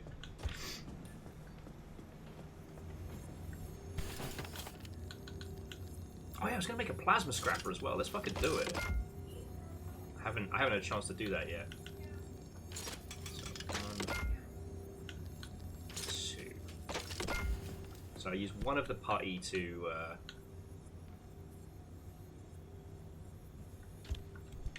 we go. Alright, let's give this car a little makeover. Oh shit, yeah, we need to make another... Oh, did I already do it? Ah, good on me! I already made the... No, I didn't. I did not. Let's make another insulated panel. I'm getting distracted by a game I love.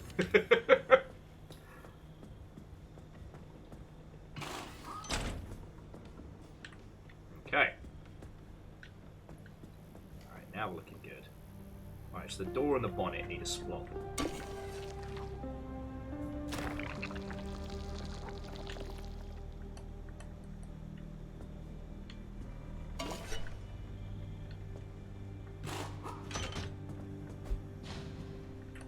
It's weird, there seem to be some pieces that I just can't fix. What's up with that? Is it because the pieces that I find aren't technically mine? Or part of the car? I wonder. I mean, the door's not doing too badly, so I'm not too worried, but...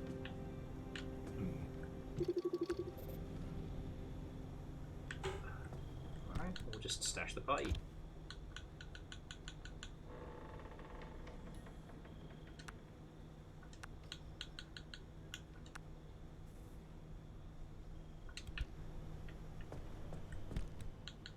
Oh, I stashed it all over here. What a dinkus.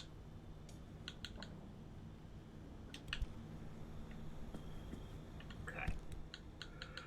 Alright, so you go there, and you are my new toy. We're having soft upload later.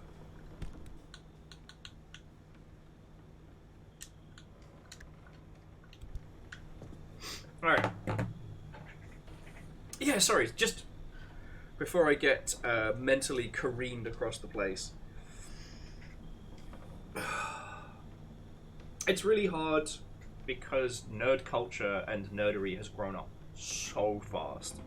And we've, as a squad, we've had to come to terms with a lot of people and creative individuals being a piece of shit.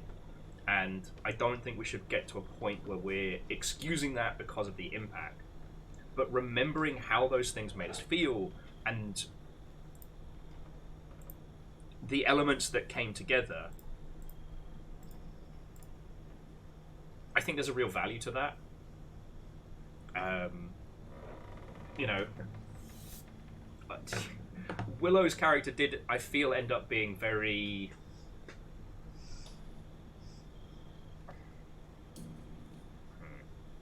You know what?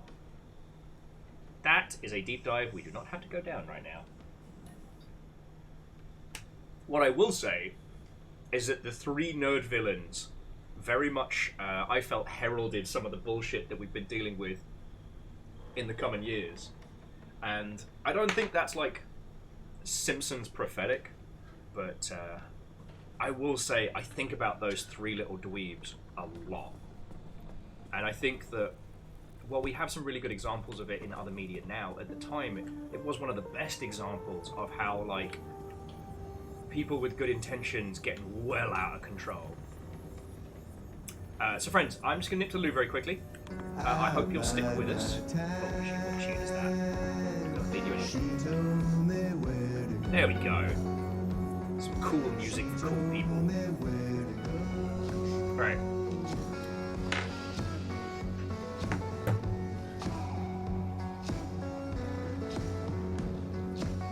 Oh, okay, so Kalu, sorry, we were talking about Buffy the Vampire Slayer, a famous, now infamous part of nerd culture and history, a reworking of a gimmick, like, quick shot Hollywood movie that got turned into a TV show that became massive.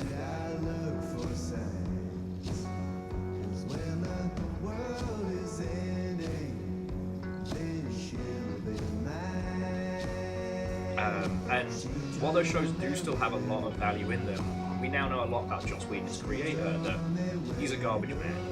And sorry, he's not a garbage man. People who take out garbage Shout out to them. Keep literally this world clean.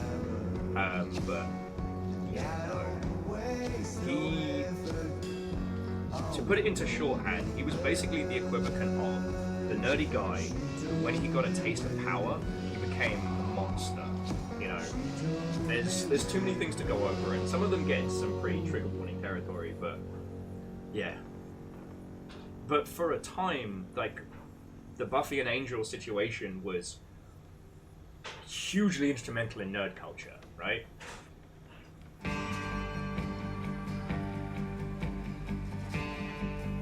Yeah, so Kaolu, well, it's not that it's whether or not it's good or bad, but more like, what can we take from these things still, you know? Sarah Michelle Gellar's performance as Buffy is pretty simple in the early series, because it starts off as what if, the premise is simple, what if a popular cheerleader suddenly found out they have to be the one Slayer, that it's their job to kill vampires. To every generation, a Slayer is born, and to Sunnydale's Buffy, a peppy, you know, Americana poster of an individual, you know, her life gets flipped, turned upside down. And throughout the course of the show, Sarah Michelle Gellar's performance just gets better and better and better. What? Buffy? Don't judge me! You're very serious about it. You don't understand how big a Buffy fan I was, alright? I am apparently just learning this now. I watched Buffy, I watched Angel, I was there. I was forced to watch it by an ex-boyfriend, but okay. I'm so sorry. No, I will say, if you rewatch Angel, just for the drag king Venus best friend Dr. Mark, who is one of the best characters in the God.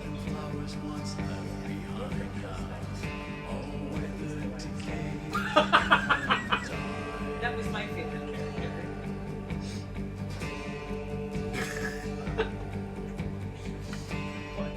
No, just, you know what, spot on.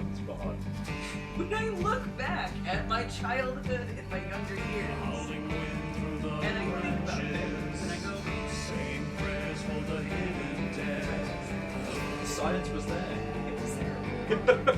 Alright, friends, I desperately have to pee before we tear Joss Whedon a new one. Yeah, that's right. I'm on these burning hot issues today. Alright, I'll be back in just a second.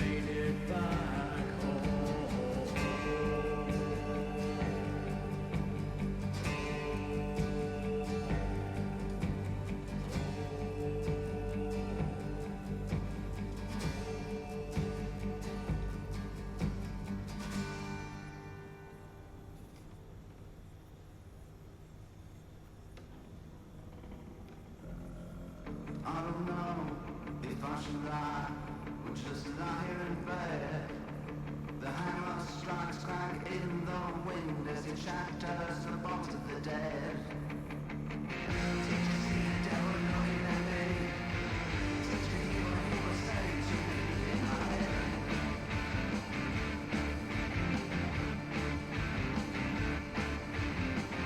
Oh, now you get it done. The hours on it then. And you're singing the choir, sleep that will quiet the beast within. Sleep night in the tower of black. Through the air and the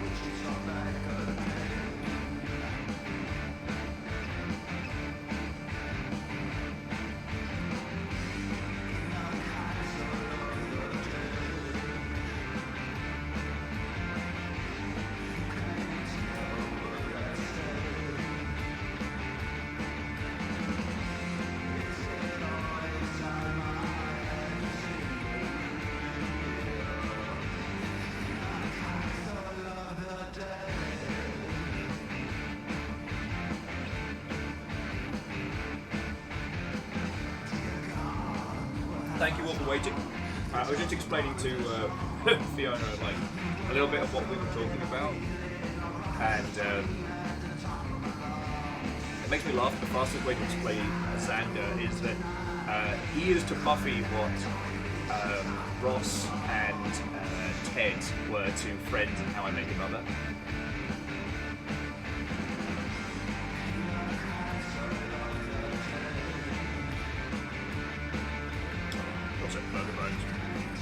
Okay. So let's plan our next adventure into the zone. Alright.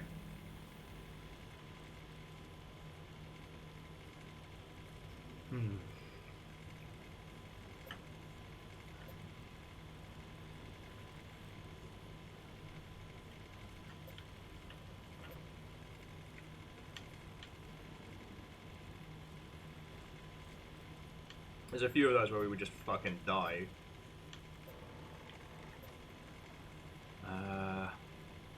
So that's the next area we got to go to, but I don't know how acidic that gets. We could stand to grab some more standard anchors, but definitely also some more cursed ones.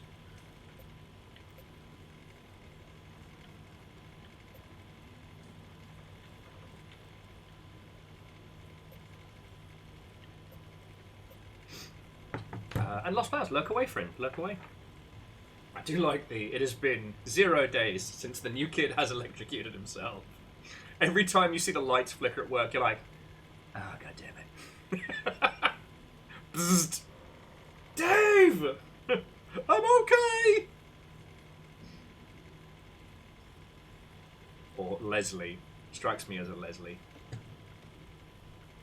Alright, how about, what is it? How about our weakest versus your weakest? Leslie, are you not entertained?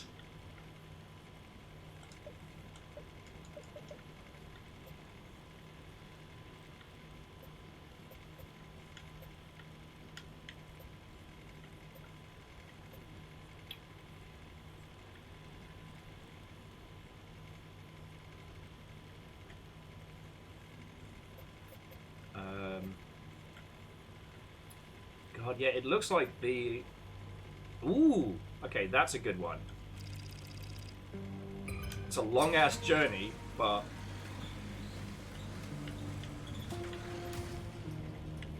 we should be able to hit a peaceful spot up that way. And we can either hit the long road and then belt it through there, or... Oh no, that's really all we can do.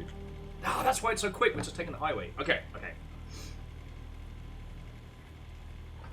Oh, there we go. I was wondering where I put my wristbands. But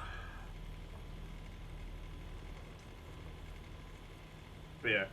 But honestly, like, there is a winning formula for taking things like Buffy, remaking them for a modern audience with the knowledge we have now, without all the toxicity, and just winning. You can just win like that. You know? For a lot of us, Buffy was one of like the OG found family stories. You know, a squad of misfits coming together because of reasons.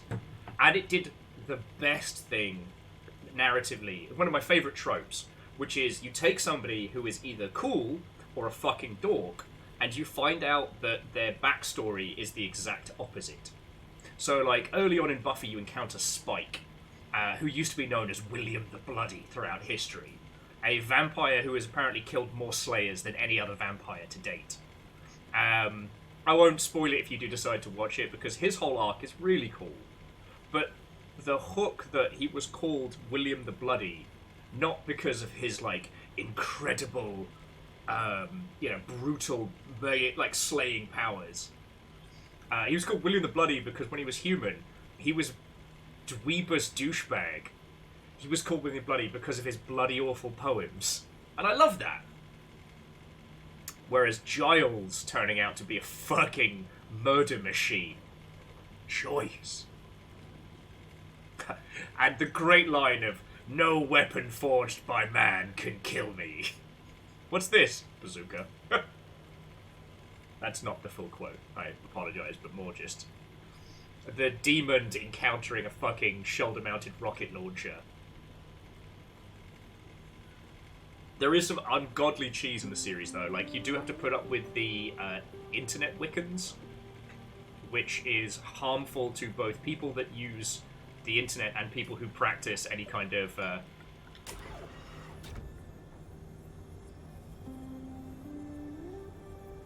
Yeah, that was then, this is now. Thank you, Numbers. One of us actually remembers the full quote. Okay. We've got the vacuum.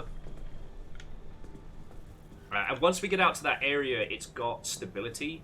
So we just hit the swamplands and just hoover up everything we can. Whoop. Whoop. Hop. Close the boot, sound the horn. How many have we got? We're up to 6 problems. I thought I fixed that. Alright. Little Fred. Only 6.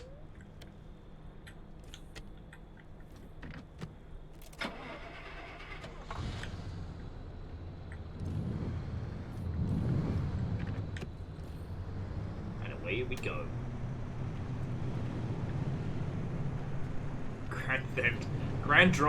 Grand Theft Auto San Andreas.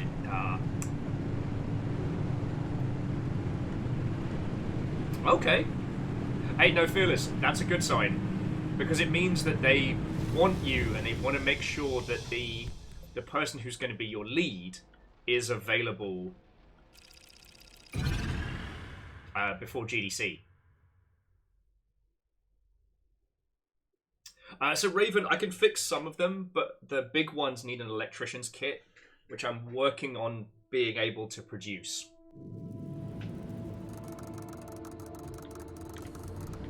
Alright, what have we got? Oh, this is just a straight through and through. Alright. We want to take, I think, the high road. Hey! Afternoon, Restless Roots. Coming in, friend. Coming in. It's a wee bit of a storm, but nothing to be worried about.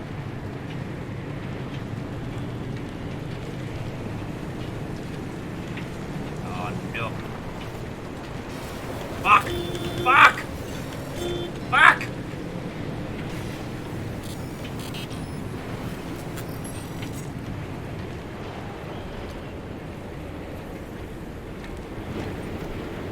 This seems entirely safe.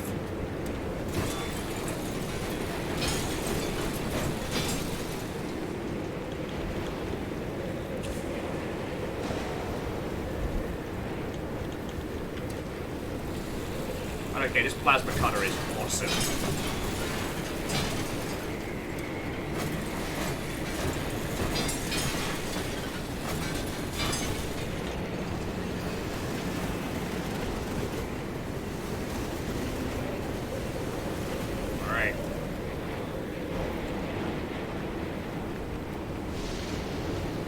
Don't even worry about it!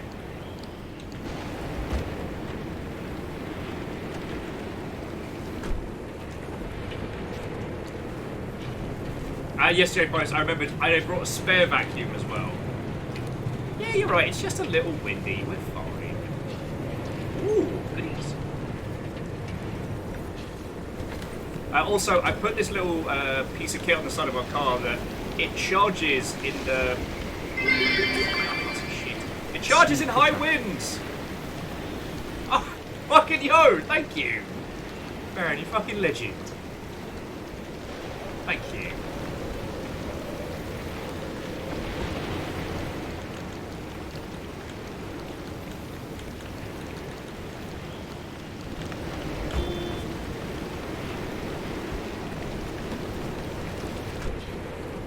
The parking brake was a fucking great idea.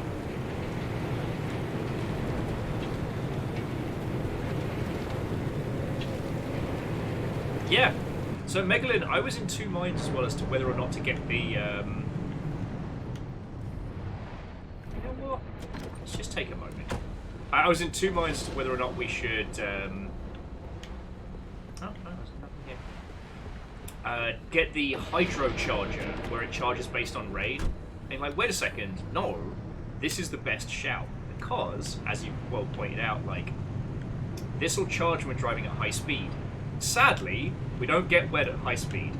I said what I said, it needed saying, let's not draw further attention to it. But yeah, so Restless Roots, how was your stream? What were you up to? Tell me your tales. Watto and welcome! We're currently just exploring more areas and hoovering up more materials. So that's where we're at the moment. Is that an 88 truck? Fuck yeah.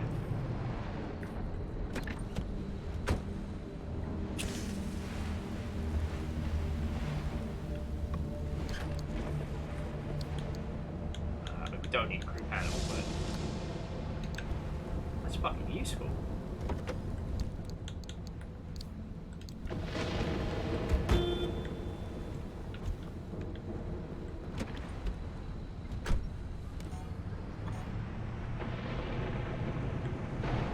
Let's just get the fuck out of here.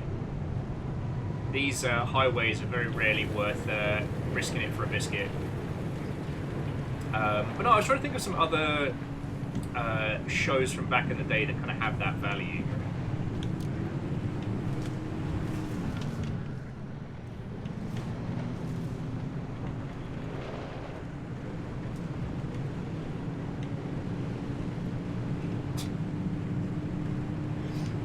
Oh, sorry, that smirk and chortle was, you know, I can think of one thing that I would consider having value to rewatch. The Starship Andromeda.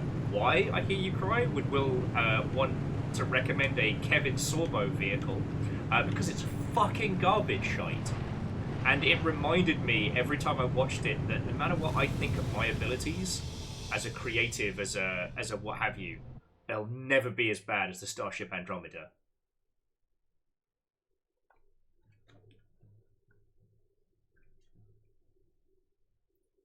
Now, Stargate Atlantis, I'd say, is my cheesy good... Is the one that... It's pure cheese, but I love it. And when it's good, it's brilliant. God. The fact that we haven't gotten a good fucking Stargate game is such a travesty. Alright, stream conditions. Wind speed. How close is that? Okay, that's a gas station, not a healing spot.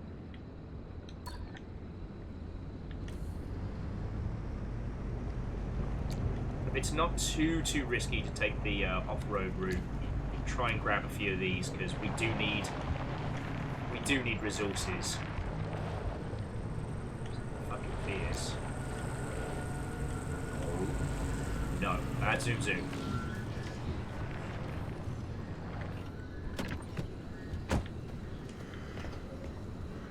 I mean, it would make a great XCOM-like, it would make a great action game.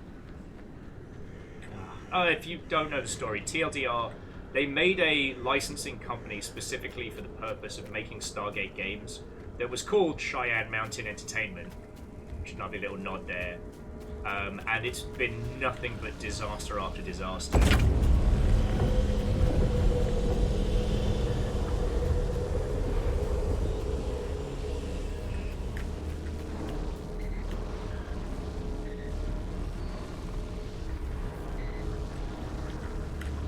I think that company is in really dire straits, but at the same time is also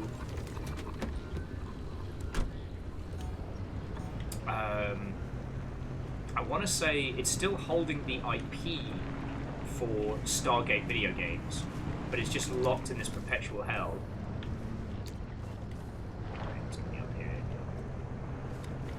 You know, it's one of those like real IP nightmares.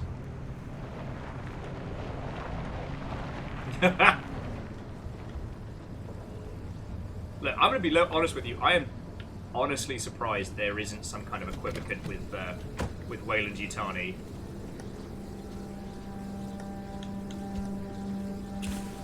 Right, you wee bastards. Hadouken!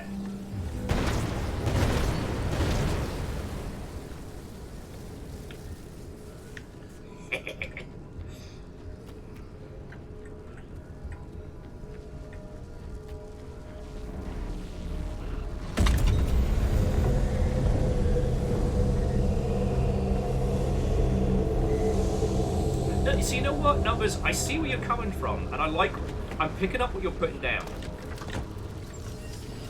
If you replaced it... What the fuck is that?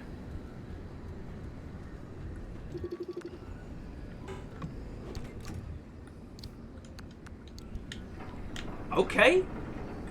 Sorry, Numbers was saying they're going to make a bold statement. Putting forward the theory that Heaven's Vault is a Stargate game, and you know what? I see it. I see you're working out, and I really like it. The idea of creating a game like that, like Heaven's Vault, but in the Stargate universe, sign me up. That sounds fucking awesome.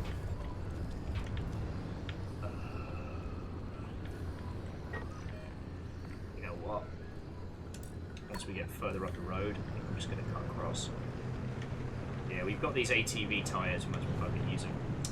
Sorry. But yeah, the idea of like that kind of investigation and discovery, maybe with a little, like, just a gentleman's sprinkling of shooty gun bang, but like leaning heavily into the research and the history. You know, this idea of having to combine ancient knowledge with modern technology that was always so fascinating.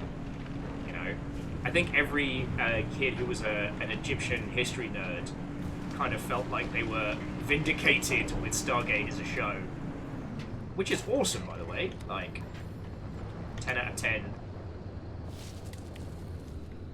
10 out of 10 do support. And to the Holy Bus Crusader, you are doing fine. We've progressed the story a little bit, but not too much. And are currently just hoarding materials and talking about telly shows. My car is unhappy with me. Alright. But we should be able to hit a little town up ahead, so that'll be good. Well, maybe not that, because that is absolutely riddled. But we can grab a little bit of gas while we're here. Just got to ignore the large amounts of radiation. Don't even worry about it.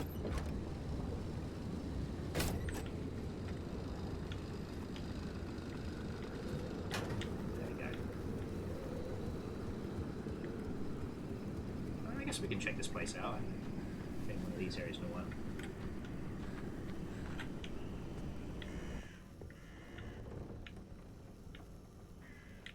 I swear I thought I heard somebody in the environment. I'd freak the fuck out. Fred, was there a recent Stargate game? Did I miss that? Because one thing I have been talking about with a lot of friends is that video games have been happening so much this year. And I love that. That's a good thing. More video games equals yay.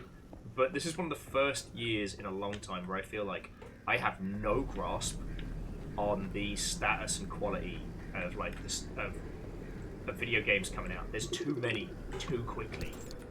For me. And I make this shit my fucking, you know, my business.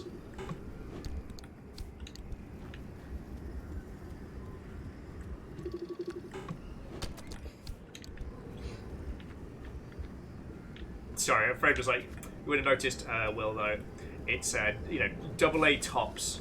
Sextuple A is standard. What is very funny is how poorly Skull and Bones has done. Because I did indulge myself giving the not zero punctuation review of that little spin. And the point made was going after Ubisoft isn't punching down, but also, we aren't the ones that said, in words, Skull and Bones is a quadruple A game to justify its price point. We didn't say that. You know, users and consumers did not say, boy, this sure is bigger than a AAA game, bigger than any AAA game I've ever seen. We didn't say that. That's not on us. Oh yeah, well, and again, like, I know we've talked about this, but all of the things that Skull and Bones fails at are things that its predecessor, Assassin's Creed Black Flag, and its competitor, like Sea of Thieves, does so well.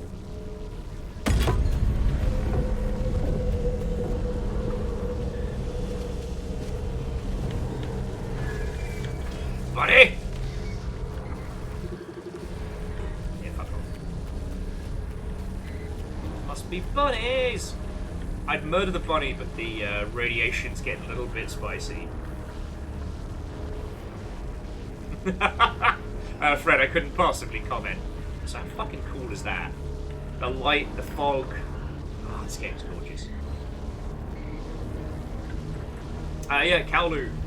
Honestly, if we could easily host more games of Black Wake.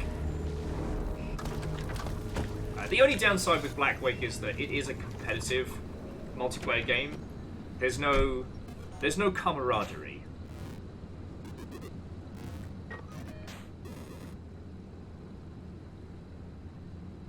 Alright, so follow the road, hang the first left, jobs are good.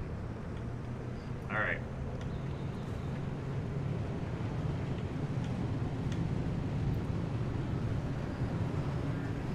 You know, it does make me chortle that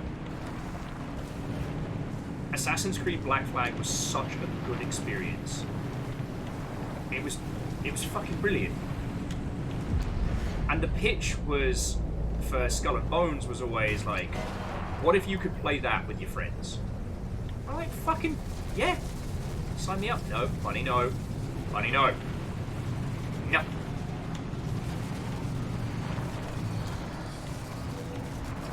Money no. Stop it. Yeah. Whee! Fuck! Oh. Fucking me, those speed boosts do not fuck around. Alright, we're on the right path. The Wizard of Noz, that's pretty fucking good.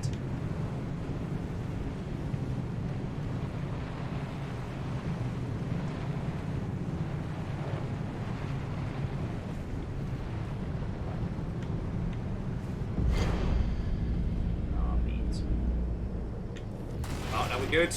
Oh, suspension didn't like it, but we're good.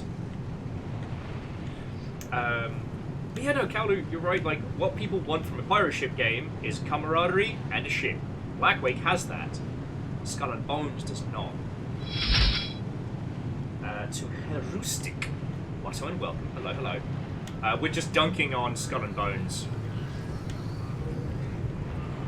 And again, like, I don't enjoy being mean about video games. I don't like, even the shitiest game was somebody's entire life creatively for years before it came out, right? And much like with a lot of other mediums, no one ever sets out to make a bad video game. Some people set out to make a parody of a good game, but no one ever sits down and goes, what if this game sucked? Like, I'm kind of enjoying the premise, but what if this game was just an unmitigated piece of shit? What's the storm coming by? It's just gonna fuck out. So yeah, like, I don't enjoy punching on this one, but that was the thing. Yves Guillemot said in a recordable format that Skull and Bones needs to be $70 because it is a quadruple A game. He is telling us, in words, that this is bigger than Assassin's Creed Valhalla, this is bigger than Rainbow Six, I don't know, Rainbow Six Nan Puncher or whatever. Okay. We're not going to hang around in F2. We're just going to in-out 5 minutes no fuss.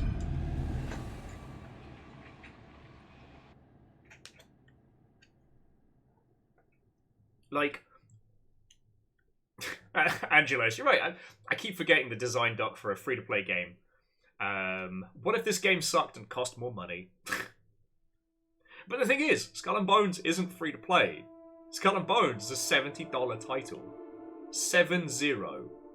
Like, I don't know how much... I hope, friends, that you are either in a state or will be in a state soon of massive financial security. Like... I sincerely hope that, but you know what?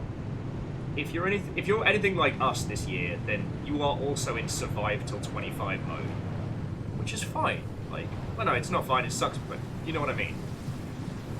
But in a year like this, to turn around and barefaced say like, no, my game is worth $70. Whoop! Ah, shit! Wanker! Yeah, I'm just getting the fuck out of here. In the words of Abraham Lincoln, don't you fucking dare!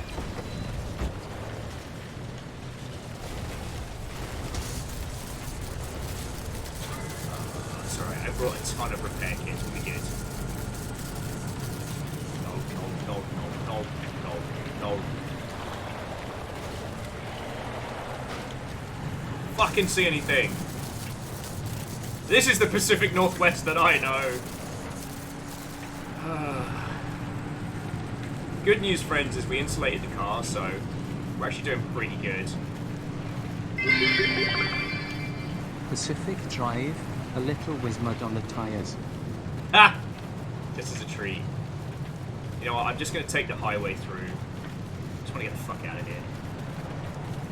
But you know, so like...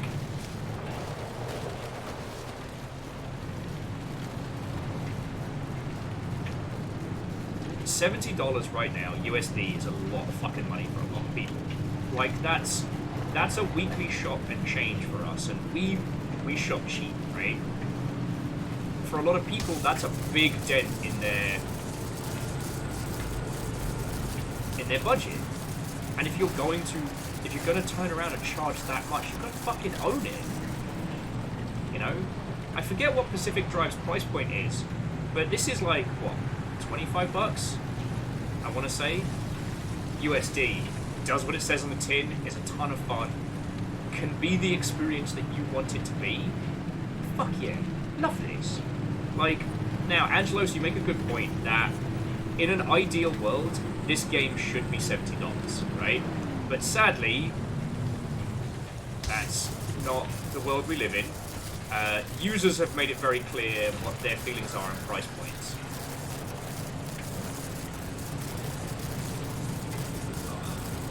I'm sorry, car. I'll get you some repair goodies when we get through this. On the plus side, the battery is supercharged. I'm not doing it. Dear bunnies, fuck all the way off. Fuck off!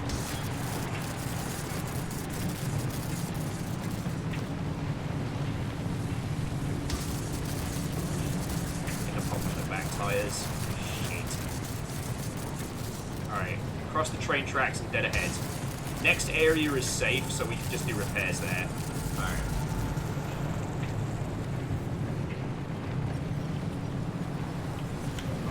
No. Fuck. God, I hate that.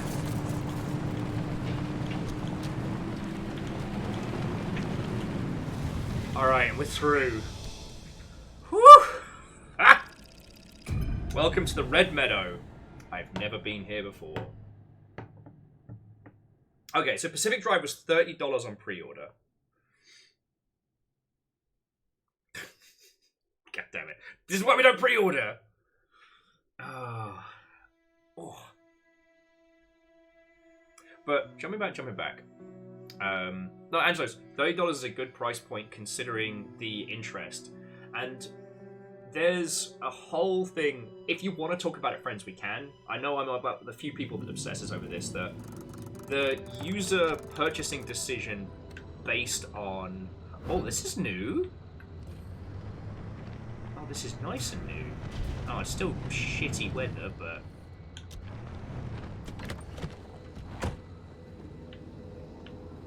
Alright, let's check the tyres. Of course, it's fucking shredded. Have we got enough to make a spare?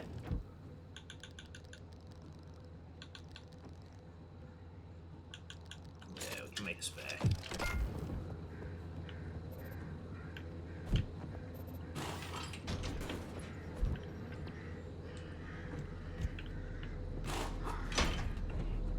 You know what? I'm just gonna fucking leave it. Thank you. But you know, so there's a calculation that every person does in their head when they look at a piece of art. When they decide, like, at what point am I picking this up, right? At what point does this hit, you know, purchasing a clock for me?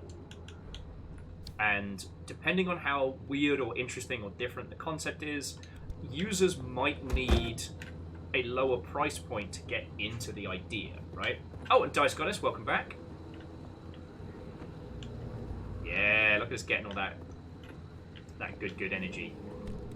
Oh yeah. Alright, so how's the car looking? Oh, you're not doing so hot. Okay, so I can't... Alright, don't yell at me, the sky. I'm busy. So yeah, so with some concepts, you might want to go with a simpler price point so that users are more likely to be like, all right, you know what, I'll roll the dice on this.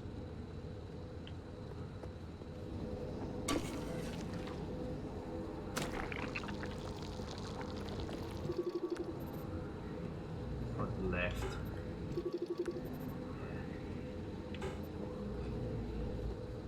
Now the thing that sucks is that...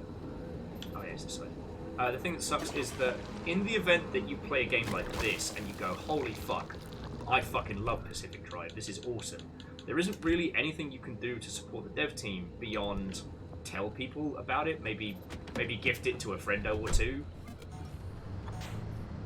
What the fuck? Alright, we're in very new territory here, friends. I thought we'd be in the swampy area, but... Oh, jeez. You know, I remember Red Meadow like it was yesterday. You up to your eyeballs in paperwork. Francis coated in chalk dust from the blackboards. You mistaking my lab notes for a trash pile and throwing away weeks of work? Yeah, it'd be nice to see it again. They bulldozed that facility to the ground. There's nothing left to reminisce about. Oh, this is fascinating, because this isn't a story mission area. I only came here because it had perpetual stability, and we needed some goodies, right? Right, we needed resources. This was a place. Now I'm getting fucking worried.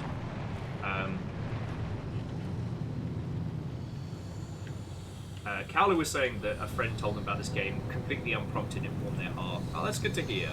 There is something lovely about when people excitedly tell you about an indie game and they don't know that you know. I only really get shirty when people are like, Will, there's no way you know about X, Y, and Z. And I'm just like, what do you think I do, motherfucker? I gave up sleep and my life for this knowledge. But anyway. Oh, okay, so according to Phyllis, I'm actually advancing the story now, unintentionally. Whoa!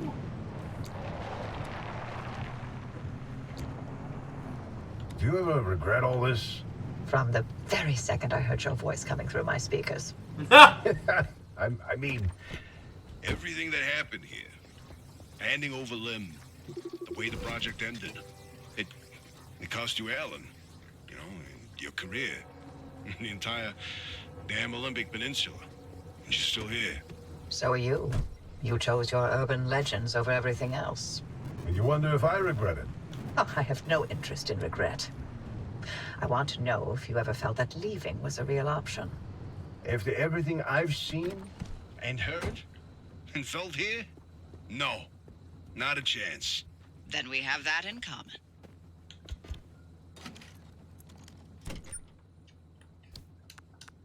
God damn it, Fred.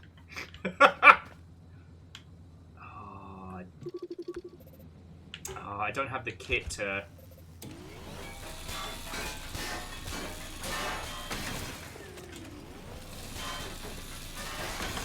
I don't have the stuff I need to strip that and pop it on our cart, but...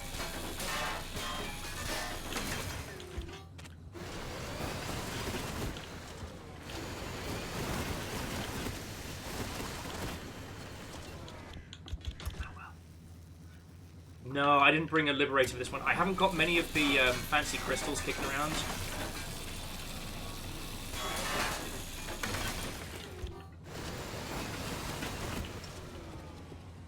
I got a few from blowing up tourists, but that was really about it.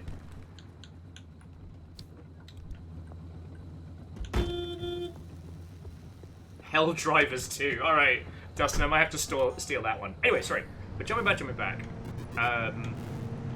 One thing I'd love to see, though, is a way in which people can support... Ow.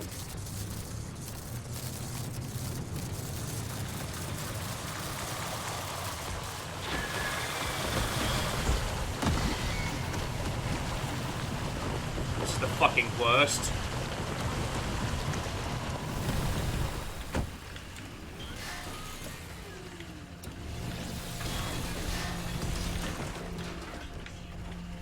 Get off me fucking car!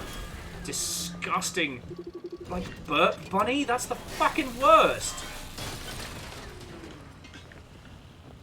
And you creepy fucker, are not helping!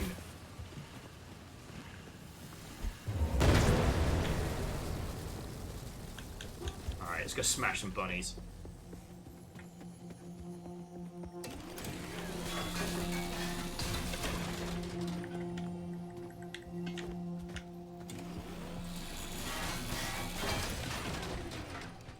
So what the fuck are you?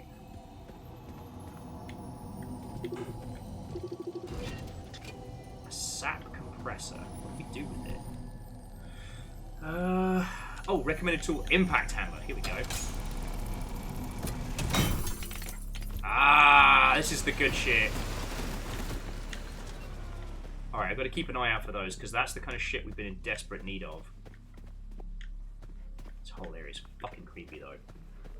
Okay, sorry, jumping back. I'd love to see more ways in which platforms allow you to support indie teams after the fact. You know, because an indie team really doesn't have much recourse other than, say, producing DLC or like post-launch content. Some teams do put up what's essentially like a tip DLC, like a hey, there's nothing in this, but if you really enjoyed the game, please pick this up. Which can be rad. But yeah. One of the things that I've been finding... one of the things that I'm finding very interesting is how with stuff like...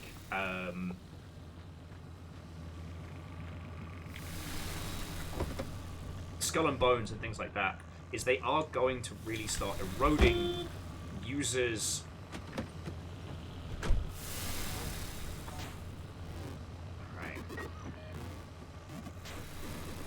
okay, so we've got one house here, and we've got two there. These two units here, and then I guess that's our little narrative beat. I guess we've got to check out as much as we can. I need as much in the way of, like, crystals, good times, and whatever this area has to offer us. Alright, you off. Oh, God.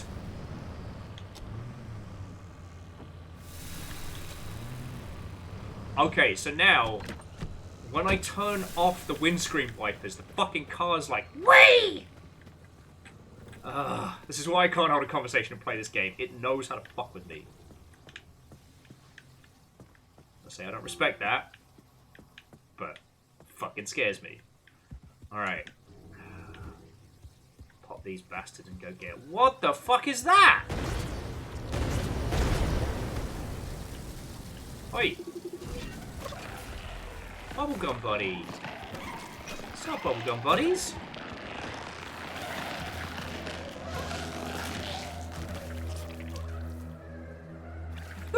That's so fucking cute!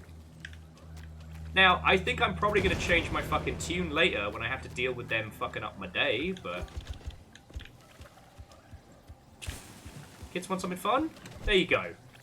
Go play with the flare.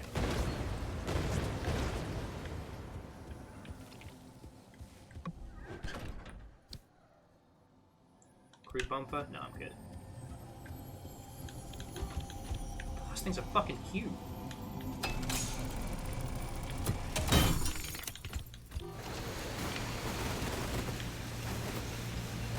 A game that actively fucks with their player? Who would do that? Look, I understand the main reason why we've getting to hang out with Sarah so much for these streams, with Angelos, is because this game is a fucking tour de force of fucking with your player. This game knows what it wants to do, and it does it in a way that makes it look fucking effortless. Okay. So those things... So these blocks are just like massive installations. Alright. Let's head round to this way, see what this gets us. And hopefully the bubblegum buddies don't get stuck to the car.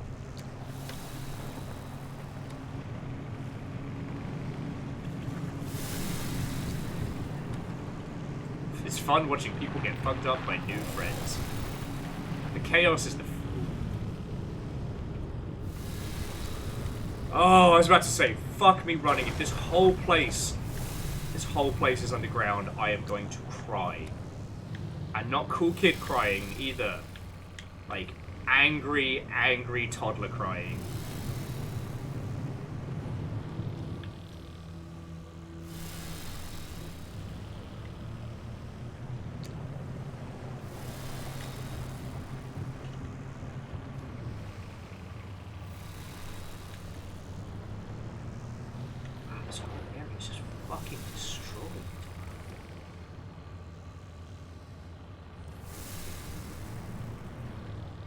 Not sure if new monster or Fiona making weird noises.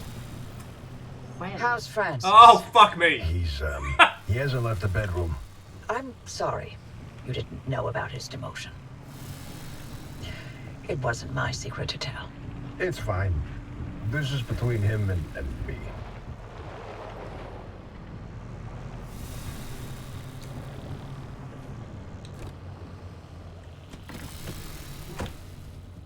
God bless that parking brake.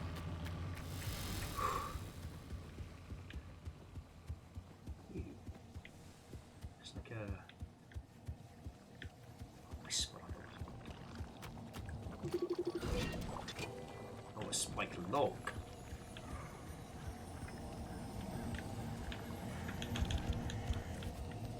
Hey, little friendo. There we go. Go get it! Go get it!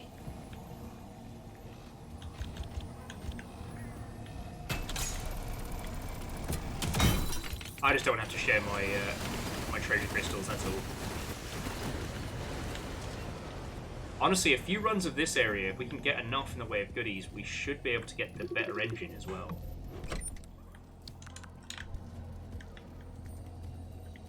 But fucking cute.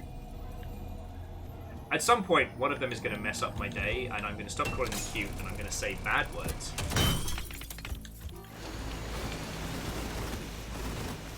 Oh wait, tree candy!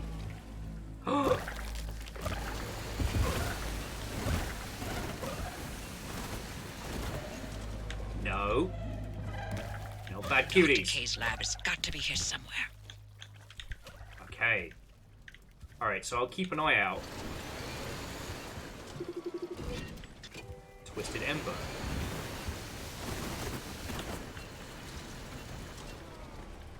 Alright.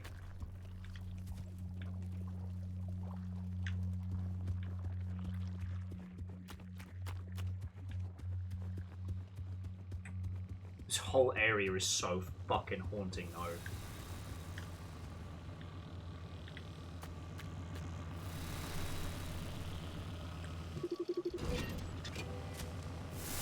Oh, okay. The back bumper's been zapped so hard it's been disabled. Alright. So there's lots of shit that we need around here. Just gotta keep an eye out. Honestly,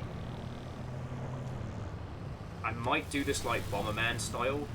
So like just basically do, not laps, but cover each way back and forth to see what we can find.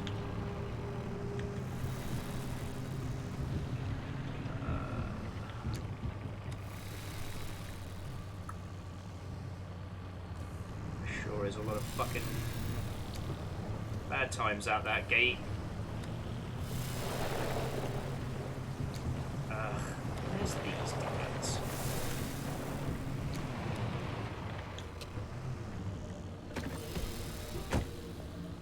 Oh, healing tree! Love to see it.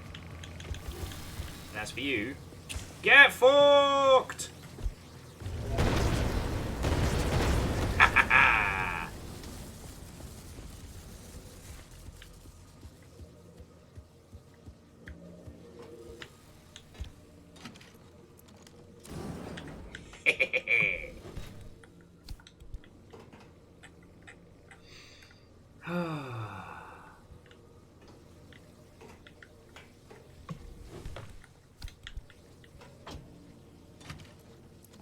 You'll notice, friends, that my ability to discuss things has completely dropped out of my noggin because this whole area is really fucking tense.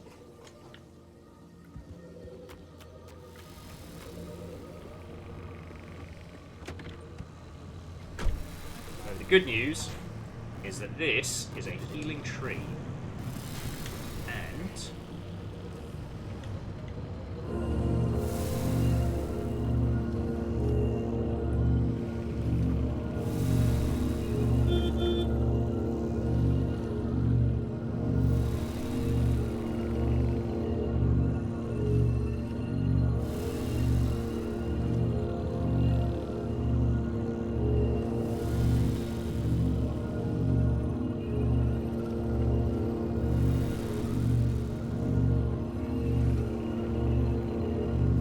And that's fascinating. So the healing tree won't heal parts that I didn't make. So because the idea is that the idea is that the anomalies are essentially the Revenant is a living anomaly, right? Which we may or may not have problems with.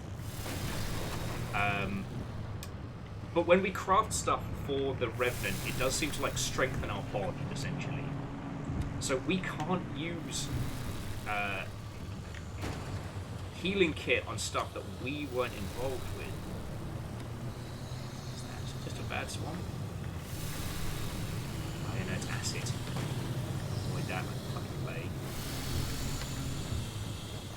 That's where we just were. Okay, cool. Don't worry about it.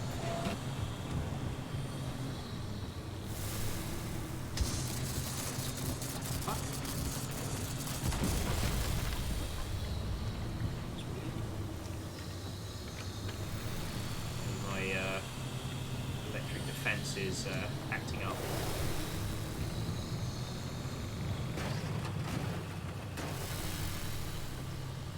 Yes! Fred, that was a fucking banger.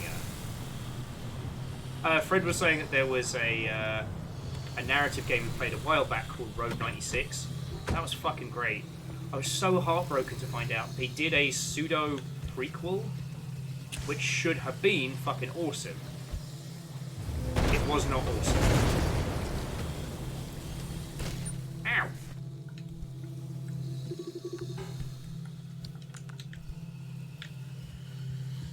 Yeah, I know. It should have been the stuff of legend. Okay. I'll take a fucking... I'll take a corrupted anchor. I'm proud.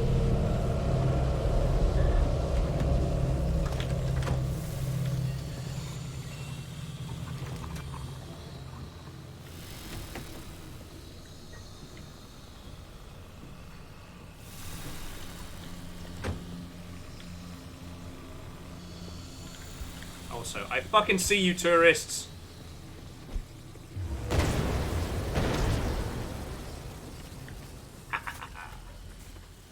got to keep an eye out for more of those tree candy trees.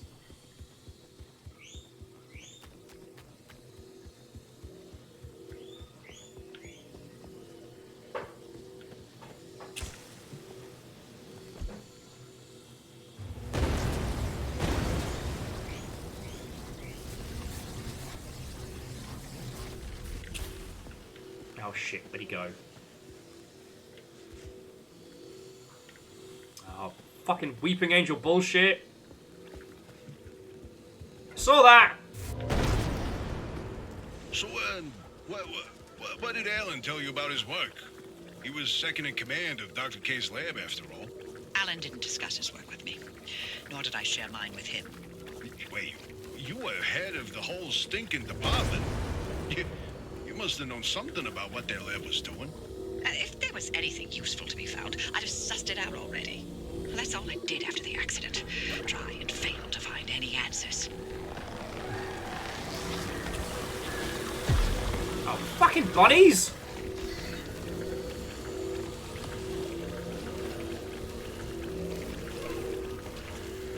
Oh, listen here, you little glowing shits.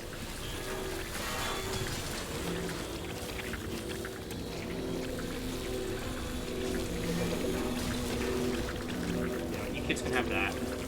I'm taking this. This is starting to feel personal, bunnies. Not gonna lie.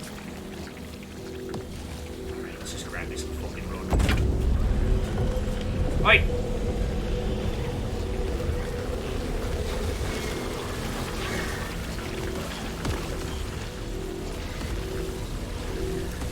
I feel bad to let them fight, but we got shit to do. Okay, jumping back. And yes, you're right, Fred. Terrorists ruin everything.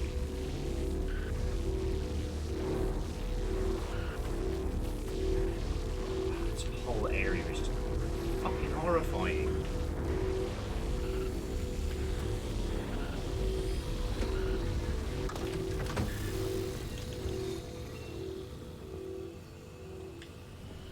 Sorry, I'm taking some shots for the YouTube thumbnails. I've given up trying to make thumbnails good. I just put screenies that amuse me. That's it. That's the game. Alright, let's check out how we're doing. Alright, so we can do one more, 2 more laps before we gotta start worrying. And the great thing is this high velocity wind's keeping the battery charged, so I don't have to turn the engine off. Though I should keep an eye out for some fuel, because I just saw the state of our fuel tank. While we're doing great for batteries, could stand a little bit more juice. No. Bad rabbits.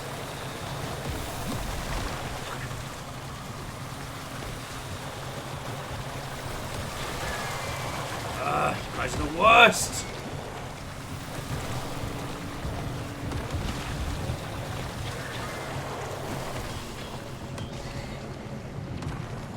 You know what, I'm just gonna have to fucking handle them.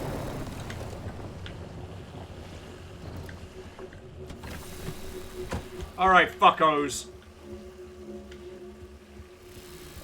Let's fucking go, mate!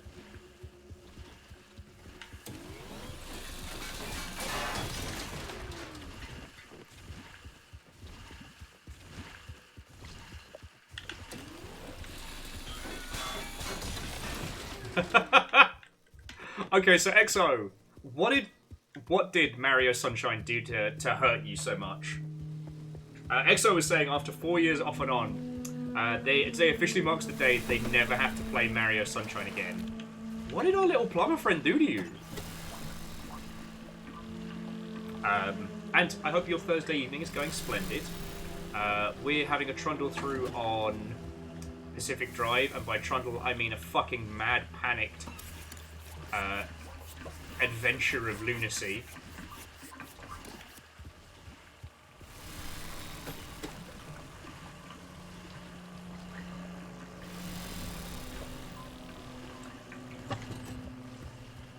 There was another car up here we could siphon from. Aha! Bonsoir, dickheads!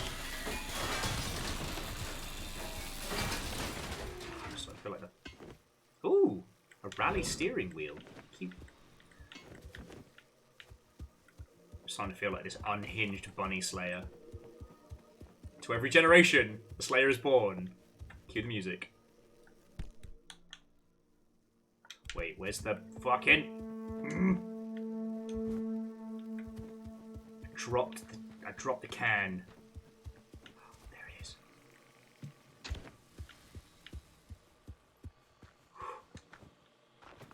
Dropped the can because I got too keen.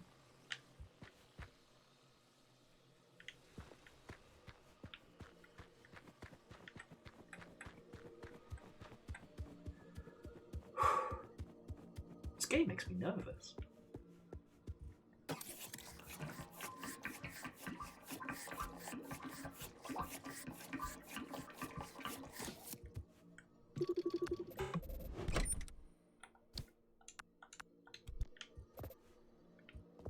Okay. I don't see any of them fancy trees we need. I hear one round the corner, but I think that might be a healing tree. Okay.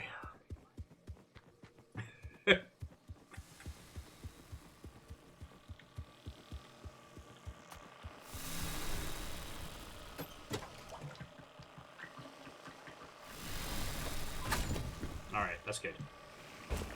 Engine's full. Got a little bit more going on.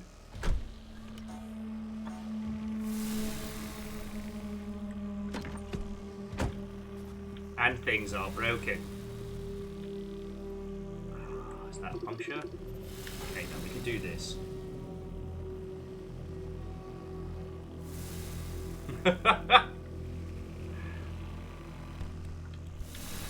I guess, so Exile, the thing I'm finding curious is, like, has this been an ongoing quest of yours to just finally finish, like, Super Mario Sunshine and just be done with it, right?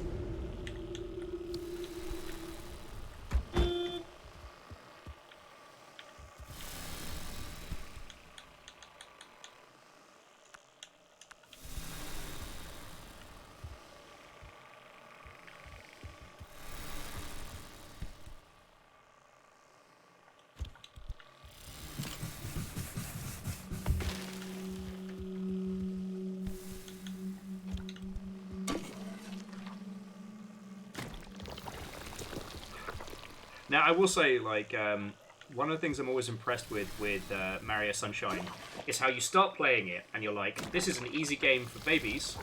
Look at how cute and sunny this is. I can't believe that I, a grown man, a Rick and Morty enjoyer, am playing this dumb game for babies. And then before you know it, you're like, why is this so difficult? Why is this game crushing me? What did I do to deserve this?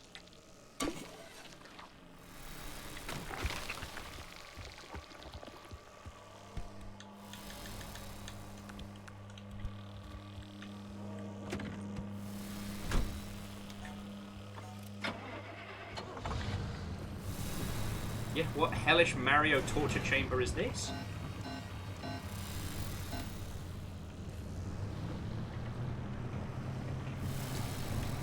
Well, according to this, we are apparently on the road. But...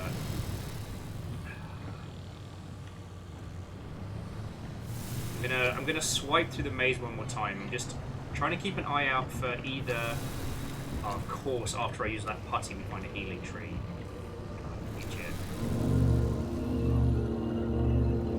I won't say no to a top me up.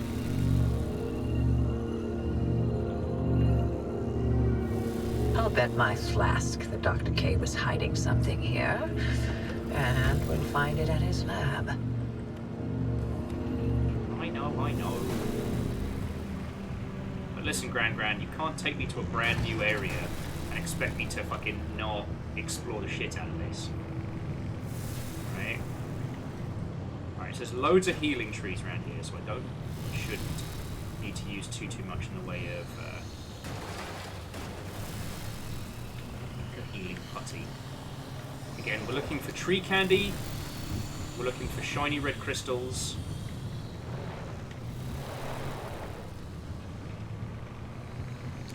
Beans. Ah, beans. I'm in the bad place. No, don't. No!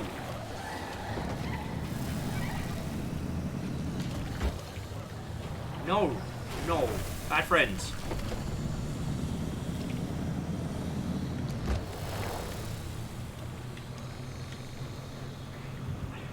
I exterminate you all, but you're too fucking cute. Basically, the jelly friends were hanging on to the bumper, and apparently when 3 of them get together, there's not much we can do to tell them no.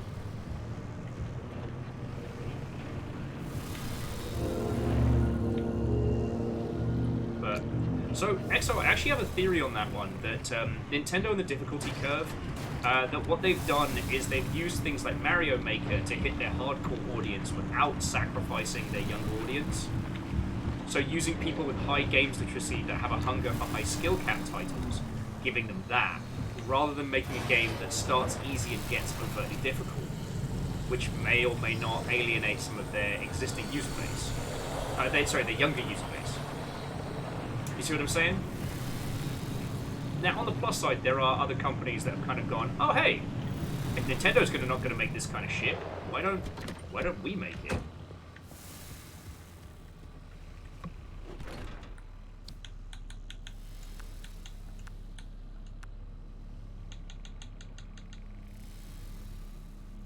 I'm just gonna eat some food that I found in the zone without even checking the date.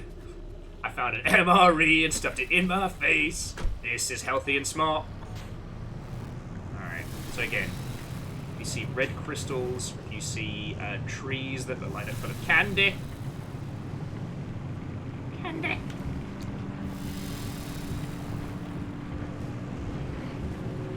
Indeed, keeping with the fine tradition of Wallachian wall chicken, I present to you this poorly thought out idea. Oh, fuck. Oh, I felt that one. What are we doing? Oh man, this armored door is coming off. Alright, well let's get these before it gets messier.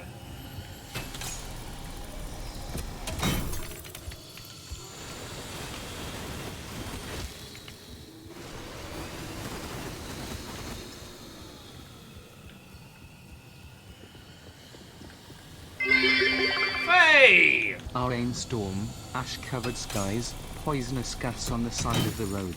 Just another Thursday in the Pacific Northwest. You know what's been really funny is that anybody who's grown up in this region always makes the same joke, which is, oh, this tracks. This seems fine.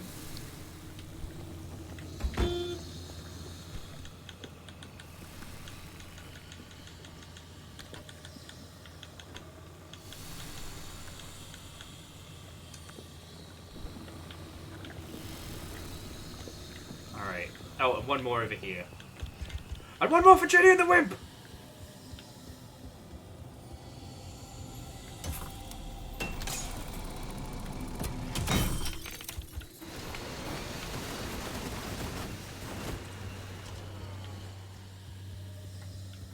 Oh yeah, no, we haven't even hit fucking fire season in this.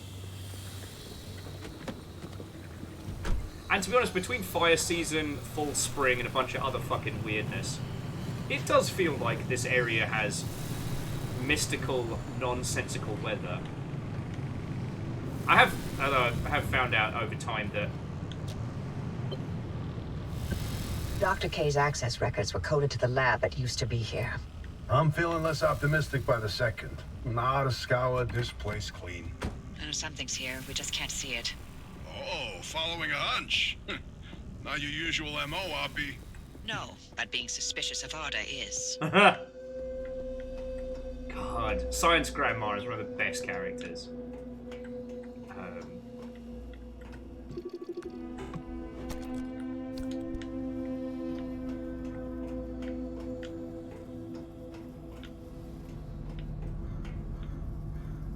Oh, interesting.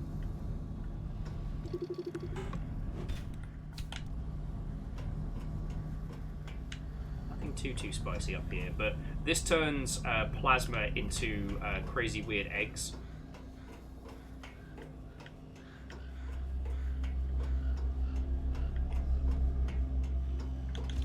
Oh, we actually could use a few more of these and all.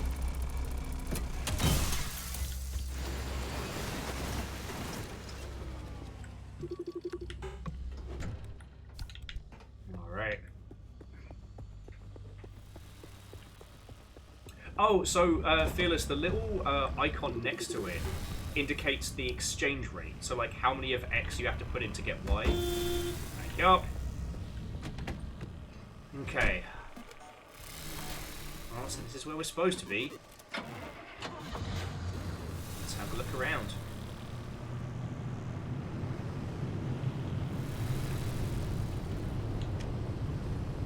Oh, I hate this for us.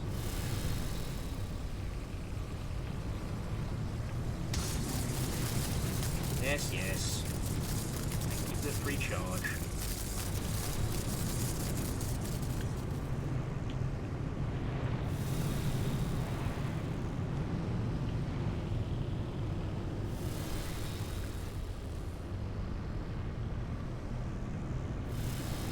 God, I wish I had those fucking floodlights now.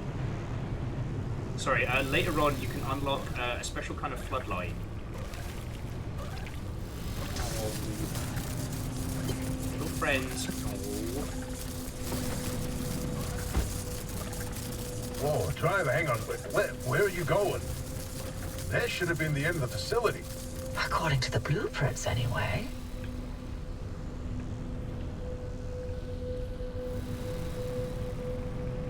Oh, shit, the bed. Alright, well, let's keep going.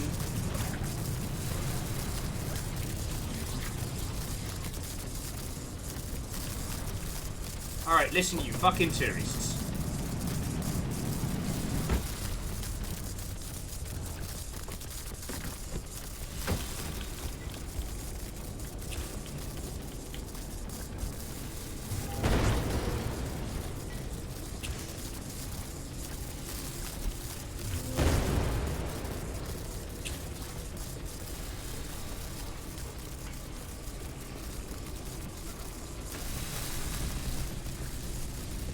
Fuck.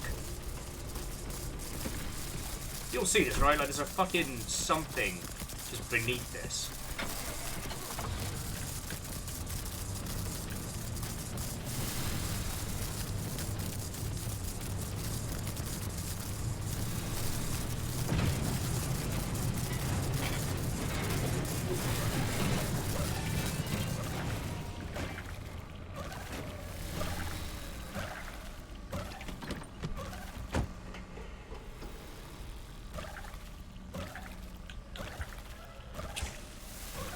Oh, there's a poor little guy. He must have been holding onto like a lightning charge or something.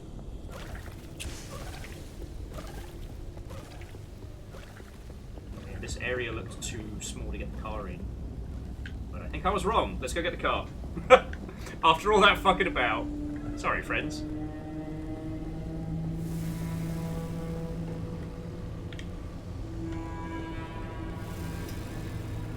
Fucking tire's gone.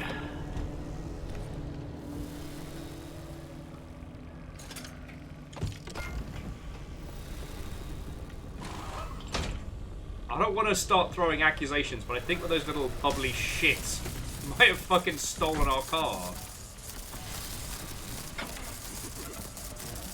Ah, get the boot open. Ah, I'm stupid. Oh, I know. I've never felt so judged by a car.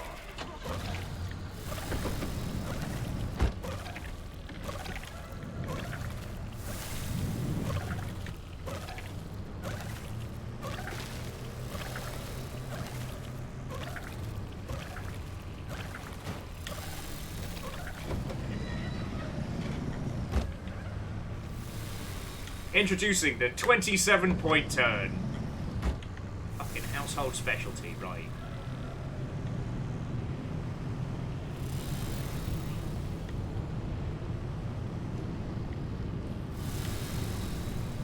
Okay. Gods.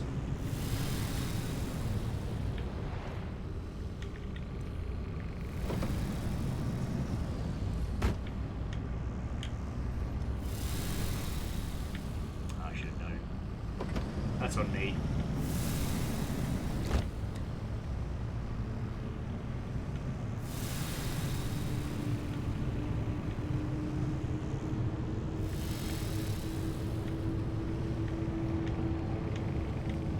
Oh shit.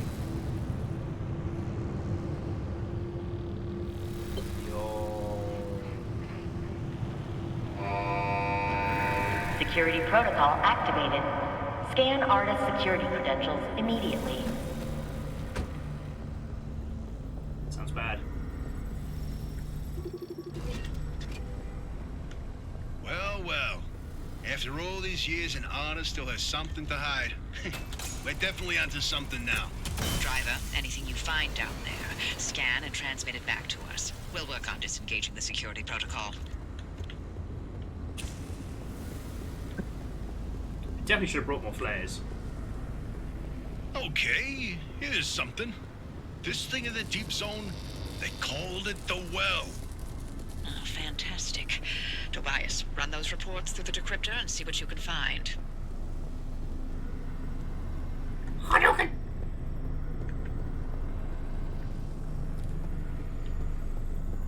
I'd just like to thank Arda for making all of these scannable data bright purple, because I'll be honest, my panicked idiot self Oh, you'll would like not this, have found Tobias. Your remnant origin story, if you will. Let me guess. You're about to ruin a good urban legend with a bunch of science. Fine, I'll read this one myself.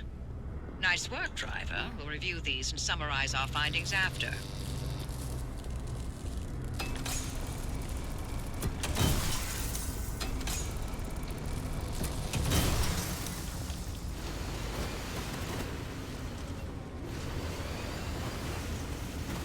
Wait, weren't you about to tell me a cool thing? Ah, beans.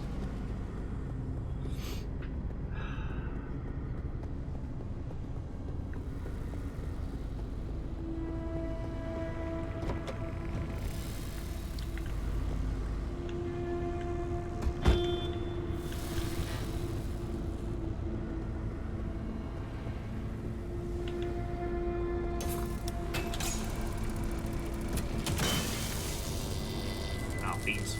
I'm gonna go get me hammer.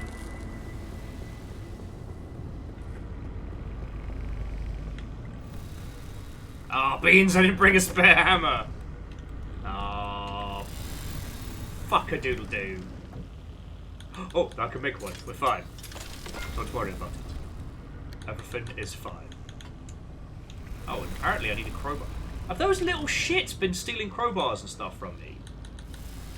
Little wankers.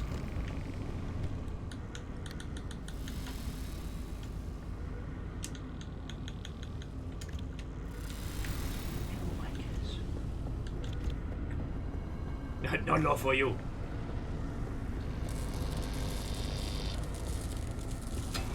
Hey, if we play this right, we won't need plasma for fucking ages.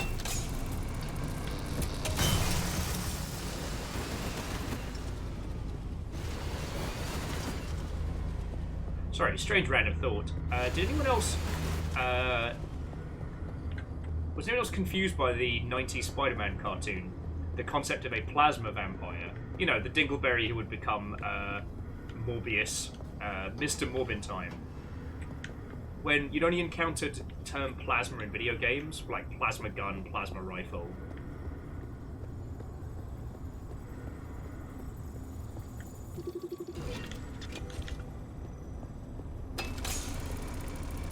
These lab notes are complete gibberish.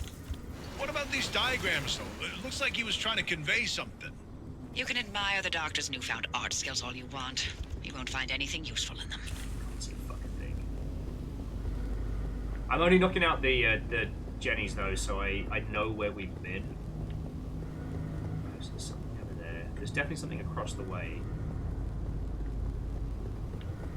Honestly, I might just go to the central point. I don't know how much running we're going to need to do in a bit.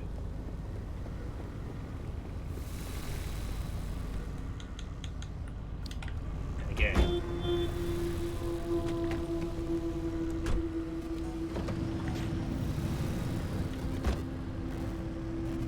If I'm going to go to the trouble of taking these pylons out, I might as well get some use from them. Sorry. This game's ability to put you on edge is second to none, as I have stated. And I am definitely feeling it right the fuck about now.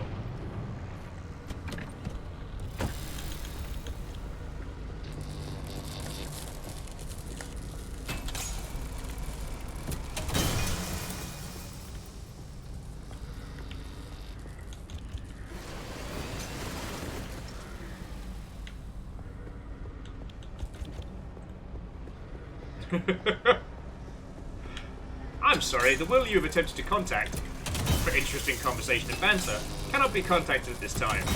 He is currently freaking out in the dark. We'd like to leave your name and number with us. We'll have Will's consciousness get back to you shortly. Alright, so I see 2 more locations. Honestly, I'm just doing this so the car doesn't get even fucked up.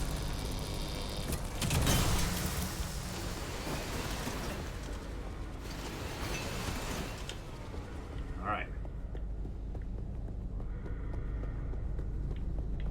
Alert. Alert. Dickheads inbound. Alert. Alert. The fuck is going on here?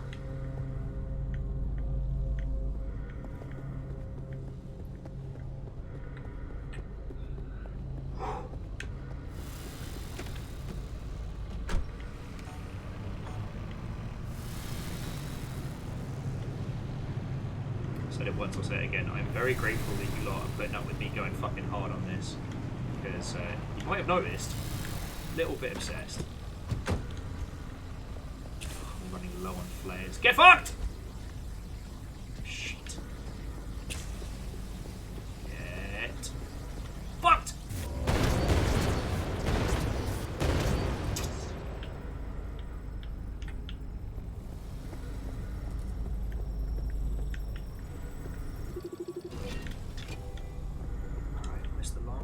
Oh, it's over there. This is a decrypted record of the accident. Oppie, are you sure you want to hear this? It's got details about Ellen's final moments. It's been over 30 years. I'm past ready. Go on, driver. Keep snooping and see what else you can find. I think this is the last one.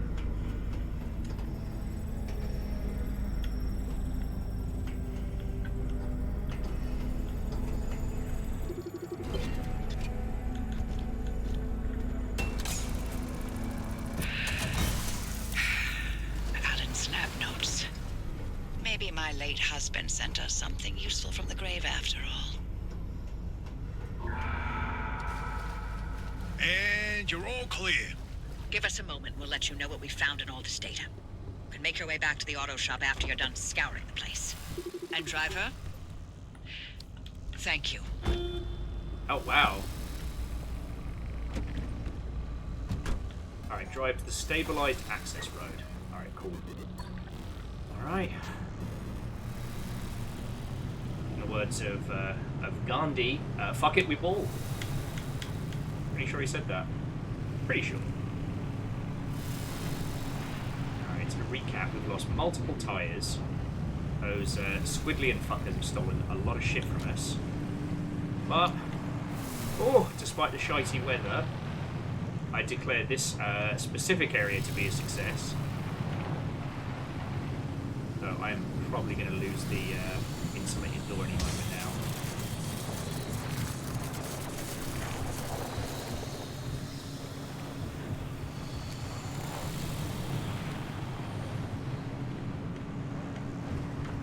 I'm just trying to keep an eye out for anything useful. These terrorists get fucking weird. Alright, here we go!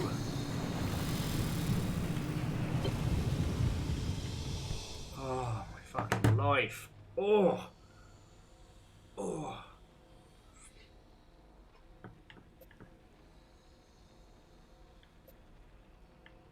What the fuck is the Scorch?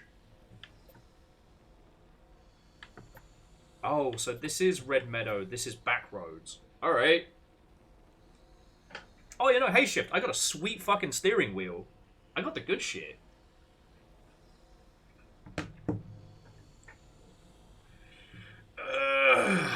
Okay.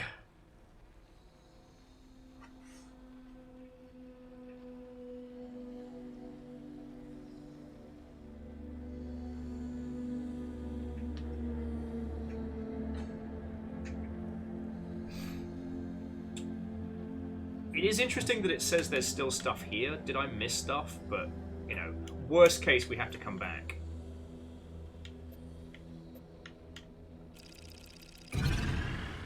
But But it seems like, yeah, we just got to keep going. Oh, my fucking neck. Sorry, friends. I realised throughout that whole last session, I've been holding all the... Like, my neck's been like this. Oh, bleed Nora. Okay.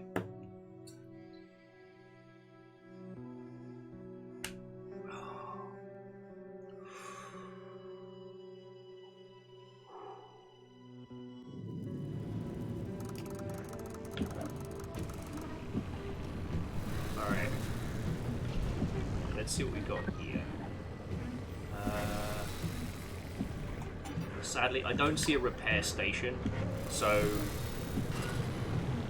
Nope. Driver, you hit the jackpot. We've got a lead on what you're heading toward in the deep zone.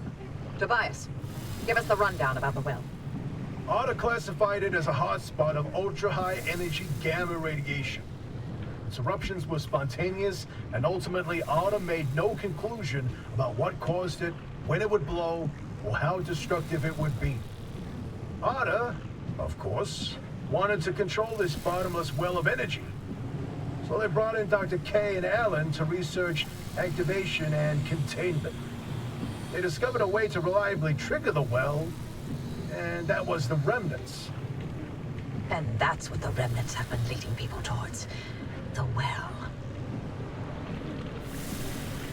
But doesn't that mean I'm a self-fulfilling prophecy?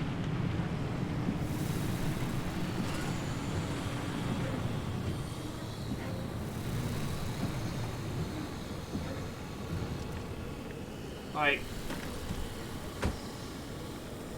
I was going to say call me crazy. Don't call me crazy. But wouldn't that make it a really bad idea for me to go to the well?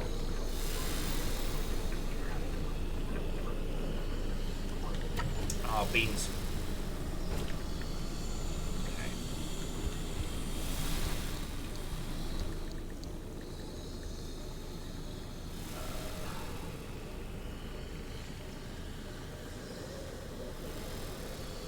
Darn it. Sorry, friends. Whatever that next story beat was, I missed it.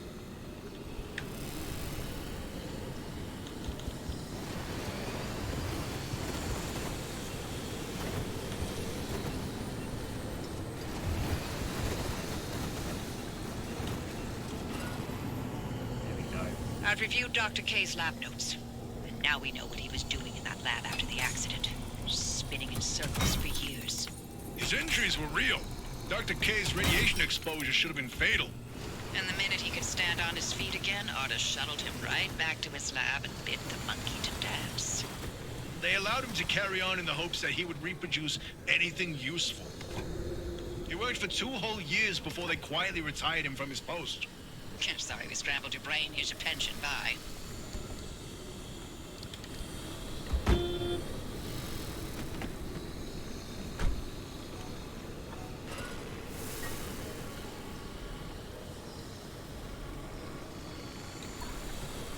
You've got that accident record ready, Tobias? It's time. Okay, then. September 14, 1961. ARDA's finalized report on what happened that night. Dr. K and Alan were testing the activation potential of lab-created remnants. That night was a run-of-the-mill remnant test. Nothing out of the ordinary. The remnant in question was a tungsten cube. At 3:23 a.m., the cube was brought towards the well. The well reacted at nominal levels. However, at the 500-meter distance, the cube was sucked into the well and triggered the gamma ray surge. The energy output continued ramping up, and at 15 seconds, showed no signs of stopping. Then, Alan... Go on. I can handle it. Dr. K testified that Alan engaged the suppression protocol within the kill switch, both of which failed. Dr. K ordered Alan to get to safety, but Alan insisted on staying at the controls. Only when he flipped the radiation polarity did the energy output plateau, then collapse back into itself. Alan's gamma radiation exposure was fatal due to his proximity to the well. If it weren't for him, the entire zone might have gone under. That's who Alan was. Loyal until the very end. I'm sorry, Uppy. I'd expect nothing less from him.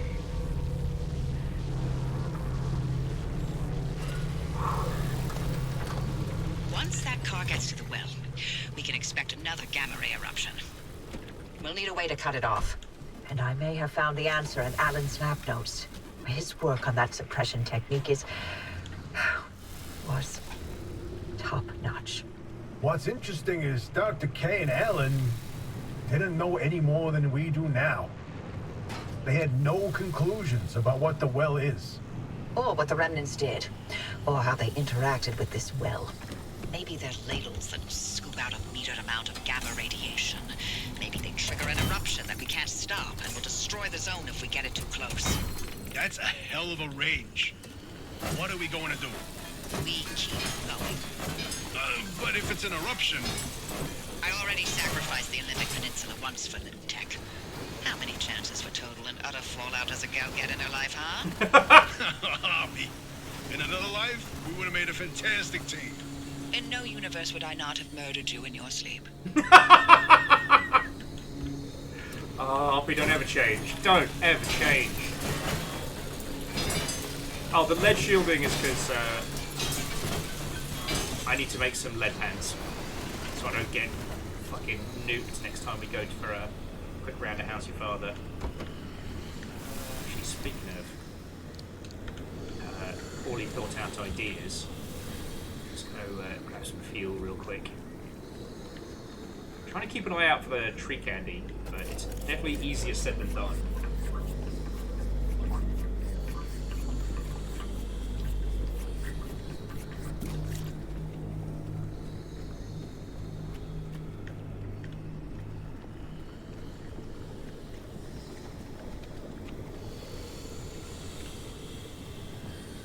Again, if it seems like I'm being overly quiet at the moment, it's because I'm on fucking hooks right now.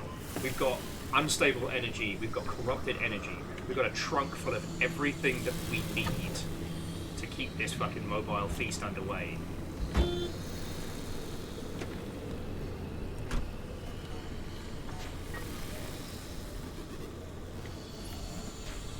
There is a charging station over that way. Alright, so we're going to take the left at the crossroads. Try and thread the needle between a blob of acid and spikes. Let's see where this takes us. Things seem... No. You, leave me alone.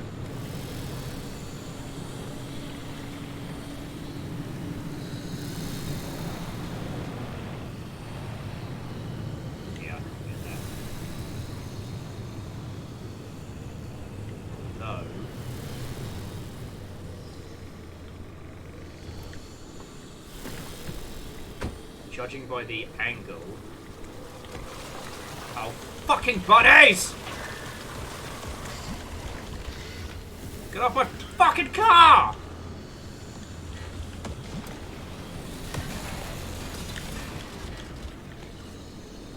Where is the other one? You little twats always come in pairs.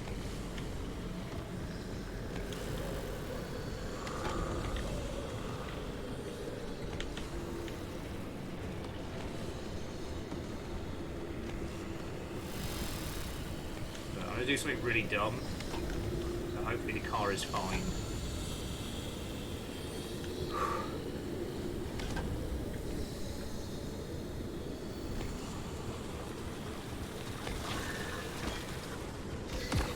Yeah, I fucking hear you. I knew you were still here.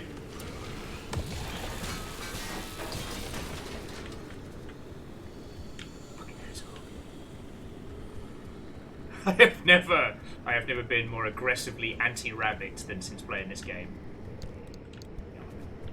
Oh yeah, there it is. Just a nice calm game for a Thursday evening. Hey Will, how come you don't need to do cardio? Because I get all my fucking cardio playing this fucking game.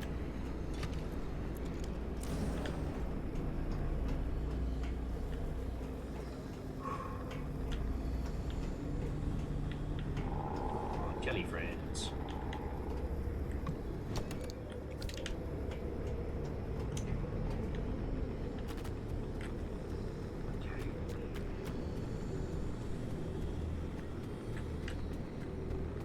Jet set cardio. Ah! Stressful games, cool kids club.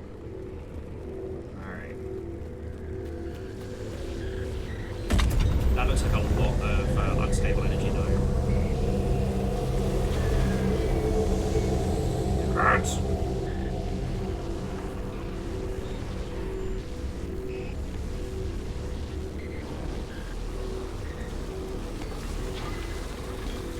Bunnies have got it into me. Alright. Alright. Come on, jelly friends. This is where I need your help. No! No! No! Bad jelly friends. No. Put it down.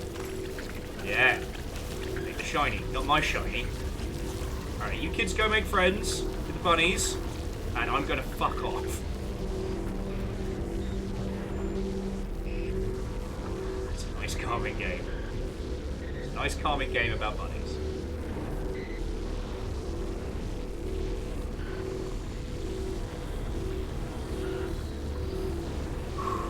Lance, Watto, and welcome. Everything is so normal here. Everything is super normal. You know how when somebody says like, hey, could you draw me a picture of things being normal? That's what this looks like. No two people are not on fire.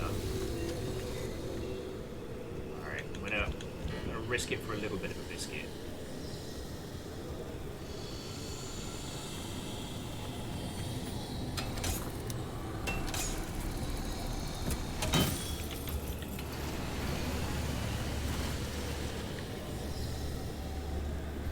Alright, yeah, then it's time to get the fuck out of here. It's time to get the fuck out of here. Anyway, Lance, how are you doing, friend? Watto and welcome. We're pretty... You know what, actually, I don't know how far in we are or are not into the game. Feels like we're getting pretty far in this. So...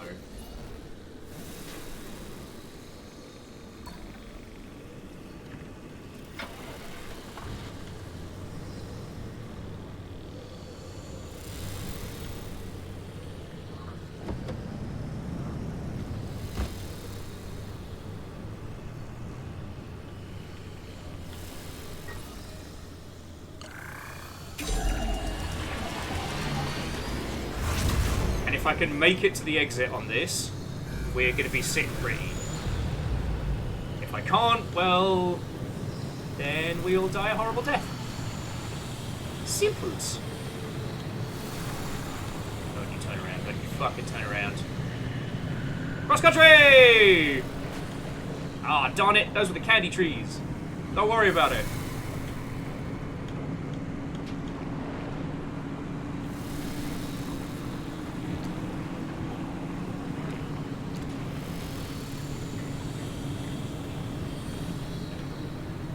Go, go, go, go, go! Oh, you fucking bunnies! Yeah! Bunnies, no! Ah! Fuck!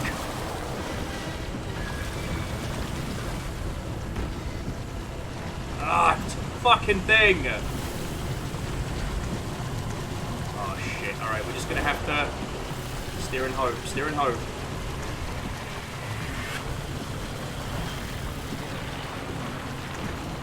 Alright, there it is. We can do this. Go, go, go, go, go, go, go! Fucking wee! Ah! Excuse me, your Uber's outside. Woo! Safety torch, put it on your porch, it's a safety porch. That'd be $50. Oh. Now we go into the deep zone, easy peasy. Except for the issue of the old wall. Right, yeah. That. You got some genius idea up your sleeve, huh? Is that how you think it works? That scientists conjure up genius at will? Well, yeah. Do you? Well, in this case, I do. But don't expect it to work like that every time. Driver, the quarantine checkpoints will be the best way through the old wall, but they're death traps in their own right. But I designed something to help. Check out the blueprints I sent over. Okay. I am also surprised that we didn't have like a bunch of bunnies hanging off the fucking side. Let's have a look at the car. The car is doing badly.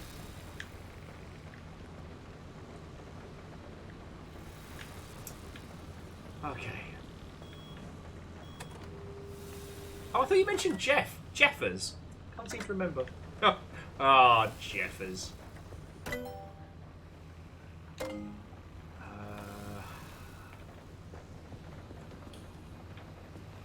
Oh, Uppy's pneumatic. Here we go.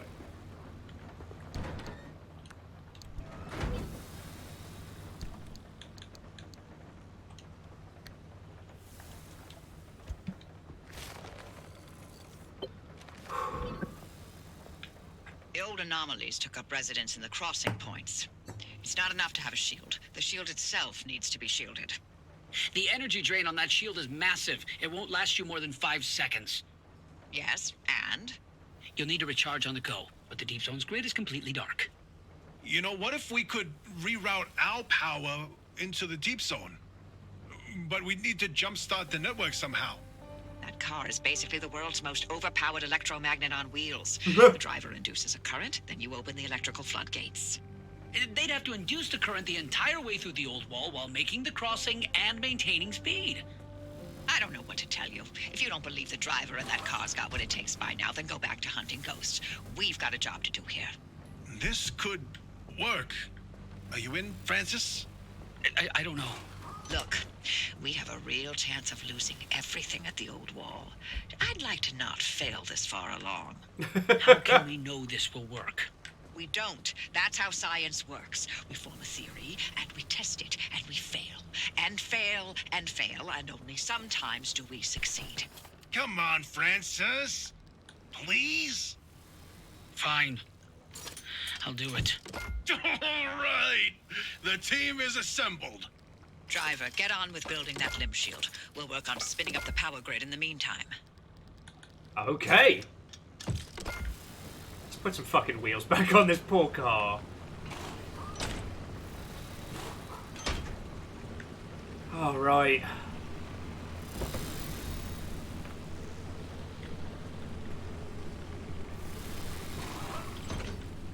Honestly, I'm just going to put the limb pulse back in here. Poor little guy. He's had a hard time. Okay. Alright, let's unload the goodies. This was a fucking haul. Look at that.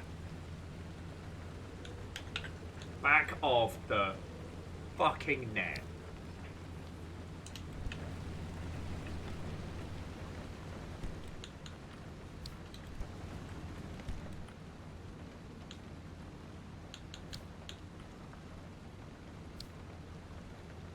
Oh yeah, no, so Fearless, you're right, that thing was an anti-bunny device, but it got fried in one of the earlier encounters, which is probably why we were having such a hard time with those goo bunnies. You know, that and the fact that they're clearly bastards! With those, there we go.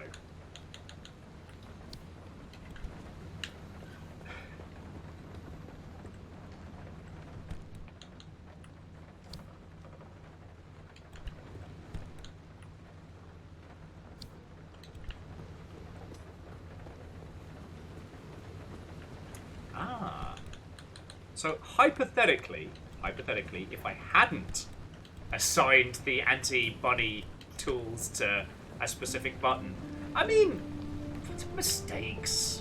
We all make them. It's fine. Don't worry about it. Oh my word. Okay, so this insulated door's gotta go. This is over on the scrap pile, so we need to make at least one. We'll see how we're doing for resources, but...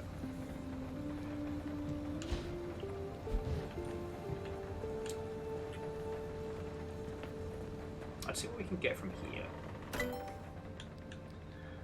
Alright. Oh yeah, so limb magnets and circuit boards we are ages away from. A junction restabilizer. This device will allow you to use the scanner charge to send a modified signal to the junction, scrambling it. So essentially, this would allow us to re-roll a junction where possible. That could mean we get more safe areas, but for the most part, safe areas do seem to be focused around story beats. So, you know, I'm not trying to metagame here. It's just that. Oh, there we go. Electrician's kit. We need that. I need to fix some of our shit.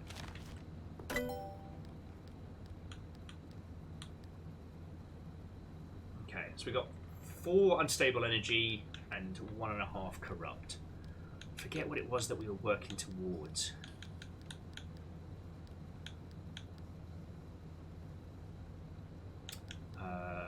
Trunk augmentation. Oh no, it was the backseat crafting. That was it.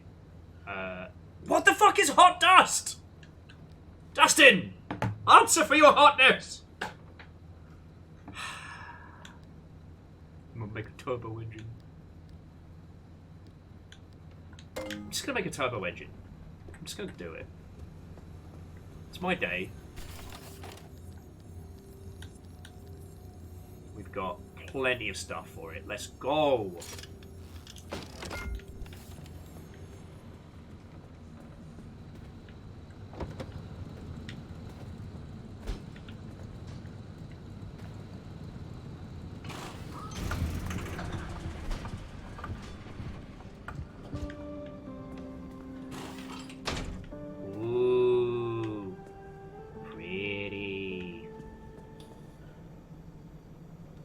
Where's the door gone?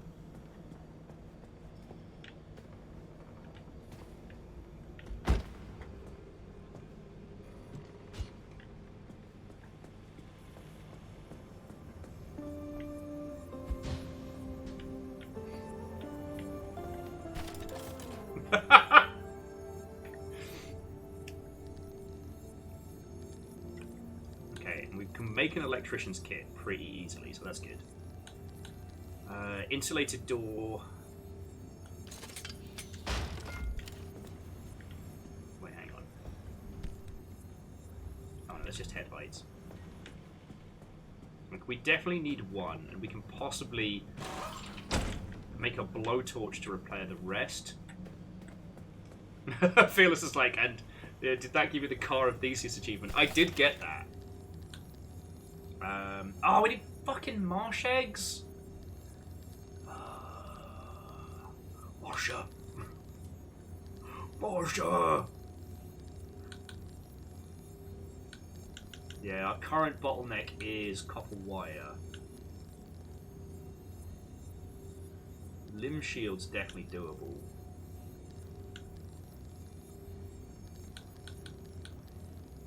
Oh, and we picked up a lot of carbon fiber glass. So that's something we can put together. Honestly, so what I'm going to do is go for the increased trunk space, and that way we can start using more of the side pieces for non-standard. Because, like, a little bit more fuel wouldn't be awful. We're good for battery, but...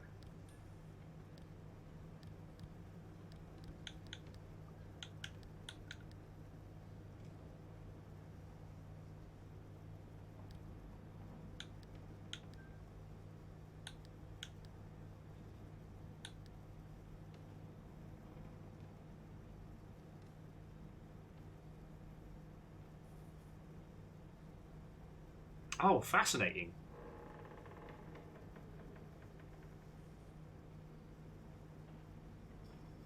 That's fucking cool. So that uses your battery to create gas. Oh, with enough power generation, that would essentially create like a infinite battery.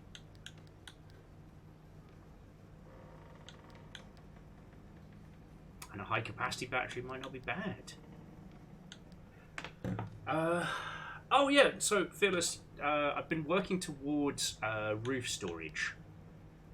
That might not be a bad shout. Yeah, fuck it, we're not doing anything with the roof rack. Because we can use the roof to store kits, supplies, what have you, and then essentially turn all the side racks into useful things. Okay, I like your thinking. Let's do it.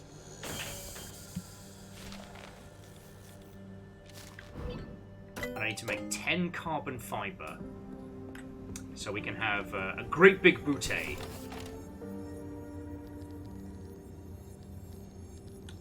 Can we make 10? Oh, we can. So.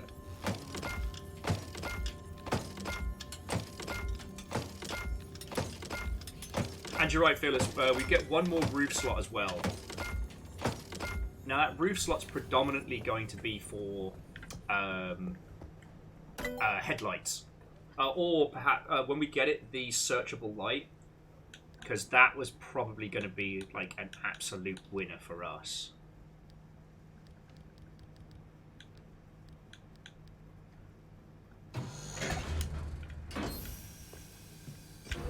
Now I shall steal the entirety of Luton and put it in the back of me car! Check this out. Yeah, that definitely needed corrupted energy. I kid.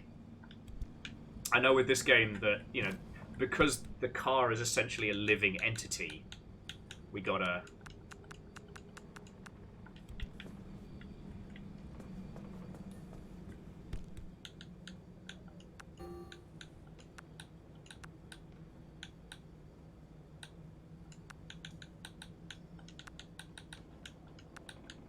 I gotta clear out some of this paint. We got a lot.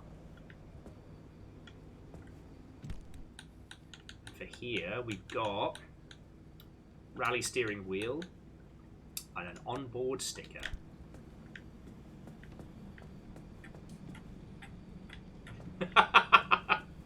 Sorry, Kaolu was like, you know, between shoving dicks in your mouth and all that booty, it's unlikely this VOD will stay up very long. Check me out, I'm officially too hot for Twitch.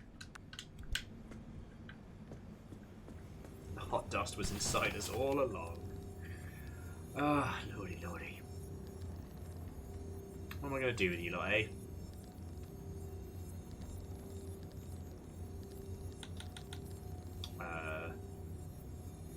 Now, the all-terrain tyres aren't a bad shout, but I think I want to wait until we've got more carbon fibre.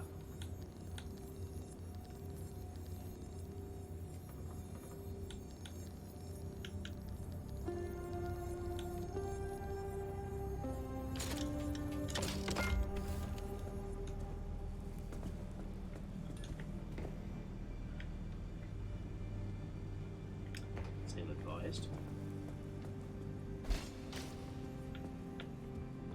Let's see if we can unlock that other roof rack, just because I'd rather have it at the back. Oh, we can, we just need more sheet metal, job's good. Oh my word. I don't know if you all have noticed, I'm actually kind of a big fan of this game. Does that shock you all to know? The hot dust was inside us all along. Heckin' yo.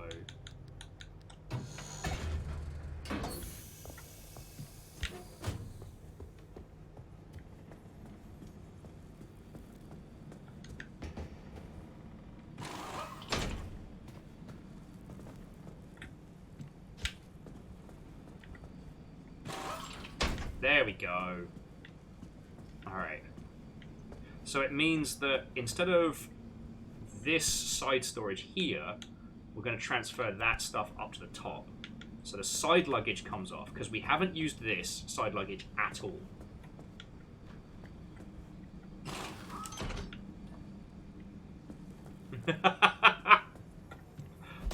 Look, I am just fucking glad, like I said, that everybody is okay with me binging this game.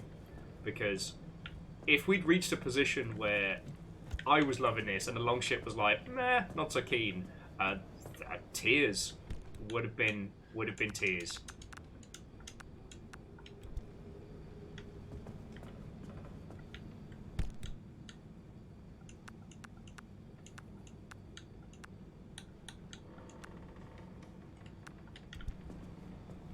Angry, messy tears. Give me my bobblehead. Alright. Okay, so let's have a look. Alright, Bonnet's doing bad. Guess it's just time to bust out that paste.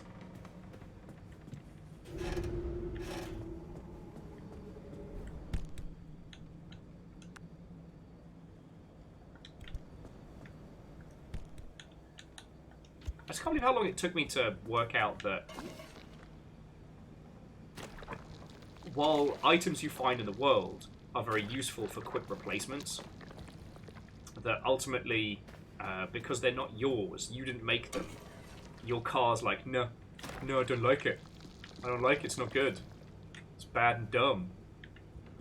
Alright, it's headlights in good condition. Neither. That's right, we got replacement headlights. I'm not saying, but I wouldn't mind something that's a little bit more. How's your wait? How is worn out?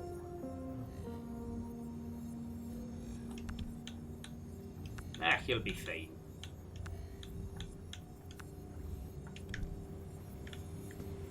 Pop him in the healing tank. Good as new.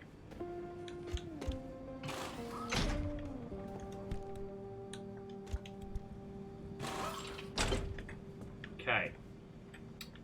Oh, road flares. We stashed a few over here. Yeah.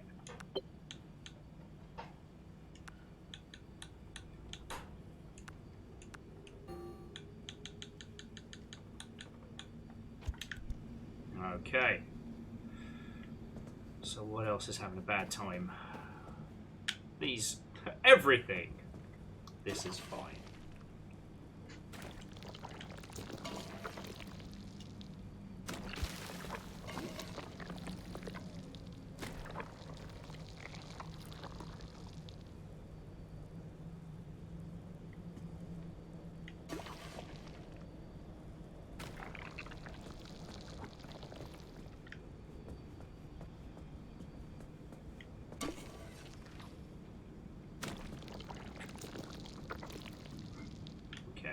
I think I've got an armoured bumper here somewhere. Panel, door, panel, door. Alright. Just make a back bumper. Job's good. Ah, God.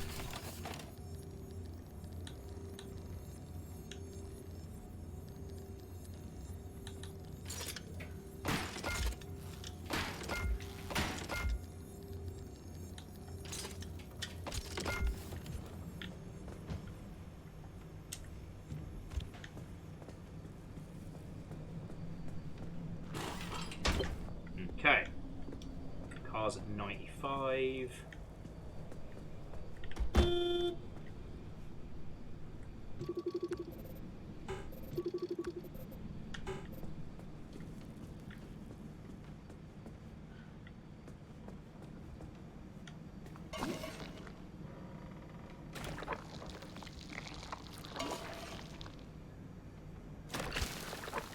Okay.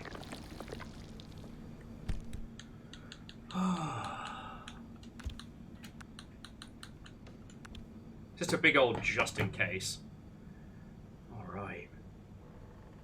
Yeah, no, you know what, J-Post? I'm going to finish the Fafamancy here, like repairing the car and stuff. And obviously chat with all of your lovely selves, but I don't think I got another run in me. You know, it's just a casual 6.5 hour stream. You know me. I'm just a super cash kind of guy.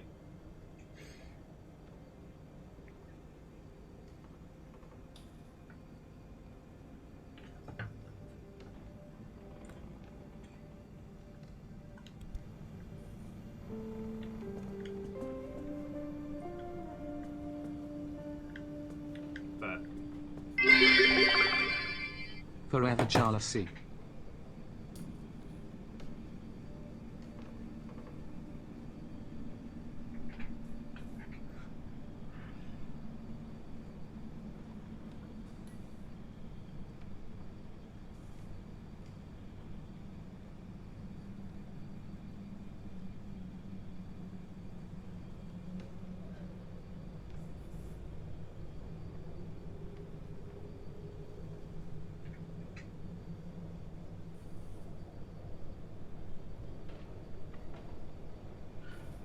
Holy fuck.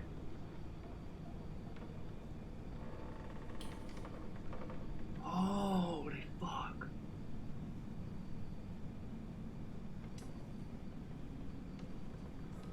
Fiona? Could you come check something? Yeah, I can see it. That's not, I'm not like, I'm not. No, you're not going crazy.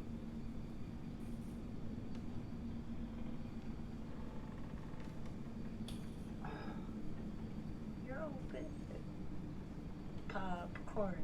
Popcorn. Holy fuck. Oh my god. Popcorn. Popcorn. Oh my god. Oh my fucking life.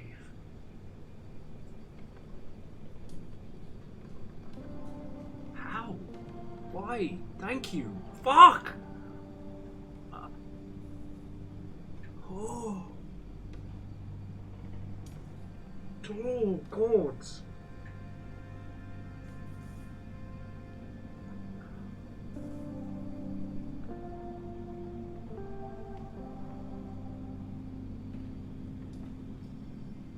Holy shit.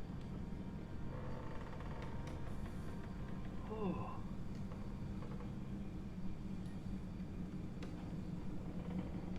Oh my god.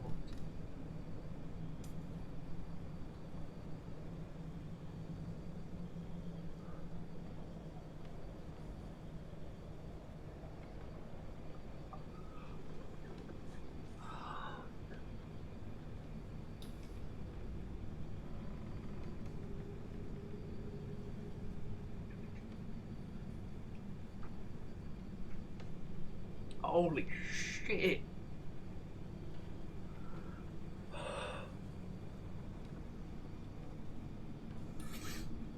This never happens at the end of stream. This never happens. This is always a mid or a beginning thing.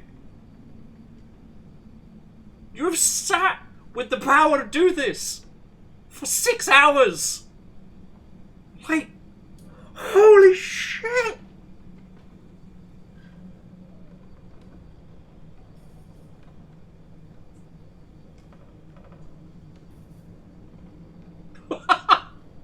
You've been waiting days? Holy fucking hell.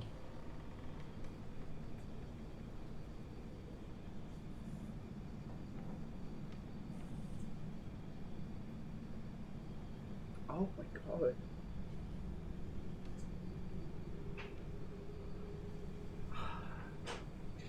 I won't insult your intelligence by asking you if you know how big a deal that is. And I will.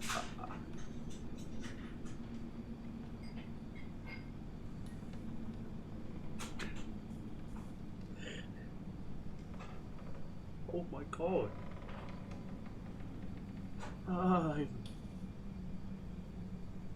What do I even say? Fuck. Sorry, thank you.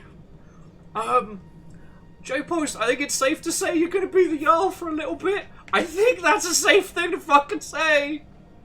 Fuck. Thank you. Holy shit. Oh my god. Holy fuck. Speed gin. Oh shit, hold on. Don't drink it. Oh god. I am feeling so many emotions all at once. Thank you. Oh god.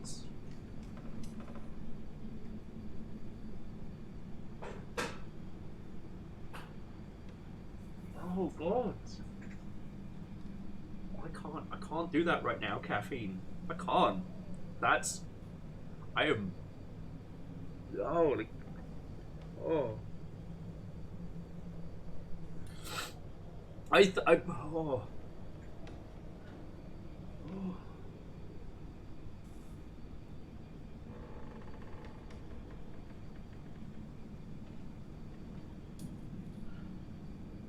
Thursdays is the quietest day on the Longship.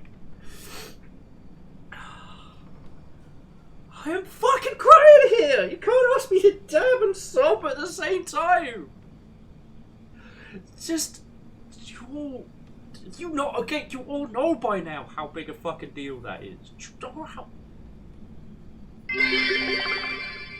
A quiet day. It's just a quiet day. J-Post, how do you have any bits left? How are there bits left? What do you say, y'all? Must I flail? I don't know what you're gonna say, I'm just preparing myself. I'm fucking shaking here! Oh, God.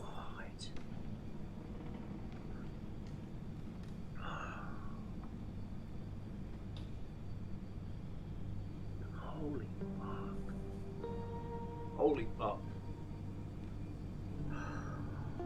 Thank you, just so much. So much.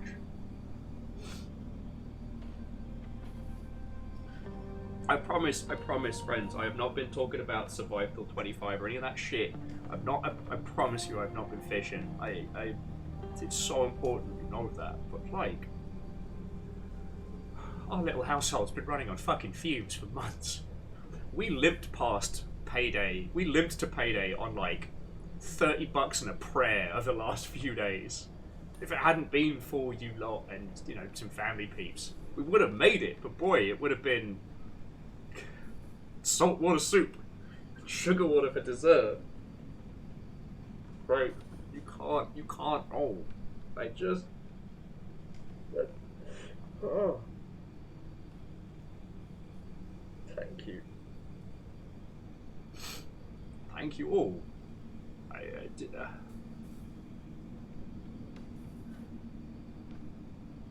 think you're gonna have the Yalden for quite a long time.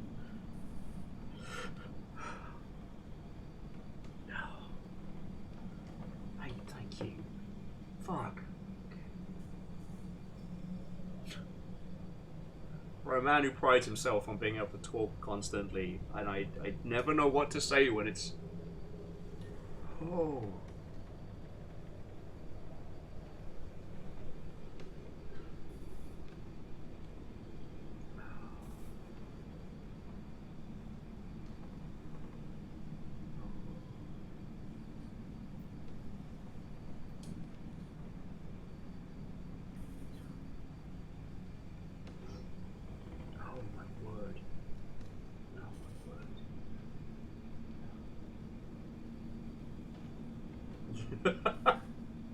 No, Dustin, this day has already been off the chain.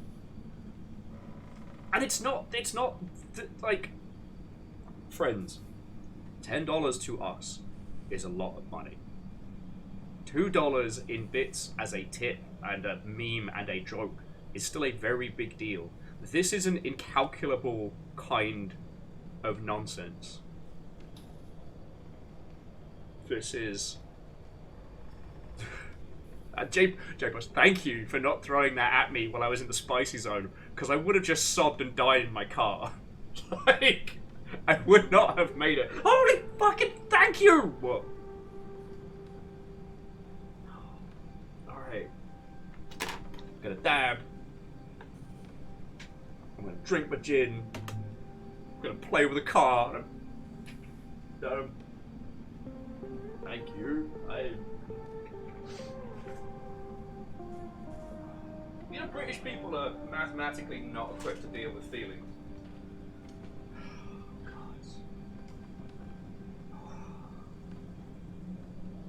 How much?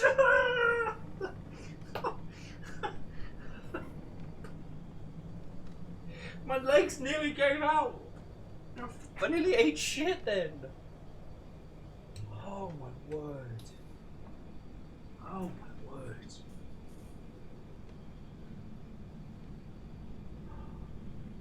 This is why we don't speak of the forbidden snack. It's because you never know. If I looked at all of this, the raw data, this stuff never happens on a Thursday. This is the quiet day.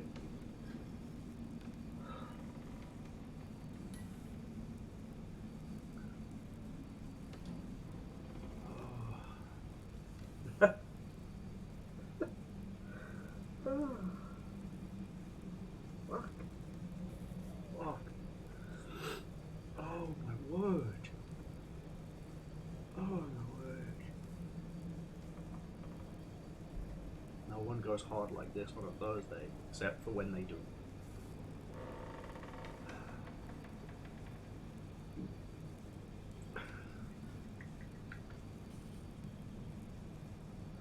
Look, we joke about this stuff a lot, like, you lot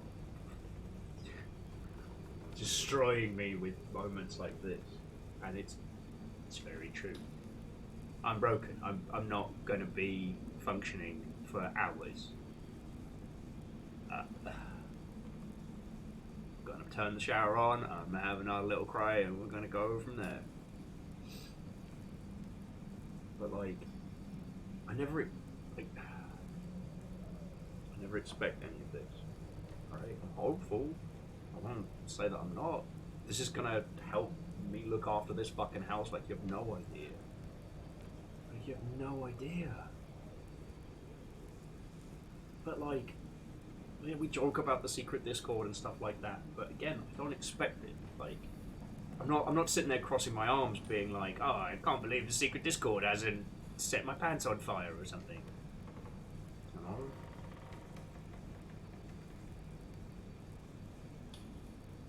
You end up just being fucking amazing across the board, and I don't know how I'm supposed to process that.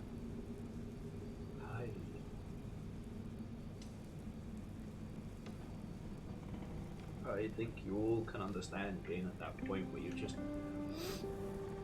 scared and you're worried and you're freaking out, and it's all, and then you're just this isn't blowing the doors off. This is glassing the planet. This is the fall of Reach, but the Reach is my feelings, but in a good way. It was a really bad analogy. Yeah, Dustin, that's me. Drinking booze in the shower.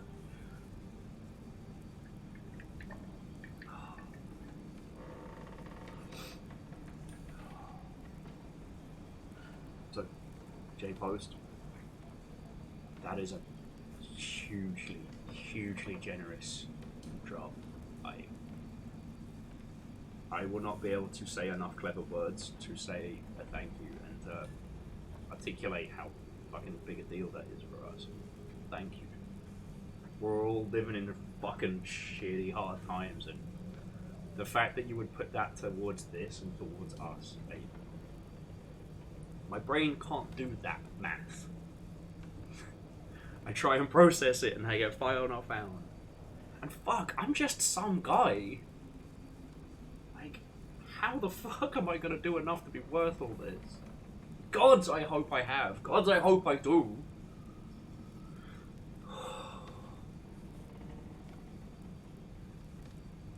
It's just us and our little beat up car and the fucking zone and fucking Joel.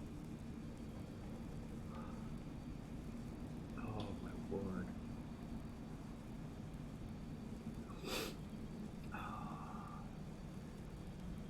Jarl Infinitus the Third. J-Post.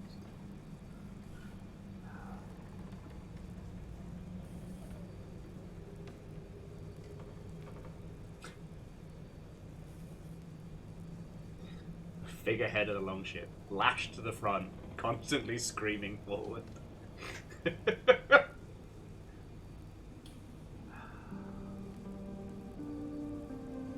You know, and here's the thing, J-Post, I can't deny you that title. I can't. So we had, what is it, Shadow of the Jarlossus in the Infinity Jarl, and now the Forever Jarlussi.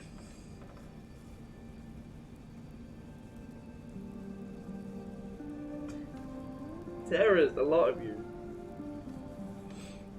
Has there never been a grope? A grope? I can't even speak. Has there never been a grope? Alright, apparently that's just where my brain's at. Never has there been a group that is simultaneously the most gremlin energy, chaotic group, and yet so fucking kind.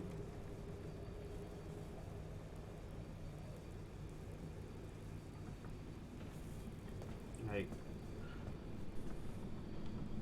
thank you. I don't know what else to say. promise I'm going to keep trying my hardest. Promise I'm going to do my darndest to be worth all of this.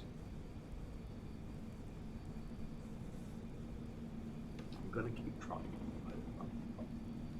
But I'm not giving up on y'all.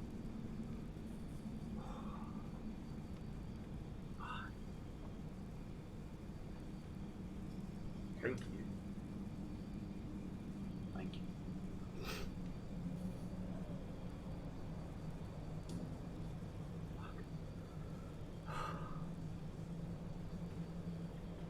Anyone else? Anyone else having a bevy or a cocktail or something? Anyone want to join me? So I'm not drinking alone.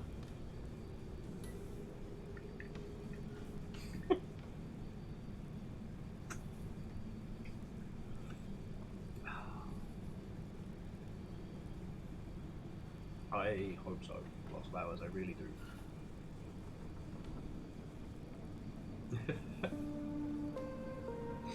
Eagle lives. I have already been drinking, but I can do more. Thank you. Oh. Well, Eagle lives. I'm looking forward to seeing you. Werther's has instructed that I get a photo with you. That is one of my few like GDC decrees. J-Post. This is going to hit in waves. This is going to hit in waves. Thank you. Fuck.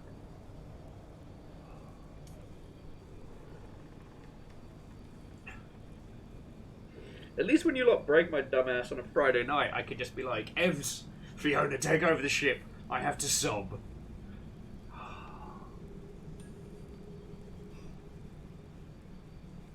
Do you know the wild thing about it, friends? And I know I've said this before, but it warrants saying again. It's like, you never get used to this. You never get to a point where you're like, oh, this is just expected. I don't know. Or at least I don't. Feelings take the wheel. Yes. J-Post, if you had hit me in, like, the danger zone, that's all I could have screamed. Raven... It's the sentiment and it's the cheersing. It doesn't have to be the booze, but thank you.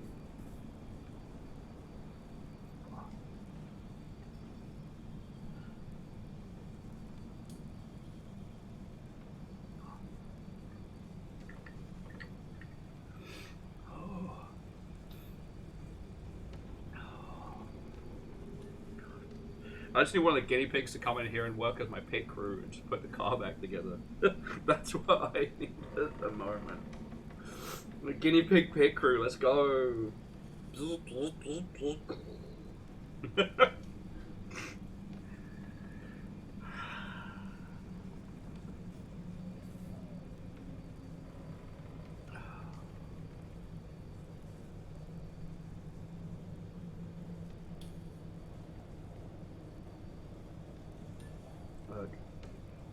I know at this point a lot of the things I say in these moments, I guess you've heard before, but I have consistently felt this throughout the entirety of the Longship's existence. You know, if you think about it, like, this whole thing was born out of me being down on my fucking luck.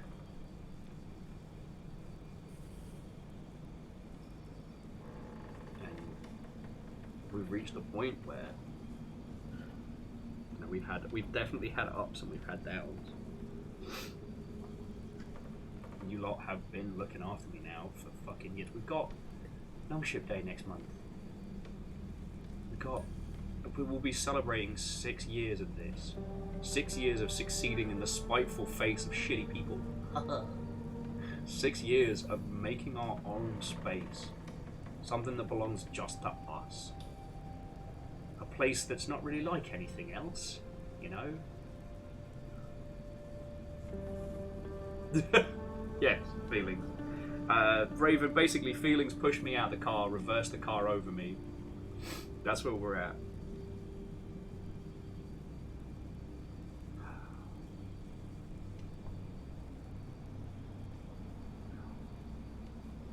That's my little buddy. Airdrop nugget. Hello, little buddy. Let me show the peoples. me show the people. Here's a little buddy. Yes, I know. These people feed you.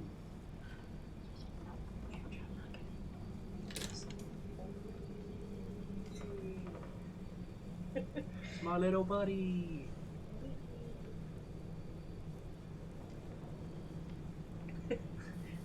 He's gonna know. Oh, excuse you.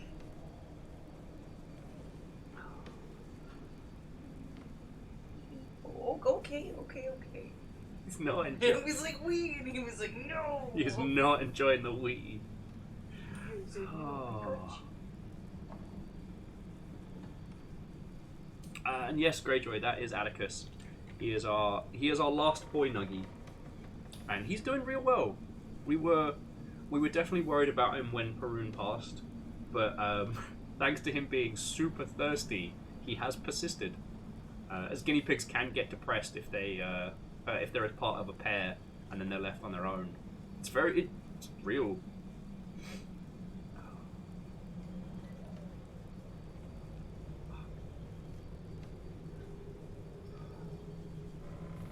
So not just to J-Pose, but to all of you. Whether you're just lurking in the sides, or a VOD watcher, or one of the behemoths of what is becoming a pantheon of Jarls, like kaiju-sized Jarls. Like, thank you. Gods, I hope I'm doing good by you all. I am acutely aware of how much $1 is worth these days, and how much that is. I'm very, very aware.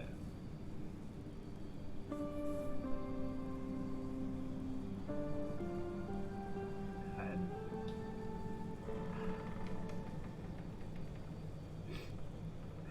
hey,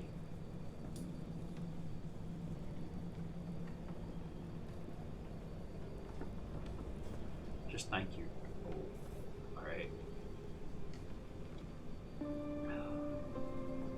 Just thank you all.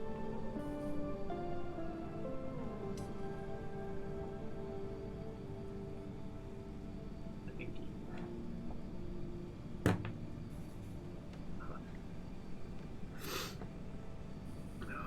Oh look, gin. Surprising alternative to sobbing.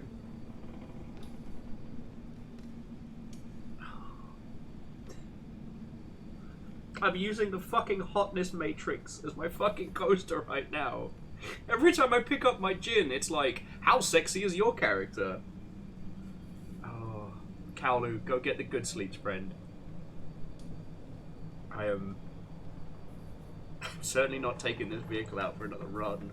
There's the whole. Thank you.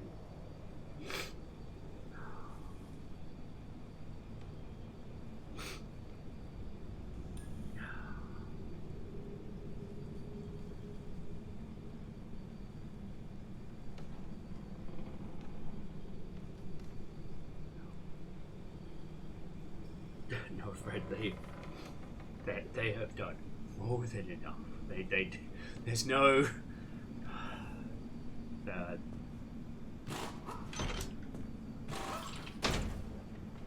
more than enough. I'm gonna make another little mini turbine, and I'm gonna put it on the other side so it gives us little speed wheels. It keeps our battery supercharged, and then I am going to probably cry some more.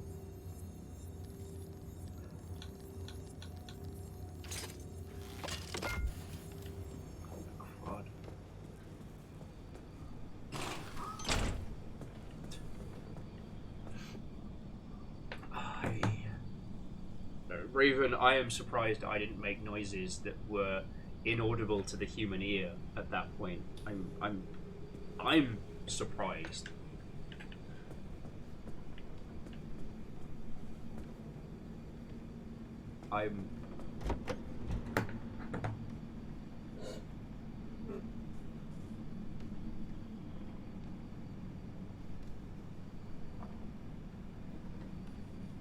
Thank you.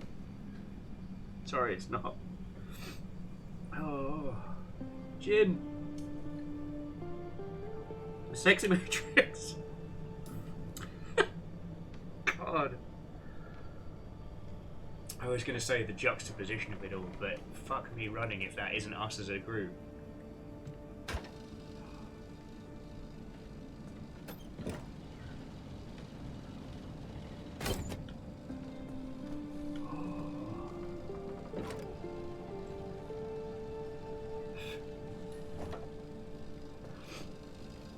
Ah yes, Fred, that's when I hit plaid.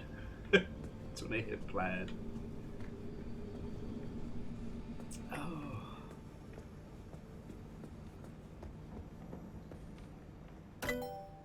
No, what?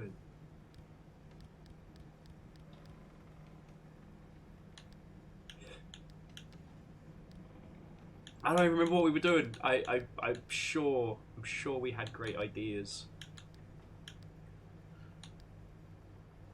Like a big old ideas.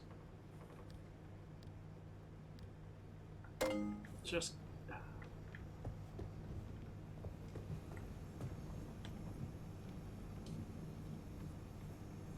maybe I should just shred all the stuff, that way you can't hear me sobbing.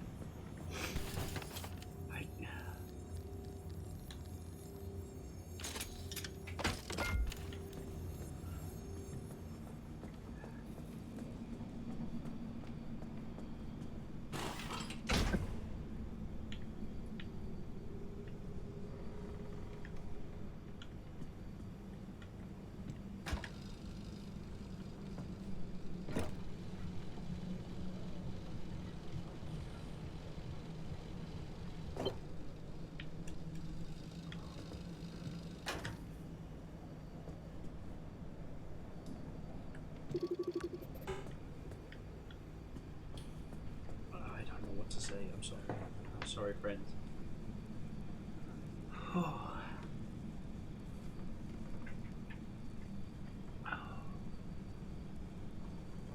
Okay. I do know what to say, actually. And it is important. I promise you this much, friends. I am going to keep trying to do what I have been doing as best I can. I'm gonna try and be here for you all as much as I can, as I've always tried to be. And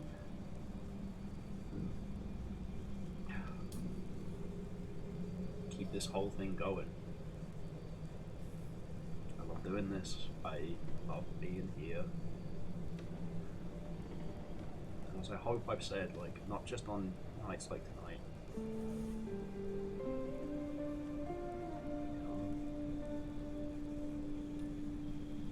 In spite of everything Mr. the Twitch says that a place like this needs to be, it doesn't. It can just be a group like us. And I will be grateful for that, for my life and beyond.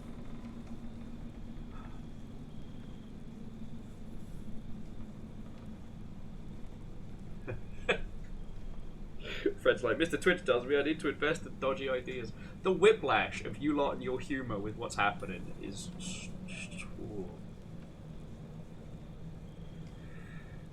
Okay. Oh my god.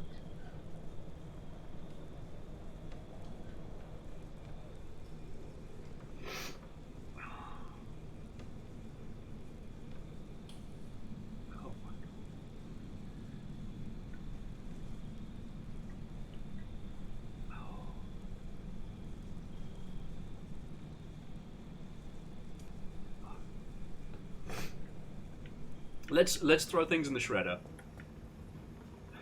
Let's throw things in the shredder.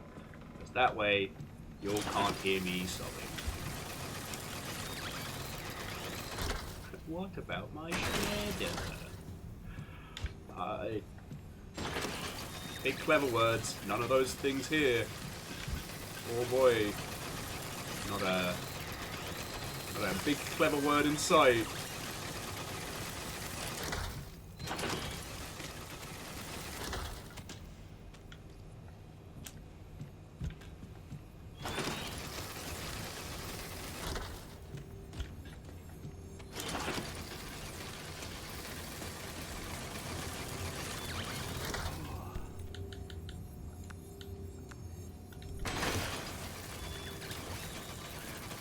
I might have made a bit of a mess.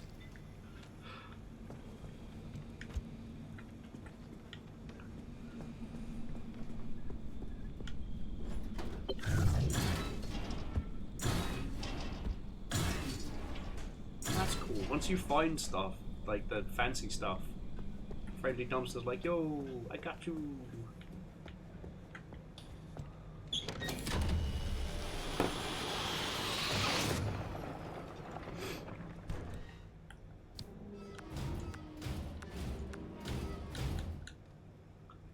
Holy crap! That's the super fancy restory tool.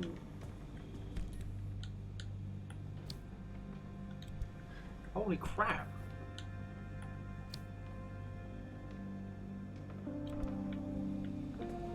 What is happening here? Is this like fucking crowd control sans the control?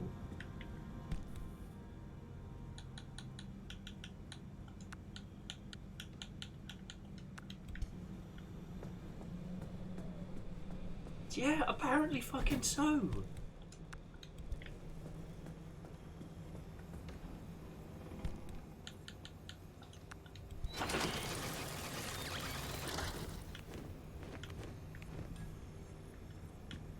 Yeah, apparently the friendly dumpster was in on it.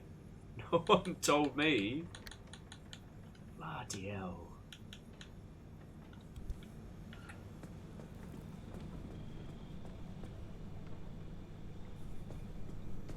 And yes, I think the dumpster did just give me an Olympian torch because reasons, I guess. J-Post would like to state that they did not bribe the dumpster. A likely story. A likely story. The forever Yala see flexing their powers. Likely story. May have slipped some fries to a bunch of raccoons. Also valid.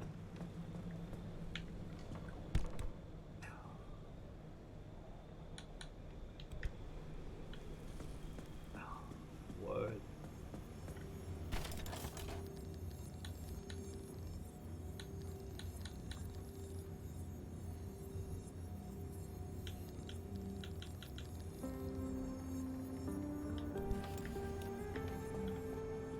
Just use that to finish, like, fixing up the car and everything.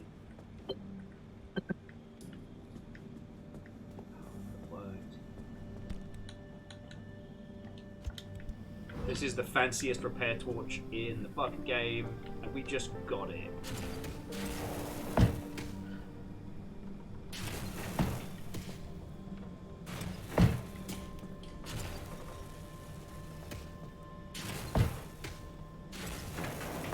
100% healed, let's go!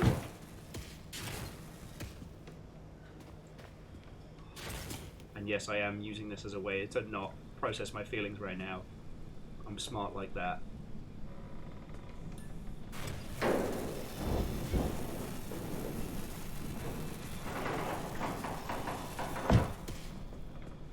Holy fuck.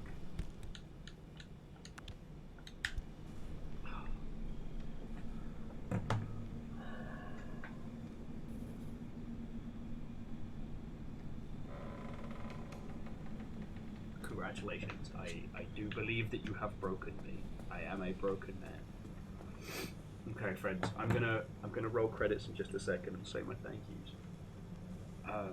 But fucking hell, thank you, J-Post. I'm still. I genuinely. That wasn't a bit like asking. I needed to know I wasn't just losing my fucking mind.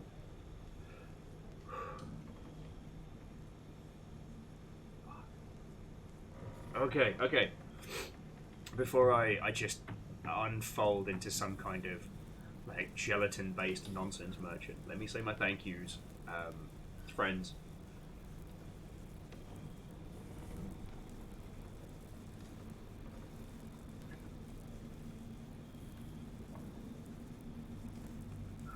Oh, I'd love you all. Couldn't do this without you lot. I or just be a fucking idiot yelling to himself in his little room. Curistic, thank you kindly. Hopefully we get to chat at to Squarepeg, Harmonious, and Megaboss. You were all long subs breeds. That's fucking cool of you, so thank you. Dust in Your Eyes, that was a massive donation. And it is by no means diminished by J-Posts, holy fuck. But also Erriman and Bacon and Baron and Viking. Who's Viking? He's a nubbin. Akira Zero and Vanderbeest and Fearless Sun. Dust in Your Eyes and Shikaru and Wolfgrad and Jerami. Like Legend, Asari, Punt, Judica.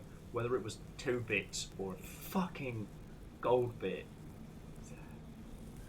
Thank you. Your moderator today was not just Caffeine and Rice and Moose, but also Lily T Power. But I couldn't do it without you lot. And to both Hillian and Restless Roots, thank you, mate. Fucking legends. So what I will do, before I turn off our little adventures, is raise a glass. Cheers to you all. I fucking love doing this. And for as long as you lot will have me, I promise I will keep doing this. Alright? So, thank you. And Fearless, you are spot on. Tomorrow, just keep an eye out. I'll try and have like a little coffee hour hangouts with you all. Thank you. Oh no, so Dustin, you'll get to see me on Saturday. I don't know if it'll be Sea of Thieves or what have you, but we'll put something. No, Fred, I've been bracing myself. There has been a time where we got hit with like 2 back-to-back. And it was during a sponsored stream, and I felt so bad, but I was just destroyed. I had to talk about Viking video games whilst just streaming. Fuck.